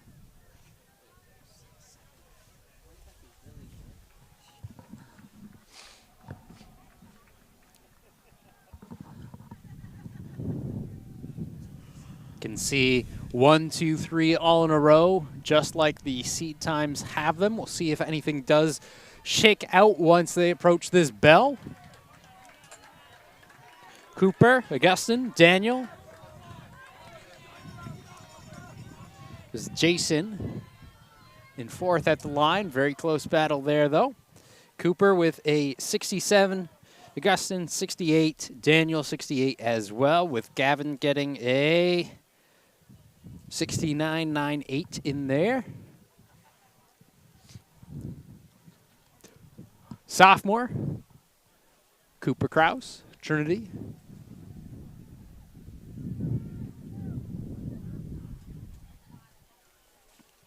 Can see he's got about 4 meters on Augustine of Lebanon.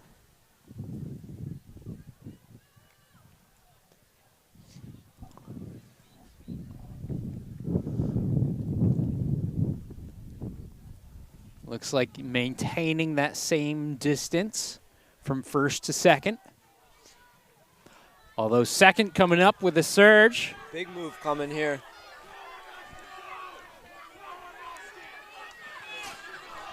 Augustine of Lebanon. Huge move at the end, and he's going to go ahead and take heat number 2. Faster in heat number 1. Get his official time in just a moment. 2:18.49 for Augustine Ramos-Glou of Lebanon. Second was Daniel of Kearsarge, 2:19.80. Third, Cooper of Trinity, 2:20.21. Fourth is Jason of Kearsarge, 2:21.35. Fifth, Gavin Cobrown, 2:22.52. Sixth, rounding out the top 6, Andrew of Lebanon, 2:22.94. We got the heater heat. See Chris Jernigan in there. See Patrick Gandini. He's coming back for more. Yeah. This is going to be a solid race for first, I'd say. Chris Jurgen, you mentioned, comes in seed time 2 minutes, .25. He is wearing number 1, fastest heat coming into it for Oyster River.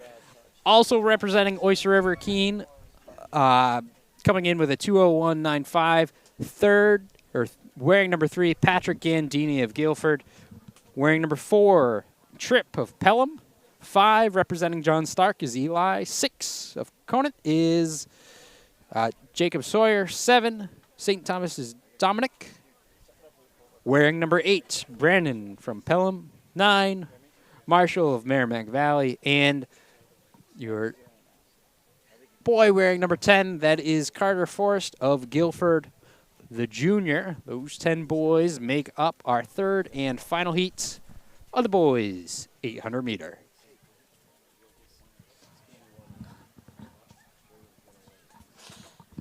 Top time from the top 2 heats, 2:18.49. Going to go ahead and stand them up. A lot of blue in this one.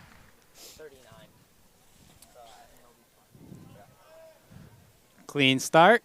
See how fast they go out, if it's going to be honest from the start or a little bit tactical. See those 2 Oyster River boys previously mentioned up in front. Doesn't look like they're going out super hard. Definitely not. They are. And then no surprise, Patrick Gandini hanging in third right now. Like 31-ish, I think. Yeah. But we'll see how they can finish here. It's pretty cold out right now, so sometimes it's hard to get the legs moving right away. But 1, 2, 3. We're looking at see. Chris Keene and Patrick. Yeah, they're going to probably go on like 61, 60 maybe. Patrick making a move, putting himself in second as they get the bell. 61.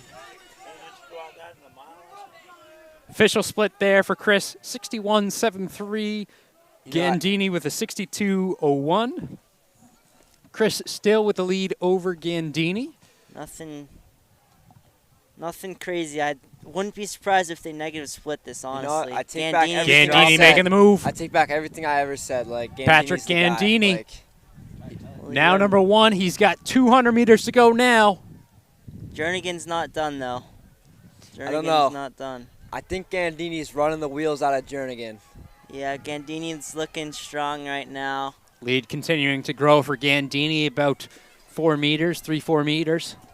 He's gotta go and protect his right side though now. Final stretch. This one's Gandini. Nice finish from Gandini. See if he can get under 2. 159, too flattish. That's close. That's going to be close. He gets official time meet record 2 minutes .11. 2011. 2:0011. Nice negative split. Yeah, he did 58.10 for the last split. So Patrick gets the number 1 spot. Chris with a 2:01.44, Tripp 2:05.36, Keene 2:06.89, Eli 2:07.17, Marshall rounding out the top 6 with a 2:09.86. All 6 under that 2:10 mark. You can see Heat 2 times on the screen now. Those will flip to Heat 3 momentarily. Do you have 2 jackets in your car? Next event on the track will be our 200 meters going across the way there. It's my favorite event, actually. I think I saw Ty Duro and Brady Asher also in the 200, so. Well, we've got 8 heats of the girls. Oh. It's a lot. Take it back. I don't like the 200 as much now. It's a lot of heats. A lot of heats, but shorter distance, quicker times. Yeah. Is that why you're not at your A game for commentary right now? No, I'm cold. Tired. I'm cold. Yeah. I'm tired. I'm excited though. That was a good race right there. Yeah. I'm not going to lie. Hope Patrick hears this. I underestimated him from the start.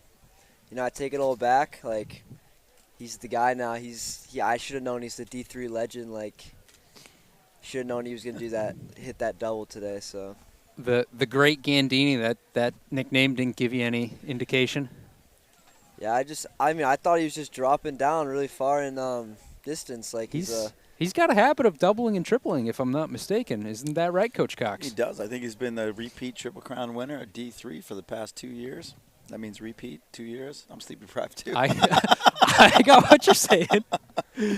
Yeah, for sure. Yeah, he's earned that double ability, Yeah. that respect for it. And you notice how he just kind of gauged his energy. Just tried to. He totally used the field. The Oh yeah, first lap. he raced smart. He was just in here to win. I mean, he doesn't get an opportunity to run with people very often in D3 on Tuesday meets. It's kind of his show. But then when you get a chance to run against some great talented runners like Berhanu Harriman or Chris Jernigan and Gavin Demas. why would you lead? Why would you lead? Get an opportunity to run with them. That's kind of fun. And What he actually was their negative first? split that, didn't Yeah, it he? was a 61 He to a negative split 58, that, right? Yeah, 61 to a 59 probably. 59? So it's too flat. So, yeah, he negative split that. That tells me if I was his coach, I'd be thinking, man, he can run 156 fresh probably.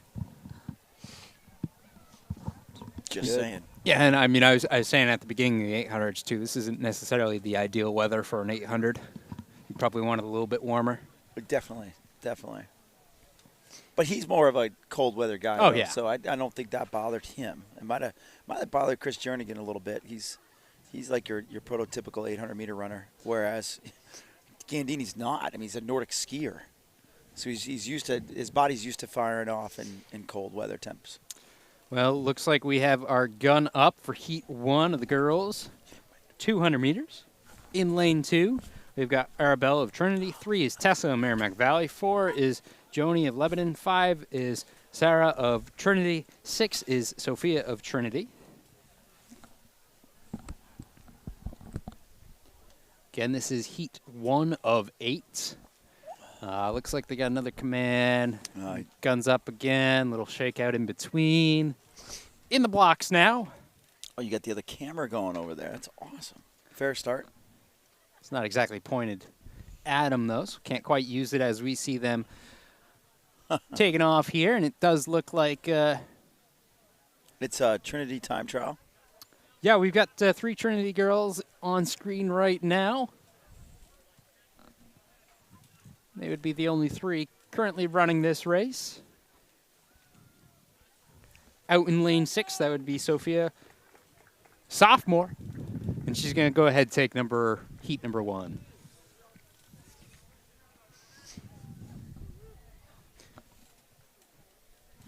Shout out to Speed Sport Timing. Chris looks cold. He does look cold. He's got to wear another jacket unless they have a heater in that trailer. Chris has been here since a Big- little bit before 8 o'clock this morning. If that gives you any indication. You know, I got here right at 8, and Chris was here. I was here. 1 or 2 people from Sanborn were here. It was, you get to meet a little bit early for these things. Heat number 2. It's probably pretty warm in that trailer, though, not going to lie. That last race was won in 32.01. Heat number 2 taking off now. They're going to start to get in a rhythm here. In our second heat, we've got Sarah of Conval in lane 1. Lane 2 is Kaylee of Pelham. 3 is Sophia of Conant. 4 is Hazel of Voice River. 5 is Elisa Conant. 6 is Maya of Raymond. 7 is Josie of Kennett. 8 is Vanes of Co-Brown. It's Pelham. That does look like Kaylee of Pelham, the sophomore, out in front. And she will go ahead and take heat number 2. 34 and change. A little bit slower in heat number 1. 8 heats of this, right? I believe so. All right. Take a look at those times now on your screen. Hazel, Oyster River with a 35.51. 35.51. I thought I was thinking it was Pelham who 34, won. There we go. 67. Yeah. 34.67. I'm just pretty sure Pelham had that one, and it's starting to second guess myself. But Hazel there you go. Stasko from Oyster River was second, 35.51. Sophia from Conant was third, 35.97. But we're starting the next race. Yeah, and in this heat number 3, we've got Emily of Conant in lane 1. Lane 2 is Mara of Pelham, freshman. Lane 3, Madison of Pembroke. 4 is Pero of Pembroke. 5 is Speed of Co-Brown. 6, Leah of Newfound. 7 is Hannah of Trinity. 8 is Hannah of Kennett. And Pelham again. coming at us now, it does look like it is Amara of Pelham, the freshman. On the outside portion, Oh, we Newfound, have Newfound. Newfound. That is Leah of Lean. Newfound. Got it. That's 33 and change. 33.27, coach. There we go. Second was Amaria from Amaria. I'm so tired. From Pelham, 33.54.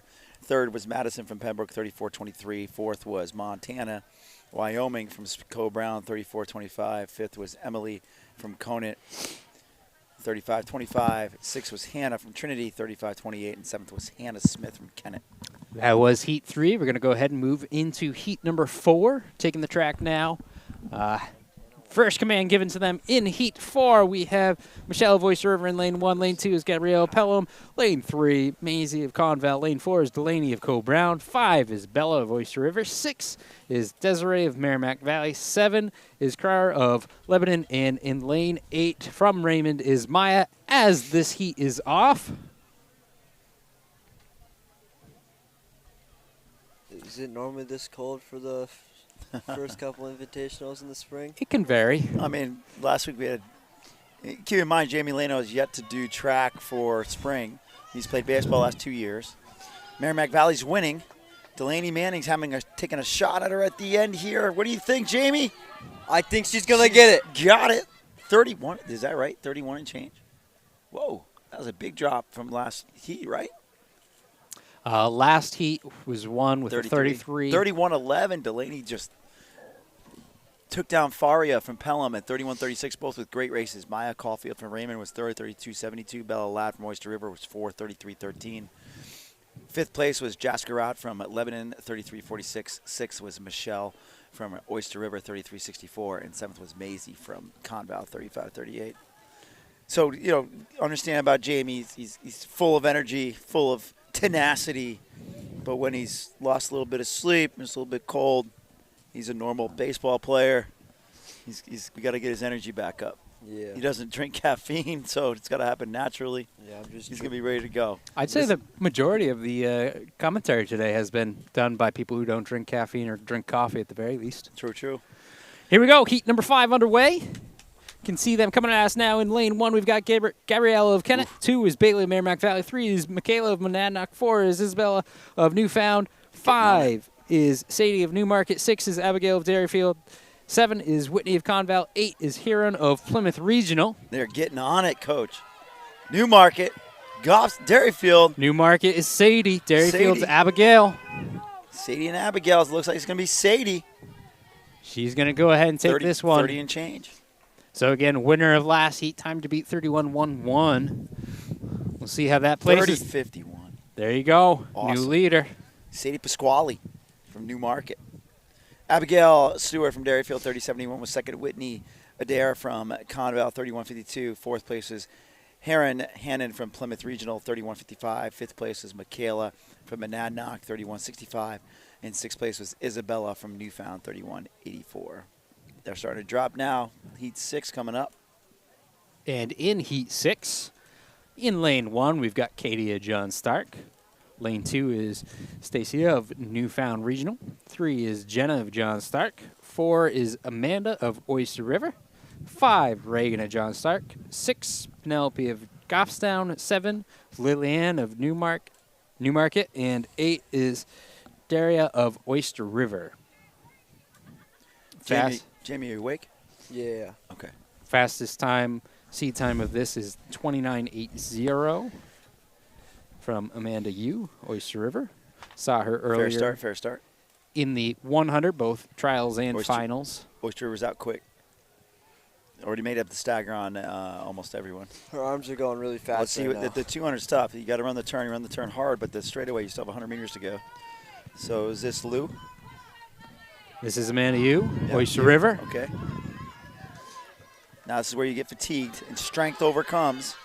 She's holding it, though. It's going to get tight right here at the wire. She's got it, though. 30 and change. She does end up holding on for the win there. Time to beat was a 30.51 from heat number 5. Heat number 6 does beat it, 32.9 for Amanda. So Amanda Youth, first place, 30.29. Reagan from John Stark was second, 30.41.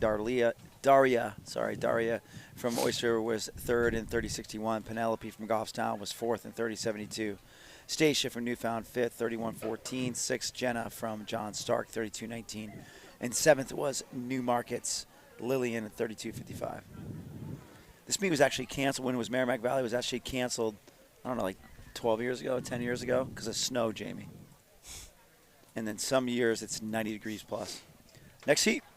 Yeah, I've run this meet in the with it snowing before. Yeah. When it was at Merrimack Valley. This is heat 7.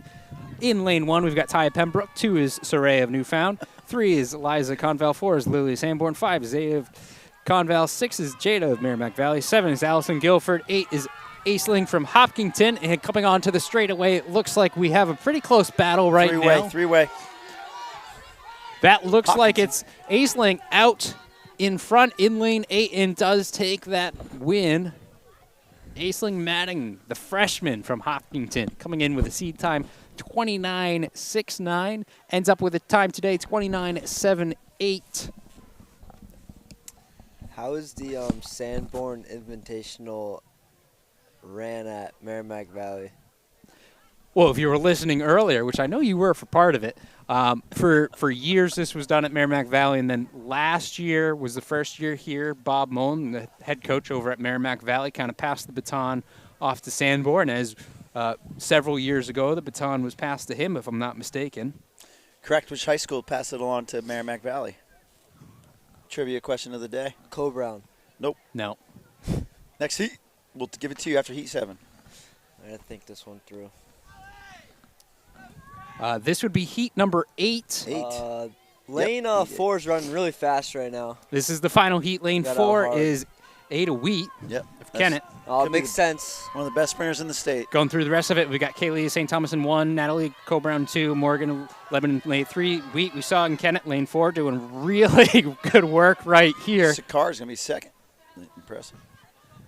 Yeah, she looked really strong. Also in the heat, Kayla Pembroke, Juliet Kearsarge, Holly Newmarket, and Alana of Newmarket as well. Take a look at those results. Wheat does take that in 27.01.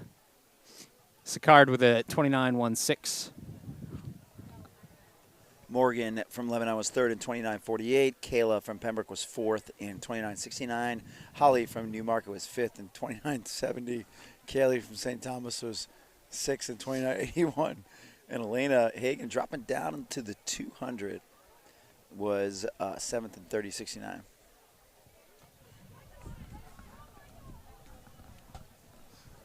So, yeah, answer the trivia question. What's the answer?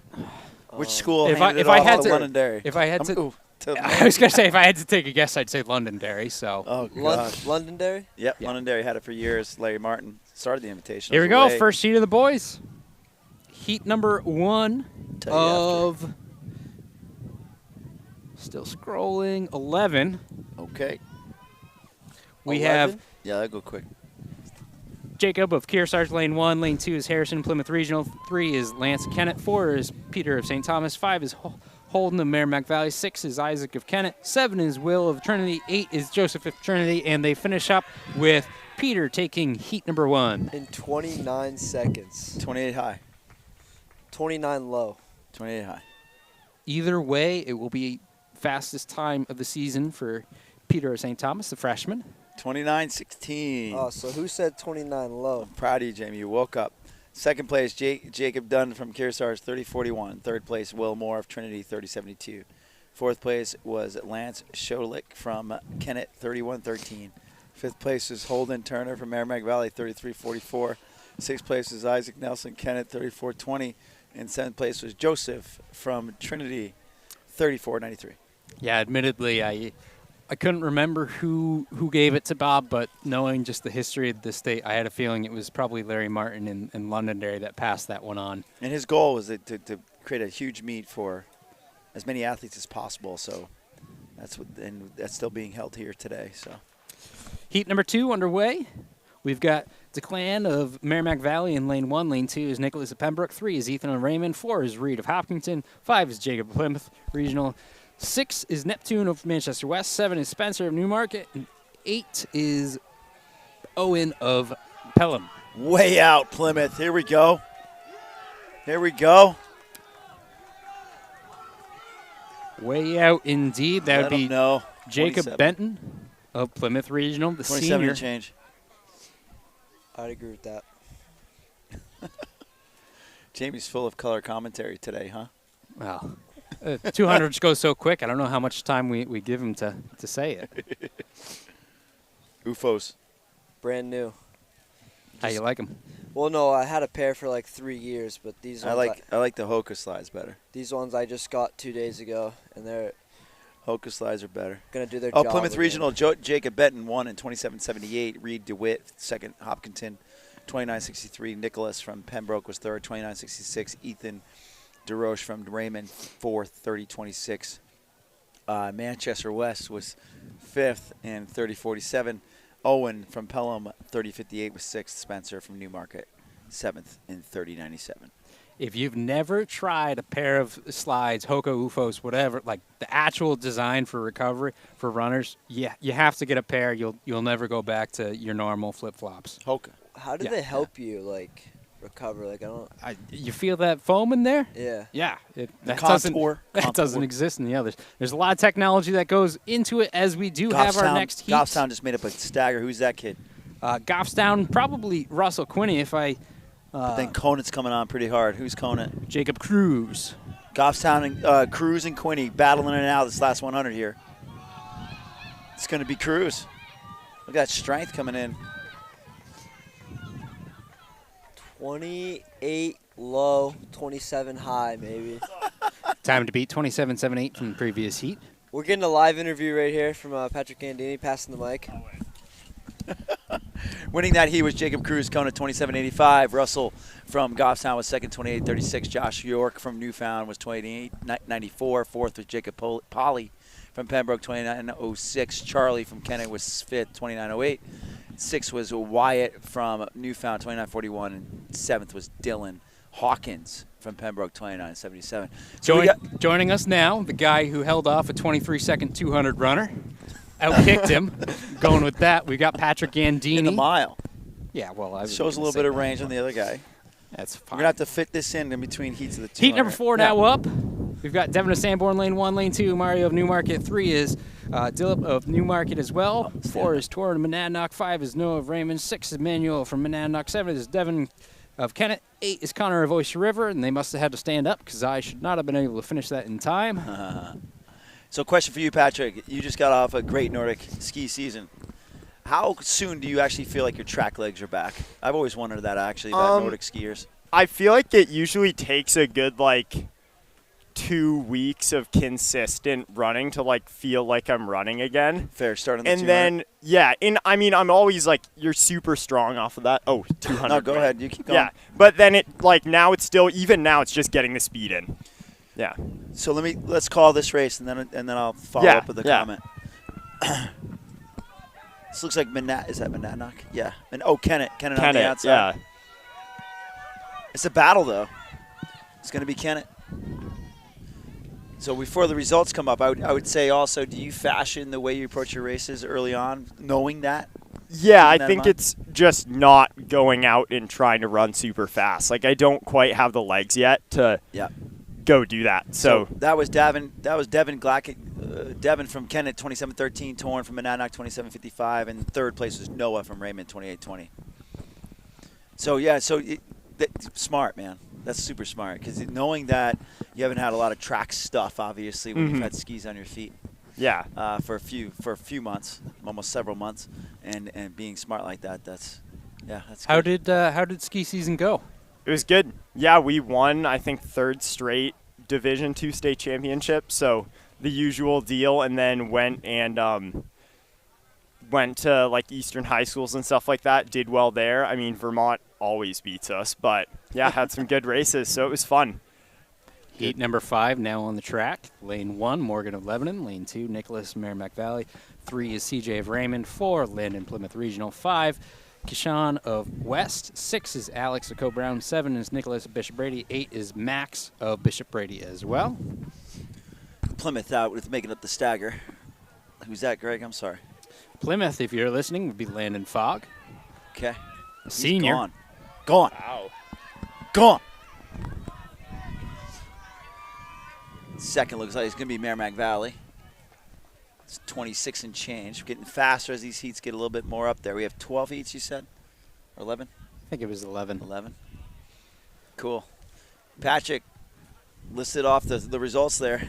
All right, we got in first place Landon Fogg from Plymouth, 25.78. Nick from Merrimack Valley, 27.06. Alex from Co-Brown, 27.16.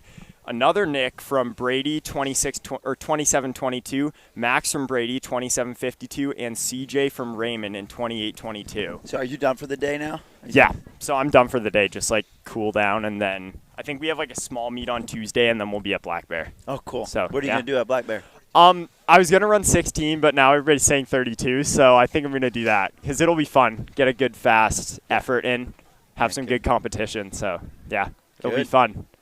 Good. You know he's done for the day because he's wearing a T-shirt, whereas the 3 of us are completely bundled up. He just got done cooling down, I bet, actually. Yeah. He's going to get cold here in a second. Heat number 6, West. way out. Their sprints have looked good today. Ooh, wow. You know what else has looked good? D3 has looked good today. All of Division 3. Look at this. Oh, wow. Wow. He's going to send this. This is going to be 24, 25. Taylor 25. Gallant. Whoa, Saw that was him pretty in the meet record 4x1 earlier today, as well as in the 100 prelims. good. Read him off, Patrick. All right, in first place we have Taylor from Manchester West, I think, 25.44. Trent from St. Thomas, 26.70. Lance from Oyster River, 26.99. Cameron from Merrimack Valley, 27.53. Adam Kimball from Guilford, 28.30. And Cole from Conval, 28.77. Adam's a good guy. Yeah, good sophomore. He's getting into it. It's good. Good. No, D3 is looking really good today. Yeah, I mean, Ben, especially I think 300 hurdles. Like, Ben Sawyer, I heard it was his hurdle debut, won from the first heat, like 41 maybe. Wow. And then we That had kid's an athlete, though. and then our 2 guys, Nick and Aiden, were right behind. I think they were both under the old meet record, so should be D3 hurdles is going to be strong. Heat 7 taking off.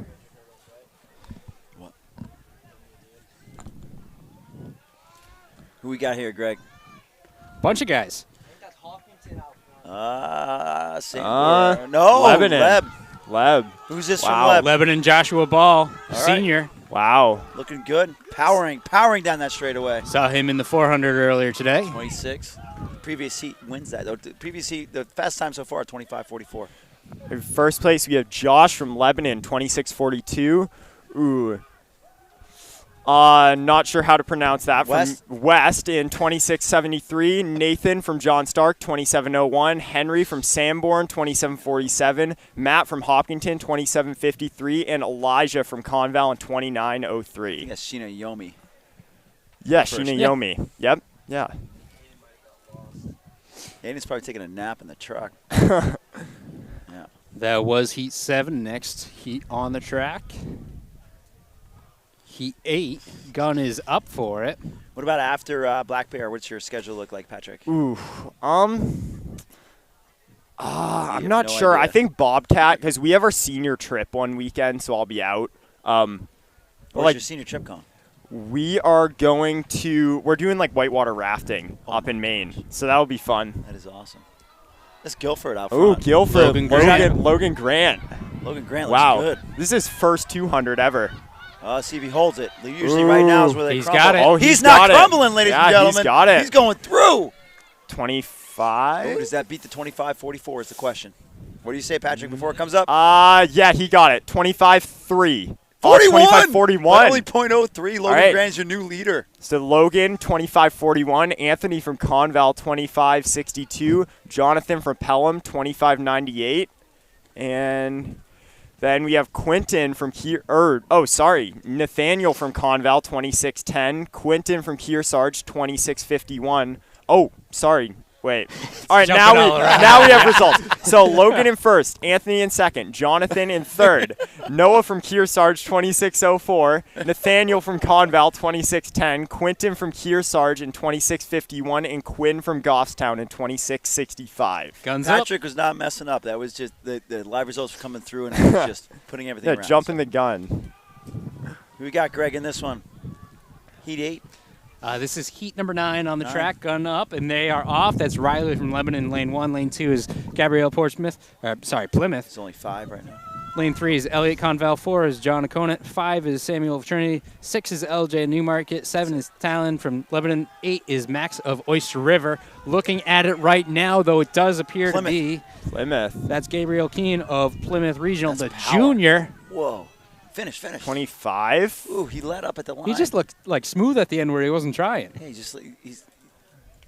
didn't look like Usain Bolt, but he let up like Usain Bolt. 25-41, time to beat. Let's go. You guys going whitewater river rafting? Yeah. It's going to be cold, man. Yeah, it's going to be cold. What weekend is that? I think it's the first weekend of June. Oh, okay. Well, the first weekend of June is meet of champions, dude. Oh, May. First May. weekend of May. Yeah. I was going to say, you ain't missing me. Yeah. Yes. So I think it's Bobcat and then Wilderness. Okay. Wilderness, one of our favorite meets to cover, right, Greg? Oh, yeah. Love that meet. This year it's at Winnisquam. Whitewater rafting, so you must not be doing a little Hoka action then. That's going to be quick, though. Whew. All right. Heat number 9? 10, I think. We still haven't got our results from Heat 9 yet. That's a good call. Coach Warnick trying to arrange some stuff. Arrange some spectators. Here we go. Fair start. Got 5 in this heat. Then we have another We're one getting a lot of after. scratches. It's a cold day, so that's kind of what happens with sprints at the end of the day. You don't want anybody getting hurt. Heat 10 of 11. Driving down the straightaway. Sanborn on his home track. Kyle Bradley. He's going to finish first.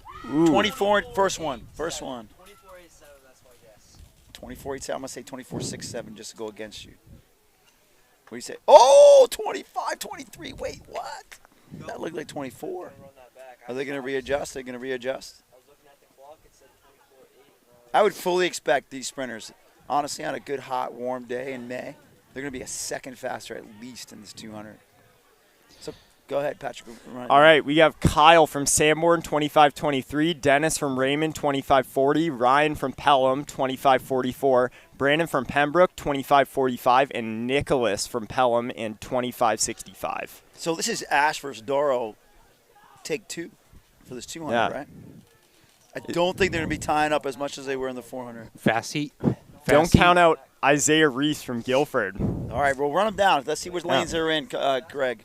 Yeah, fresh off Javelin. Take a look at it. Heat 11 Yeah. of 11. In lane 1, we've got Logan of John Stark. 2 is Jacob Bishop Brady. 3 is Nehemiah of Trinity. 4 is Brady of Sanborn. 5 is Ty of Oyster River. 6 is Matthew of Co-Brown. 7, Isaiah of Guilford. 8 is Junior from Pelham. Four guys in here can win. Really, but it's got to be Ash versus Doro. Although they're coming out the 400. And it's Guns cold. up. Anybody can win this. Corvo's had a day too. How much has Guilford done, Patrick? What has he done today? He just one jab. He Whoa, threw he like looks good. He got out Ooh, good. he got out. He got out well. Yeah. Oh, he's also he might have ooh. the freshest legs too. Yeah. Oh, but who's inside Doro. is Ash, right? Doro and Ash. Oh. Oh, he's got it. Oh. That's Guilford with the freshest Guilford. legs. Guilford. Off the javelin. Wow. 22 and change. 22 and change. What did we just witness? Wow. 45 Wow. degrees with a headwind.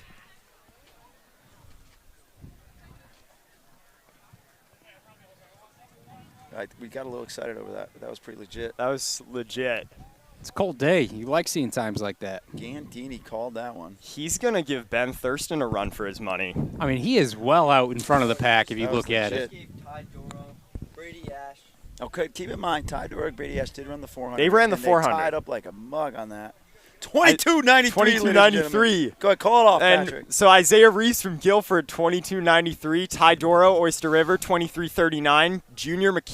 Junior McKinn from Pelham, 23.49. Brady from Sanborn, 23.56. Matthew from Coe-Brown, 23.64. Logan from John Stark, 23.86. Jack from Bishop Brady, 23.87. And Nehemiah from Trinity, 23.88. Wow. I think that's the race of the day. That was a pretty good race. That's his brother. Greg, what was your best Yep. 200? 22.79? Yeah, that's his brother. I think it was 22.93. 22.93. Oh, there you go. He's going to Phillips Exeter next year. No, he's a junior. He's playing football. Yeah, reclass. With the boys 200 meters in the books, we get to go ahead and move on with our program. And to end the day, we've got back-to-back relays, starting with the 4x800. Thank you again to Patrick Gandini for stopping by. Appreciate a few words we were able to get from him in between heats of the 200. Always good to hear about, especially with the unique situation of the skiing during the winter. So taking a look now on the track, we do have our girls 4x800 meters.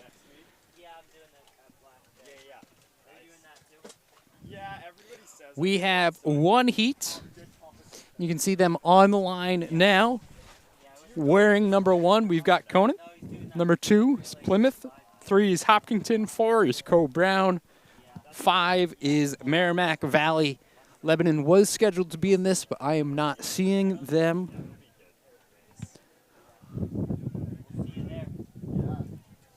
Back-to-back relays, end of a meet, sometimes can be hard to field teams.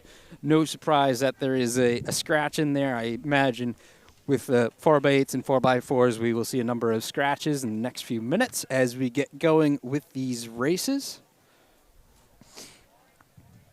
Once again, this is NewHampshireTrackandField.com, powered by Runners Alley. Our meet hub sponsor today is Alternative Sales Corp. We are at the Sanborn Invitational, Sanborn Regional High School, Kingston, New Hampshire. Timer just making their way back over from the start of the 200s. And then we should be good to go. Maybe some final instructions in there as well.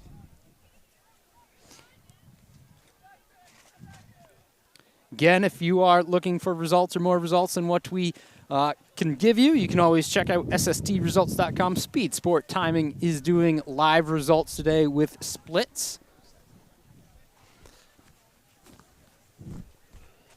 Not sure what they'll do for splits with relays. Sometimes that can be a tricky situation as we are about to take part in our girls 4x800 meter relay. 4 girls, 2 laps apiece. They are off. Got 5 teams in this right now.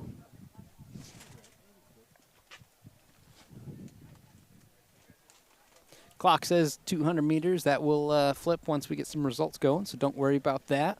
This is definitely not a boys 200.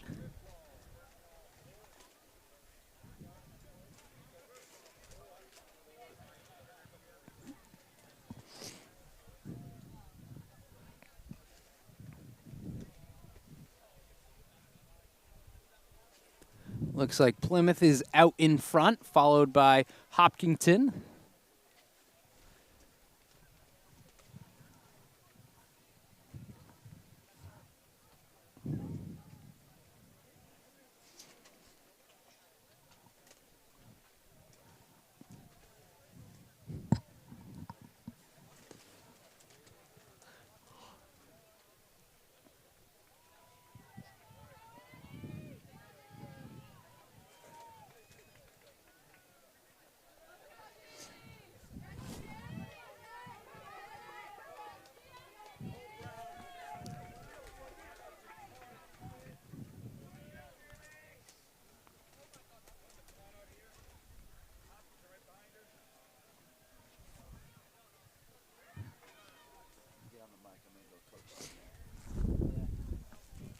Right now it is still Plymouth Hopkinton, 1-2 out in front.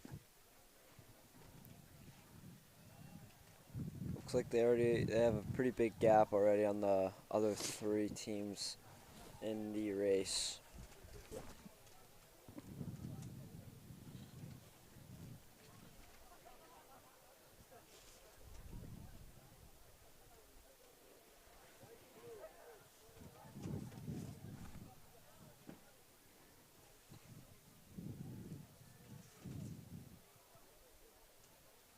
Hopkinton does take the lead over Plymouth.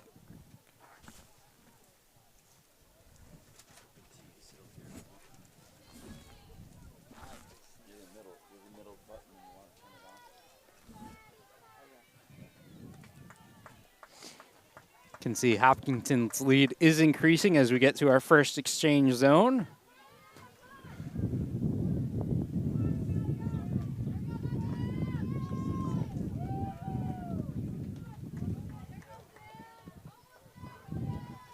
Conant passing off third, Cope Brown fourth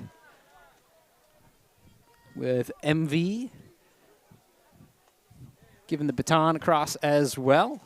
So we look across the track and we can see that Hopkinton still out in front by about probably 40 meters or so. Yeah. Thank you for that. Yep.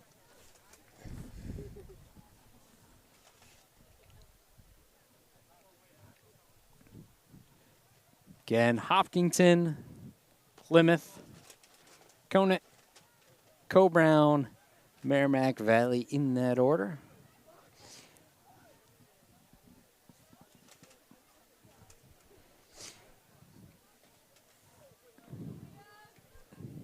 This is leg number 2, their first lap.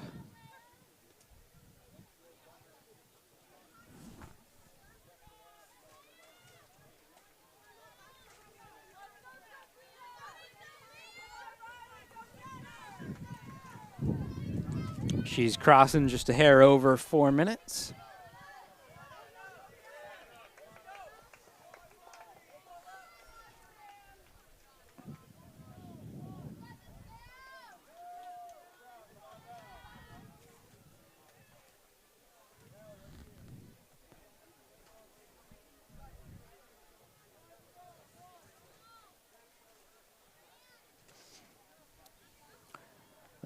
Back half of the race kind of was spread out, but they're starting to get a little bit closer to the front. We've got about 30, 40 meters between first and second, and then second to third, we're looking at about 15 meters. Third to fourth, about 15 meters as well. You can see that gap right there.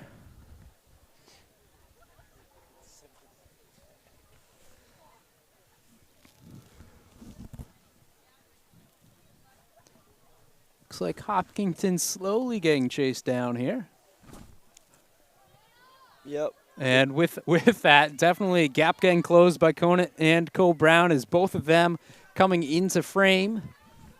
With that, it's going to be pretty close for this second handoff. Third leg coming up next, but currently the leader, Hopkinton. See how this leg can do as Cole Brown and Conant really work to close down that gap. Plymouth passes second, Cole Brown third, Conant fourth.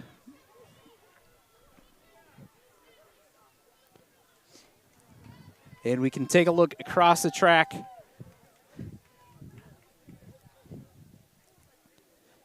And see Hopkinton still leading. Picture in picture, that small frame. We see the pass off there from Merrimack Valley.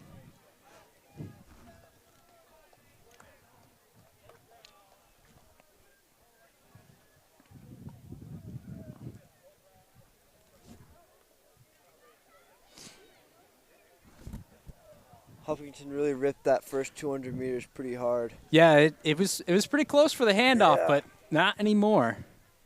I mean, that might come back that last 300 meters and really hurt. So We'll see if able to maintain a gap or not with it it. looks pretty good. Like our turnovers, pretty good.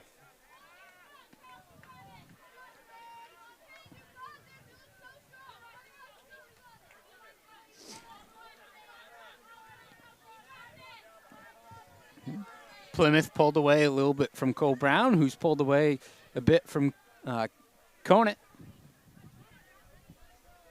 But lead remains for Hopkinton.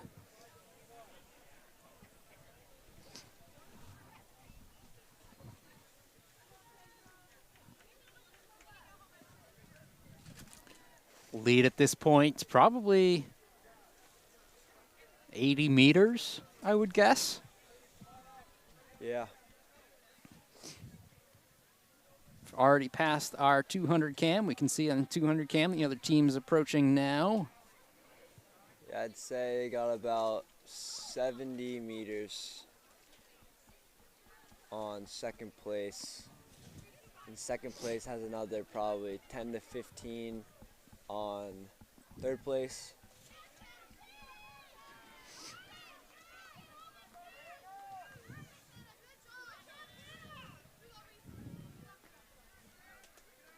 And they will pass off.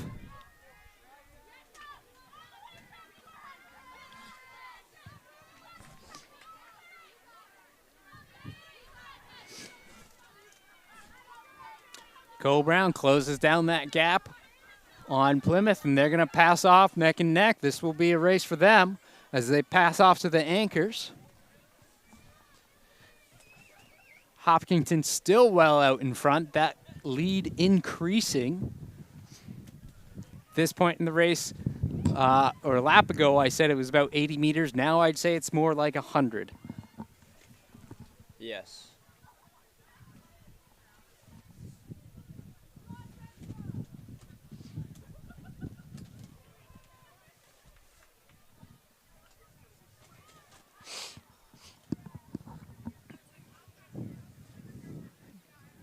Good battle going on for second right now.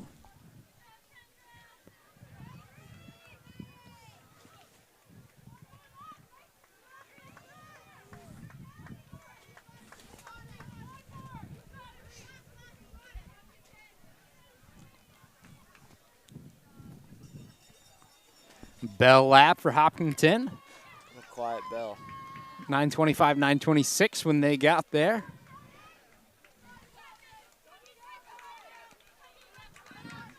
Check in our second place battle. Cole Brown has passed Plymouth with 400 meters to go. I feel like the gap might have closed a little bit. Just slightly. Sheldon's trying to I would but agree with you there. I think it's there's just still too a much. pretty There's big gap, too but much for 300 meters unless like it's definitely closed. the Hopkins girl like falls or something. Yeah, we're back to about 70 meters or so.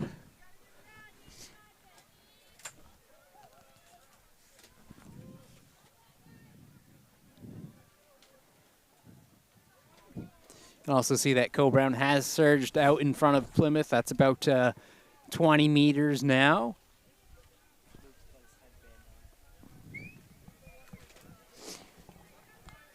Hopkinton, though, on the final straightaway, they will go ahead and take this. Hopkinton coming into today had a seed time 10:46.94. Going to end up being pretty close to that. And they will finish right around that 10:45, so maybe a second or so better. As we see Co-Brown coming across in second. They close that gap pretty considerably, all things considered. Coming right around that 10:57. And Hopkinton's official time for today, 10:45.73.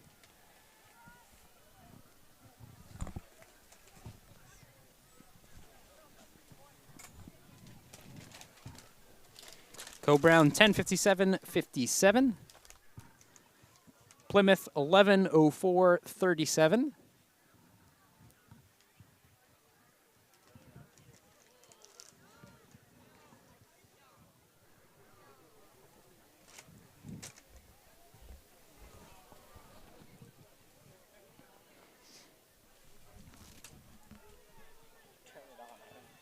As we can see, Conant, Merrimack Valley coming down the final straight now.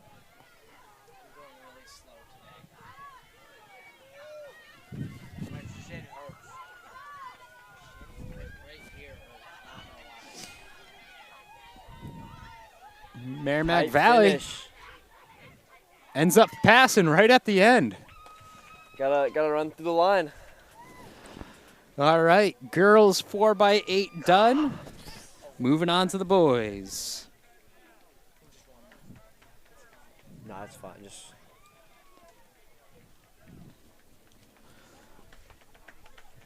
boys, we've got one heat in our heat of boys 4x8.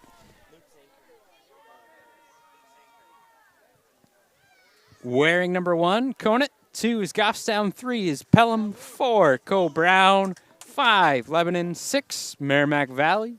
7 is Plymouth Regional. And 8 is Trinity.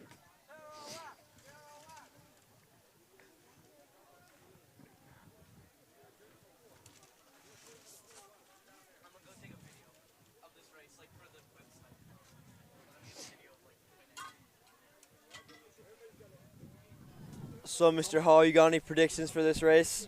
I bet that the team that runs the fastest will win. And who do you think that team will be?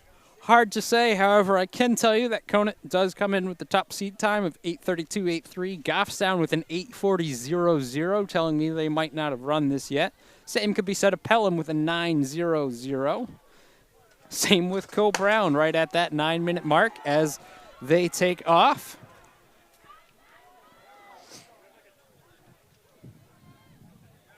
Any predictions from you? You know, Co-Brown, like I just feel like Not biased at all. they got this one. Like, you got Sonny out in front already. He looks like he's running really hard right now.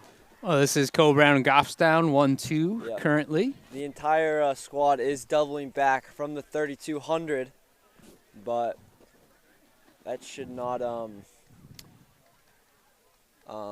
hurt them that much because that was like about 6 hours ago. So fully recovered at this point.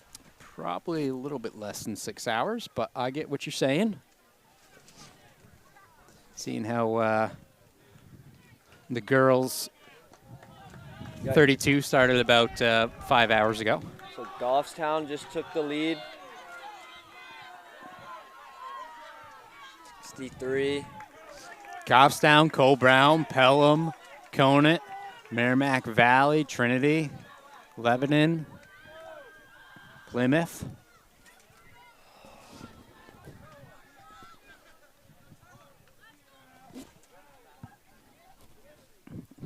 Goffstown out to lead of about 20 to 30 meters, closer to 30 and expanding.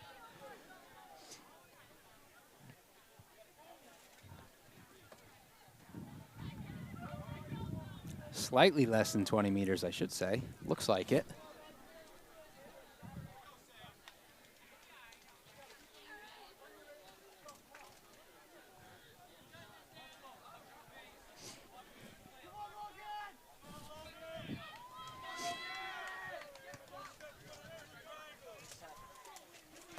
Goffstown. First leg, first handoff. Passing it off, first place, about a 2:07, Cole Brown. Handing off in second place, about a 2:13, 2:14. Whole slew of guys there.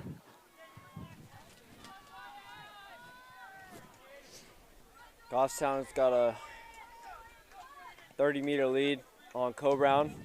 Co-Brown's got a 30-meter lead on Conant and Merrimack Valley, who's followed by Pelham.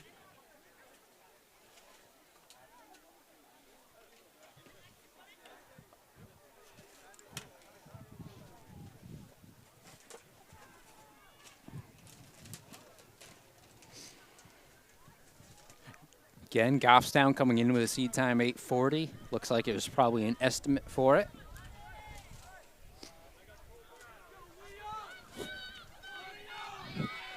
Gap between Goffstown and Cole Brown has diminished. Looks like McLean close to being on Goffstown's heels. 10 meters now.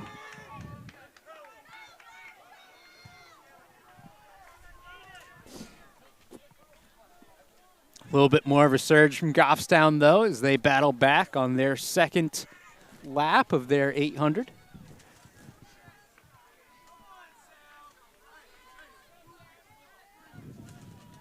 Merrimack Valley's, did you just say that? Merrimack Valley's closing the gap on Co-Brown. Trying to give their third leg probably a good spot to move up onto Goffstown, but Goffstown's pulling away. Late surge in the last 200 meters.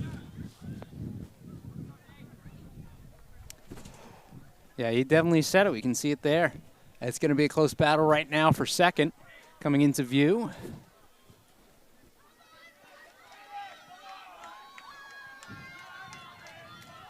Goffstown, Merrimack Valley, Cole Brown.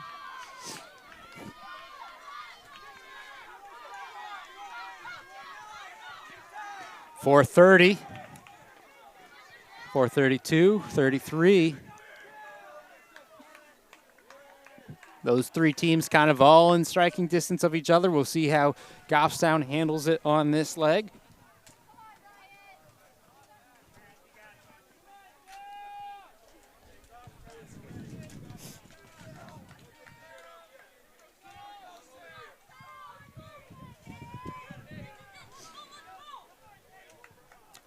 Goffstown, Cole Brown, Merrimack Valley.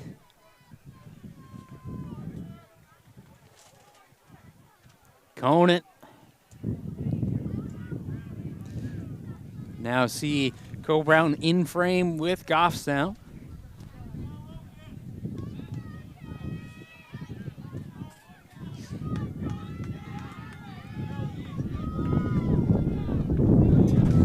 Wind picking up a little bit as Goffstown now lead less than 10 meters. Cole Brown closing.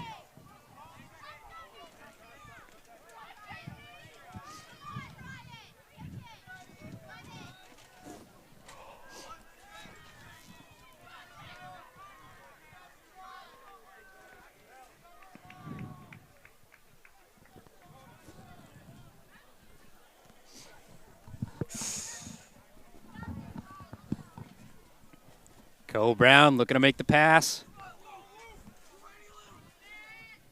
Gets there before the turn. Able to tuck in.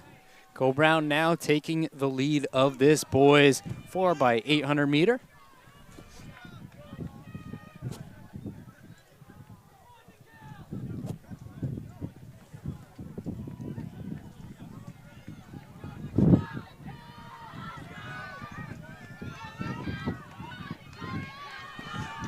It's going to be a good split for Nikhil.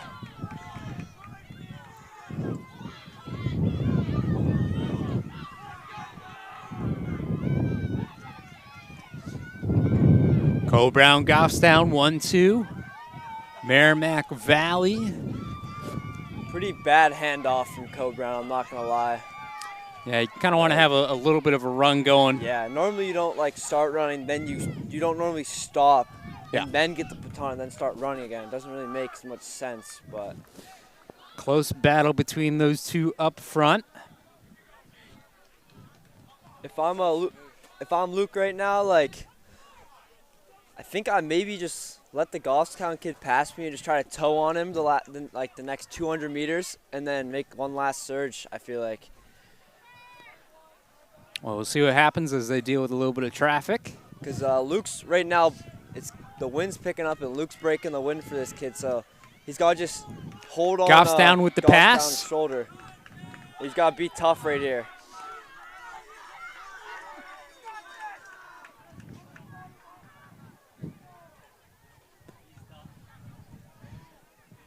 Goffstown's lead ever so increasing. Yep. 5 meters, 6 meters. About 10 meters now and expanding.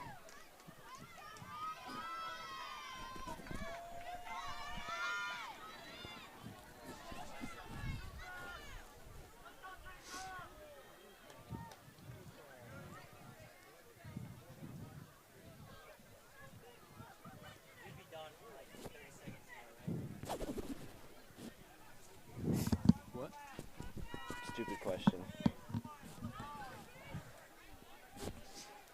Goffstown on the final straightaway.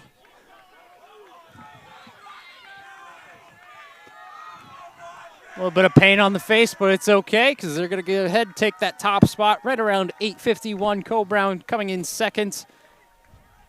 8:55, 8:56.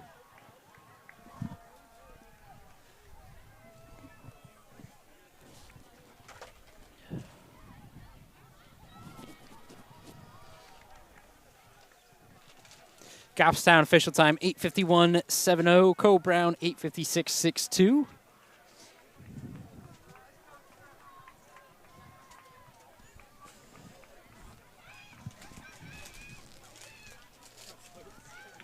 I believe that was Pelham just finishing up. 9:25.73.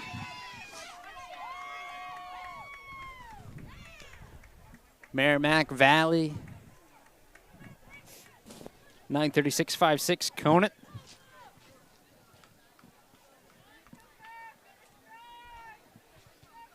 (9:41.02).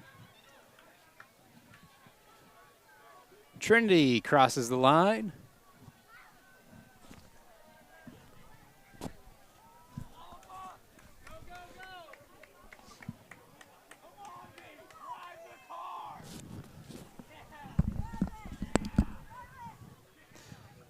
(9:55.20) for Trinity.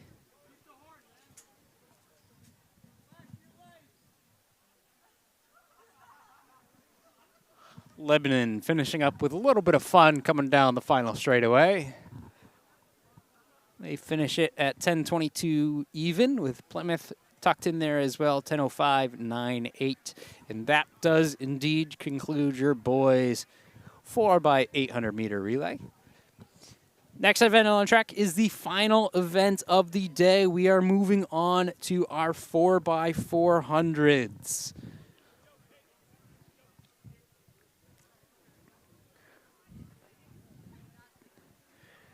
Girls will have 2 heats, as will the boys.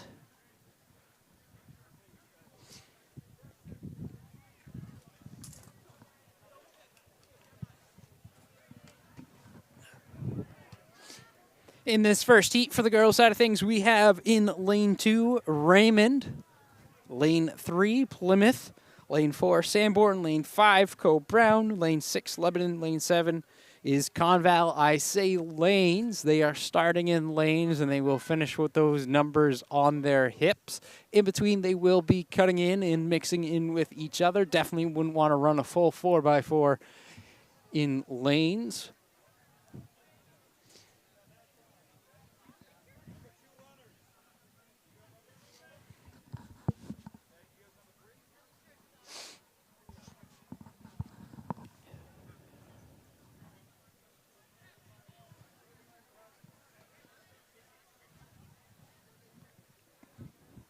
Temperature today has been hovering right around 50 degrees all day, and then you add in the wind. It's been on the chillier side.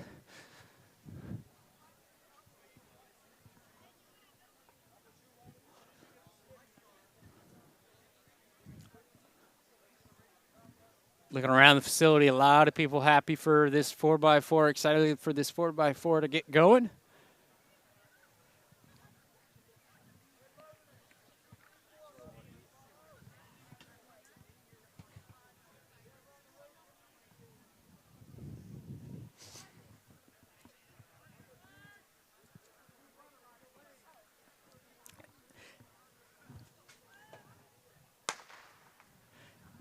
And they are off. Again, heat 1 of 2 for the girls 4x400, Raymond, Plymouth, Sanborn, Co-Brown, Lebanon, and Conval.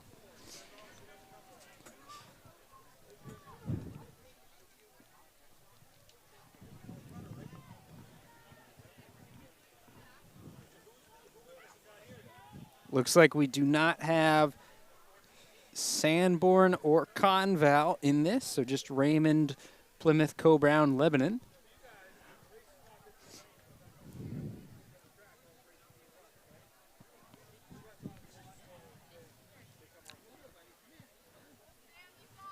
Looks like Raymond off to a pretty good start. As this stagger starts to even up, we'll be able to have a closer look at it. Raymond and Co-Brown in the top spots currently, with Co-Brown. Big lead. Big lead. Got to remember there is that stagger still. Actually, is this 2-turn stagger here? We'll see if they cut in.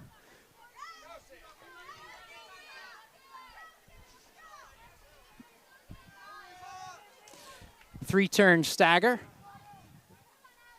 2-turn stagger. Everyone's cutting in now. Took a while for Co-Brown. Little extra distance there for them. Yeah. It does hurt as they could be in that top spot, but we do take a look at them, and it does look like Raymond is giving a pretty strong effort on this second leg of the race.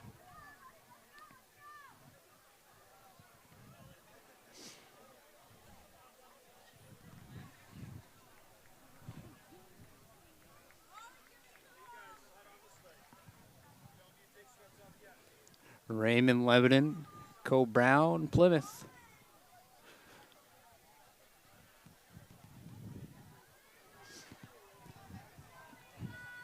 See those top 3 teams pretty close on the stagger with each other. Co-Brown looking to go around. Co-Brown with quite a surge right here. That's a kick. Kick and a half from Co-Brown. Coming down the stretch, now in the lead over Raymond. Lebanon making the pass on Raymond as well. Co-Brown passing off. About 2:27. Lebanon about 2:30. Raymond right behind as well. Plymouth looking for the pass off now. 2:39. Co-Brown, Lebanon, Raymond, and Plymouth in that order. Co-Brown in the lead. About 5 meters or so. Does look like that lead is decreasing. Lebanon eating into it. Lebanon might try and make a pass before this turn. Doesn't look like it. Not quite on her shoulder yet. We'll see if that kind of changes as we get around this corner. We saw last lap, last leg. Co-Brown, a little bit of a slingshot maneuver off the turn.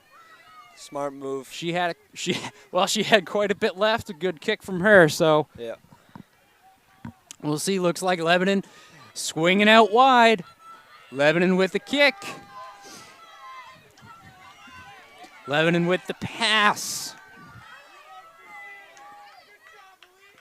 Handing off to their anchor leg. Lebanon will take it in first. Co-Brown in second. Raymond going to get the baton in third place, followed by Plymouth shortly. But Lebanon is well out now. Strong run from them already. As long as they can maintain, which I think they can, Lebanon should be able to take this one over Co-Brown, Raymond, and Plymouth. Like we said, 2 heats of the girls, 4x4. Lebanon over 20 meters, about 25 meters now in front of Co-Brown.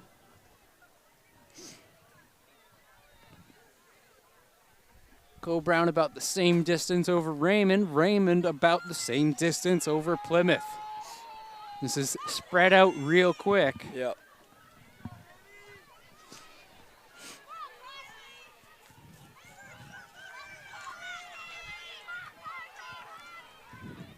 You can see Lebanon finishing up.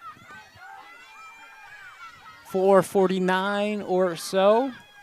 Co-Brown will take second in heat number 1. Raymond taking third. We've got a pretty close drive. Plymouth not quite as close to Sanborn. And they will finish out heat number 1. We can see those results on your screen now. Lebanon official time 4:48.97. Co-Brown 4:55.10. Raymond 5:01.08 and Plymouth 5:09.32. Heat 2 taking the track. In Heat 2, we have Merrimack Valley, Newmarket, Conant, Oyster River, Kearsarge, Pembroke, Derryfield, and Kennett.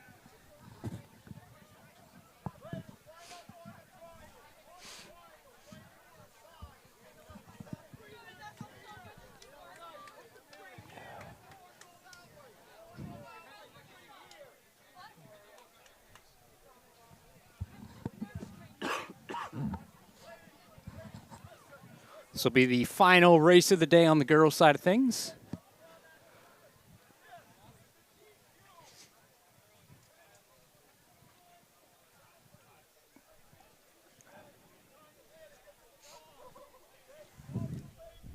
I assume there's 2 guys heats as well. I believe so. I think I checked and I saw it too.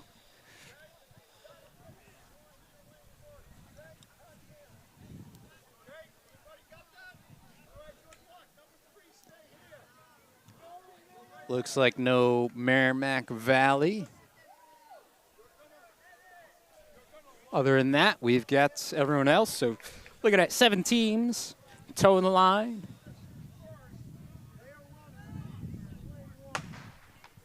They're off.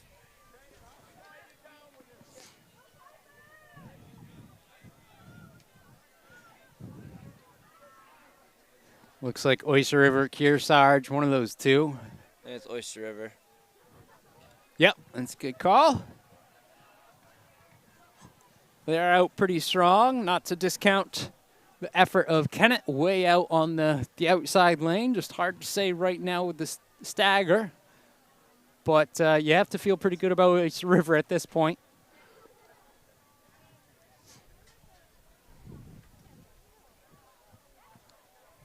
Two-turn stagger, so once they hand off, those runners can cut in. Kennett looking to hand off in that top spot. We'll see if their second leg can have a nice smooth cut in. Oyster River handing off in second. And Kennett does get to that corner. Kennett, Oyster River.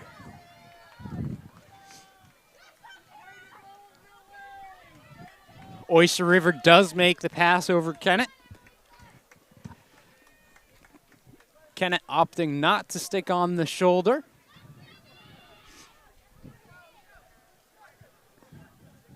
So we can see that gap slowly increase.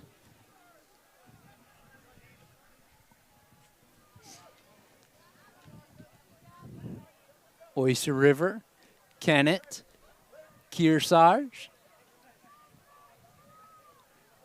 Newmarket, Pembroke.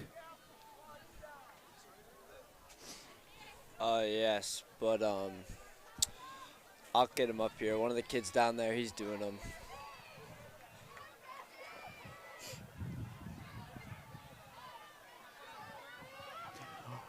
Oyster River looking to hand off in first. Followed by Kennett, Kearsarge, Newmarket, all in the mix there. See those handoffs in the lower corner. Pembroke.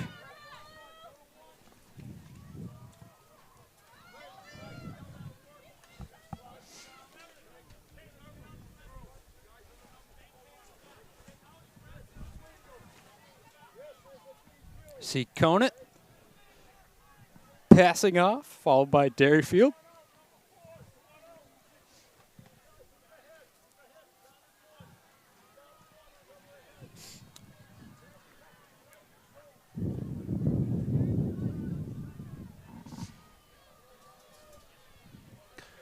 Looks like we might have a pretty good battle for second place right now.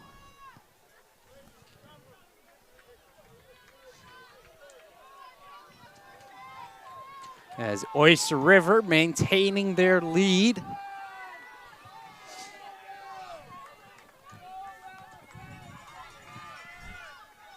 See that battle for second.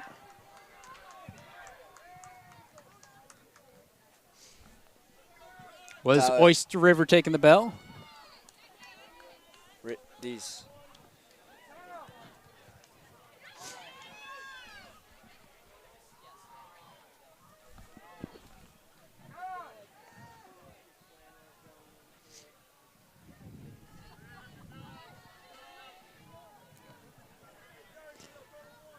Again, that is Oyster River out in front, followed by Newmarket, then Kearsarge.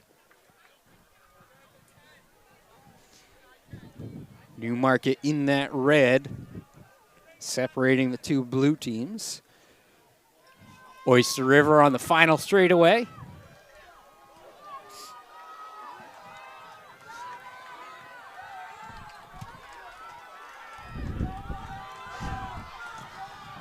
They will finish in first. Second, Kearsarge with a last-second pass. And we'll get Kearsarge over Newmarket for 2 and 3. It's a good race. Yeah, we've seen a lot of pretty good battles for second spot today. Yeah. All three of those teams under the meet record time. Yeah, we got Oyster River officially 4 minutes, 24 seconds, .42. I'll let you go ahead and go through the rest. Kearsarge, second in 428.39. Newmarket right behind them in 428.84. We got Pembroke in 444.22. We got Kennett in fifth, 454.95. Yeah, 3 teams taking down that meet record time of 436.49 last year. Last year's time from Kennett. So good to see.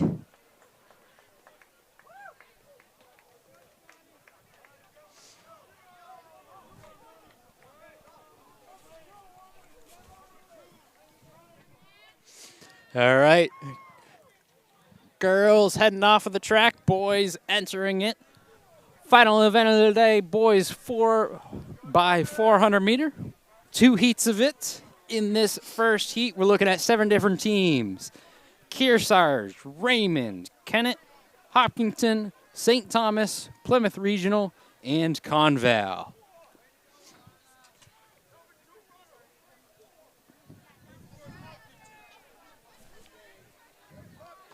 Seed times in this range from about 3:49 to 4:05 in this first heat.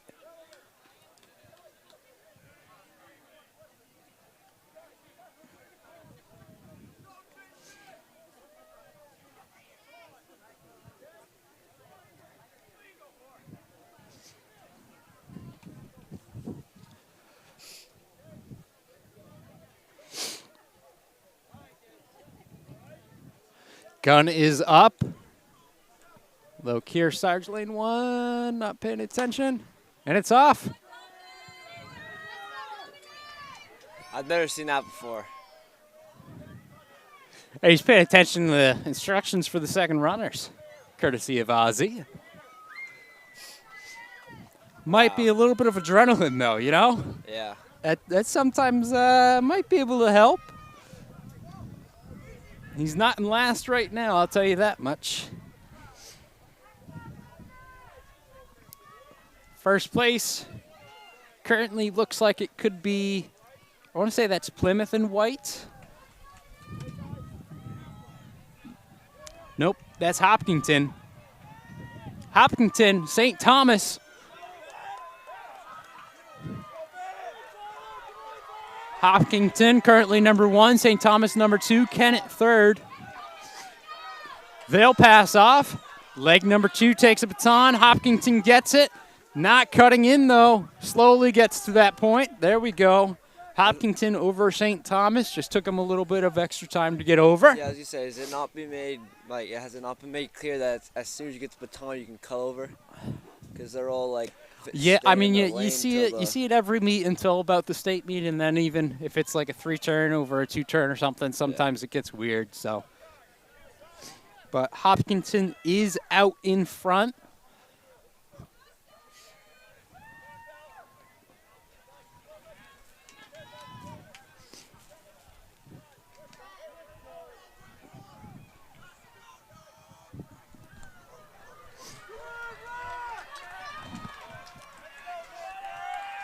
Hopkinton, St. Thomas, Kennett, Kearsarge.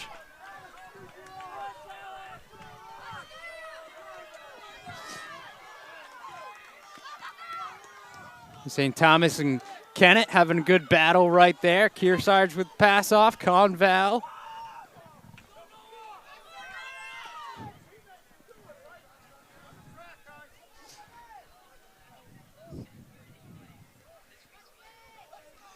Strong lead right now from Hopkinton. They've looked pretty strong throughout the day today.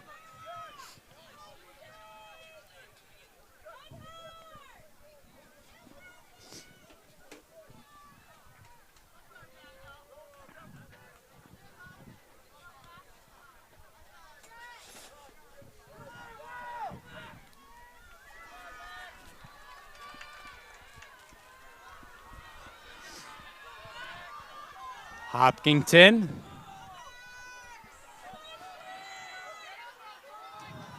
Making the pass to the anchor leg, and we've got a battle here. I'm going to hold it right here for this because Kearsarge just making a surge over Kennett and St. Thomas.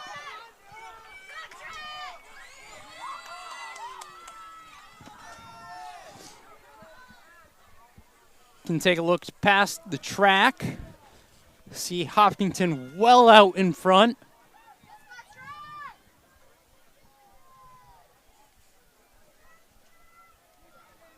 "90 meters from first to second. Second is going to be a great looking battle, though.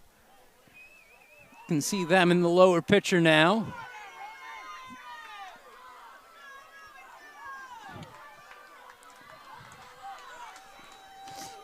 Hopkinton taking it home. Heat number 1. Right around that 3:47 mark. Close one here. What a race. Kearsarge out in front of St. Thomas. Kearsarge is going to go ahead and take this, although they have an athlete running next to him. That's not quite allowed. Hopefully no DQs on that.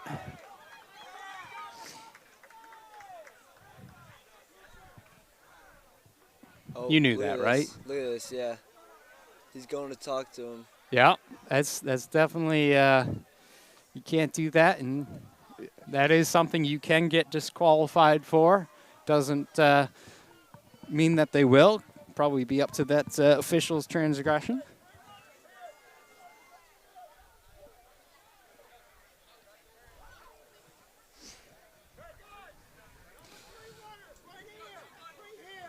Okay, taking a look at the times from heat number 1. Hopkinton, of course, winning that 3:48.06. Kearsarge 4:02.38.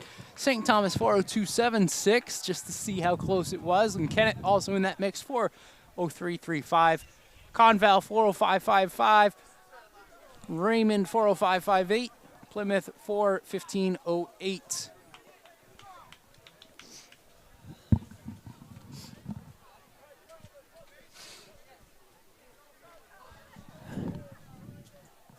With that, we get to move on to our second and final heat of the boys 4x4. Also, our final heat, final event, final race of the day. In this heat of the boys 4x4, we have Pembroke, Oyster River, Co-Brown, Conant, Merrimack Valley, Sanborn, Pelham, Lebanon. I'm going to go ahead and say half those teams aren't here. Looking like we actually have Oyster River, Co-Brown, Conant, and Sanborn as those 4 teams are off.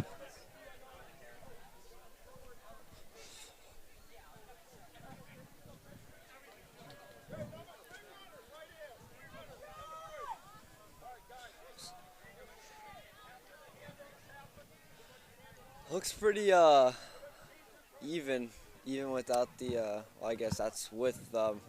Yeah, right now Stagger. Oyster River is in the lead. Yeah. They got the inside on these other 3 teams, and out in front, as plain as we can see.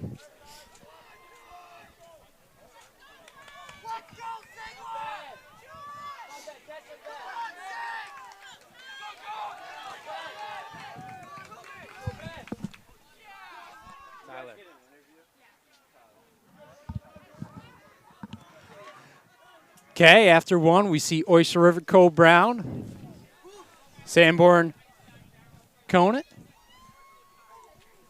I didn't get a split on that. Conant did pass Sanborn, and Co-Brown did pass Oyster River. We see Co-Brown out in front now. Again, Co-Brown, Oyster River, Conant, Sanborn. Do you have first lap splits on that? Do they have that? It's just. Do you know, like, maybe what they. No, all right.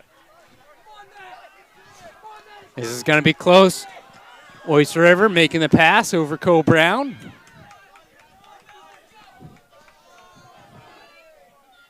Oyster River, Co-Brown going 1-2. Conant's going to get it 3rd. Sanborn 4th. Follow the leaders again. Looks like Oyster River still out in front over Co-Brown. Little Route 4 rivalry here. Co-Brown striking back, looking to make the pass before this turn. Not quite there. Maybe settle to tuck in on the shoulder. See if that distance is maintained between the 2 of them as Oyster River does lead over Co-Brown. Conant At least keep in it 3rd. tight. At least keep it tight, because Gowan's a 50-point guy. I'm not sure what Keene is, but I think he's 51, 52. So it's going to be a good last lap. A little bit of bias here in the booth from a Co-Brown athlete, understandable, as Oyster River does go on and pass it off in 1st. Co-Brown in 2nd. Conant's going to be in 3rd. They've had an impressive day today as well. Sanborn passing off right now, crossing the line. 2:55 on that split, if you're watching, wondering. Oyster River out in front of Co-Brown. Distance does not seem to be changing all too much. Oh, it's Slowly closing, and He's just got to slingshot off the last turn. he's going to go for the pass before they get to the straightaway. Oh, he's he's passing ripping. right now. He's feeling he's it. going. Gavin now leading Co-Brown out in front. Co-Brown, Oyster River, Conant in picture as well. Won't be their fastest time of the season, but Co-Brown does take the victory. Ooh, that ended up being close between Conant and Oyster River. That was a 50-point for Gavin. And Sanborn finishes things off, and that is fitting as the day is complete here at Sanborn for the Sanborn Invitational. All right. Go ahead, take a look. Co-Brown does take the meet record in that with a 3:36.86 officially. Still waiting on the 2nd place. That was a very close battle. And, well, I don't want to say it till I get both times up there.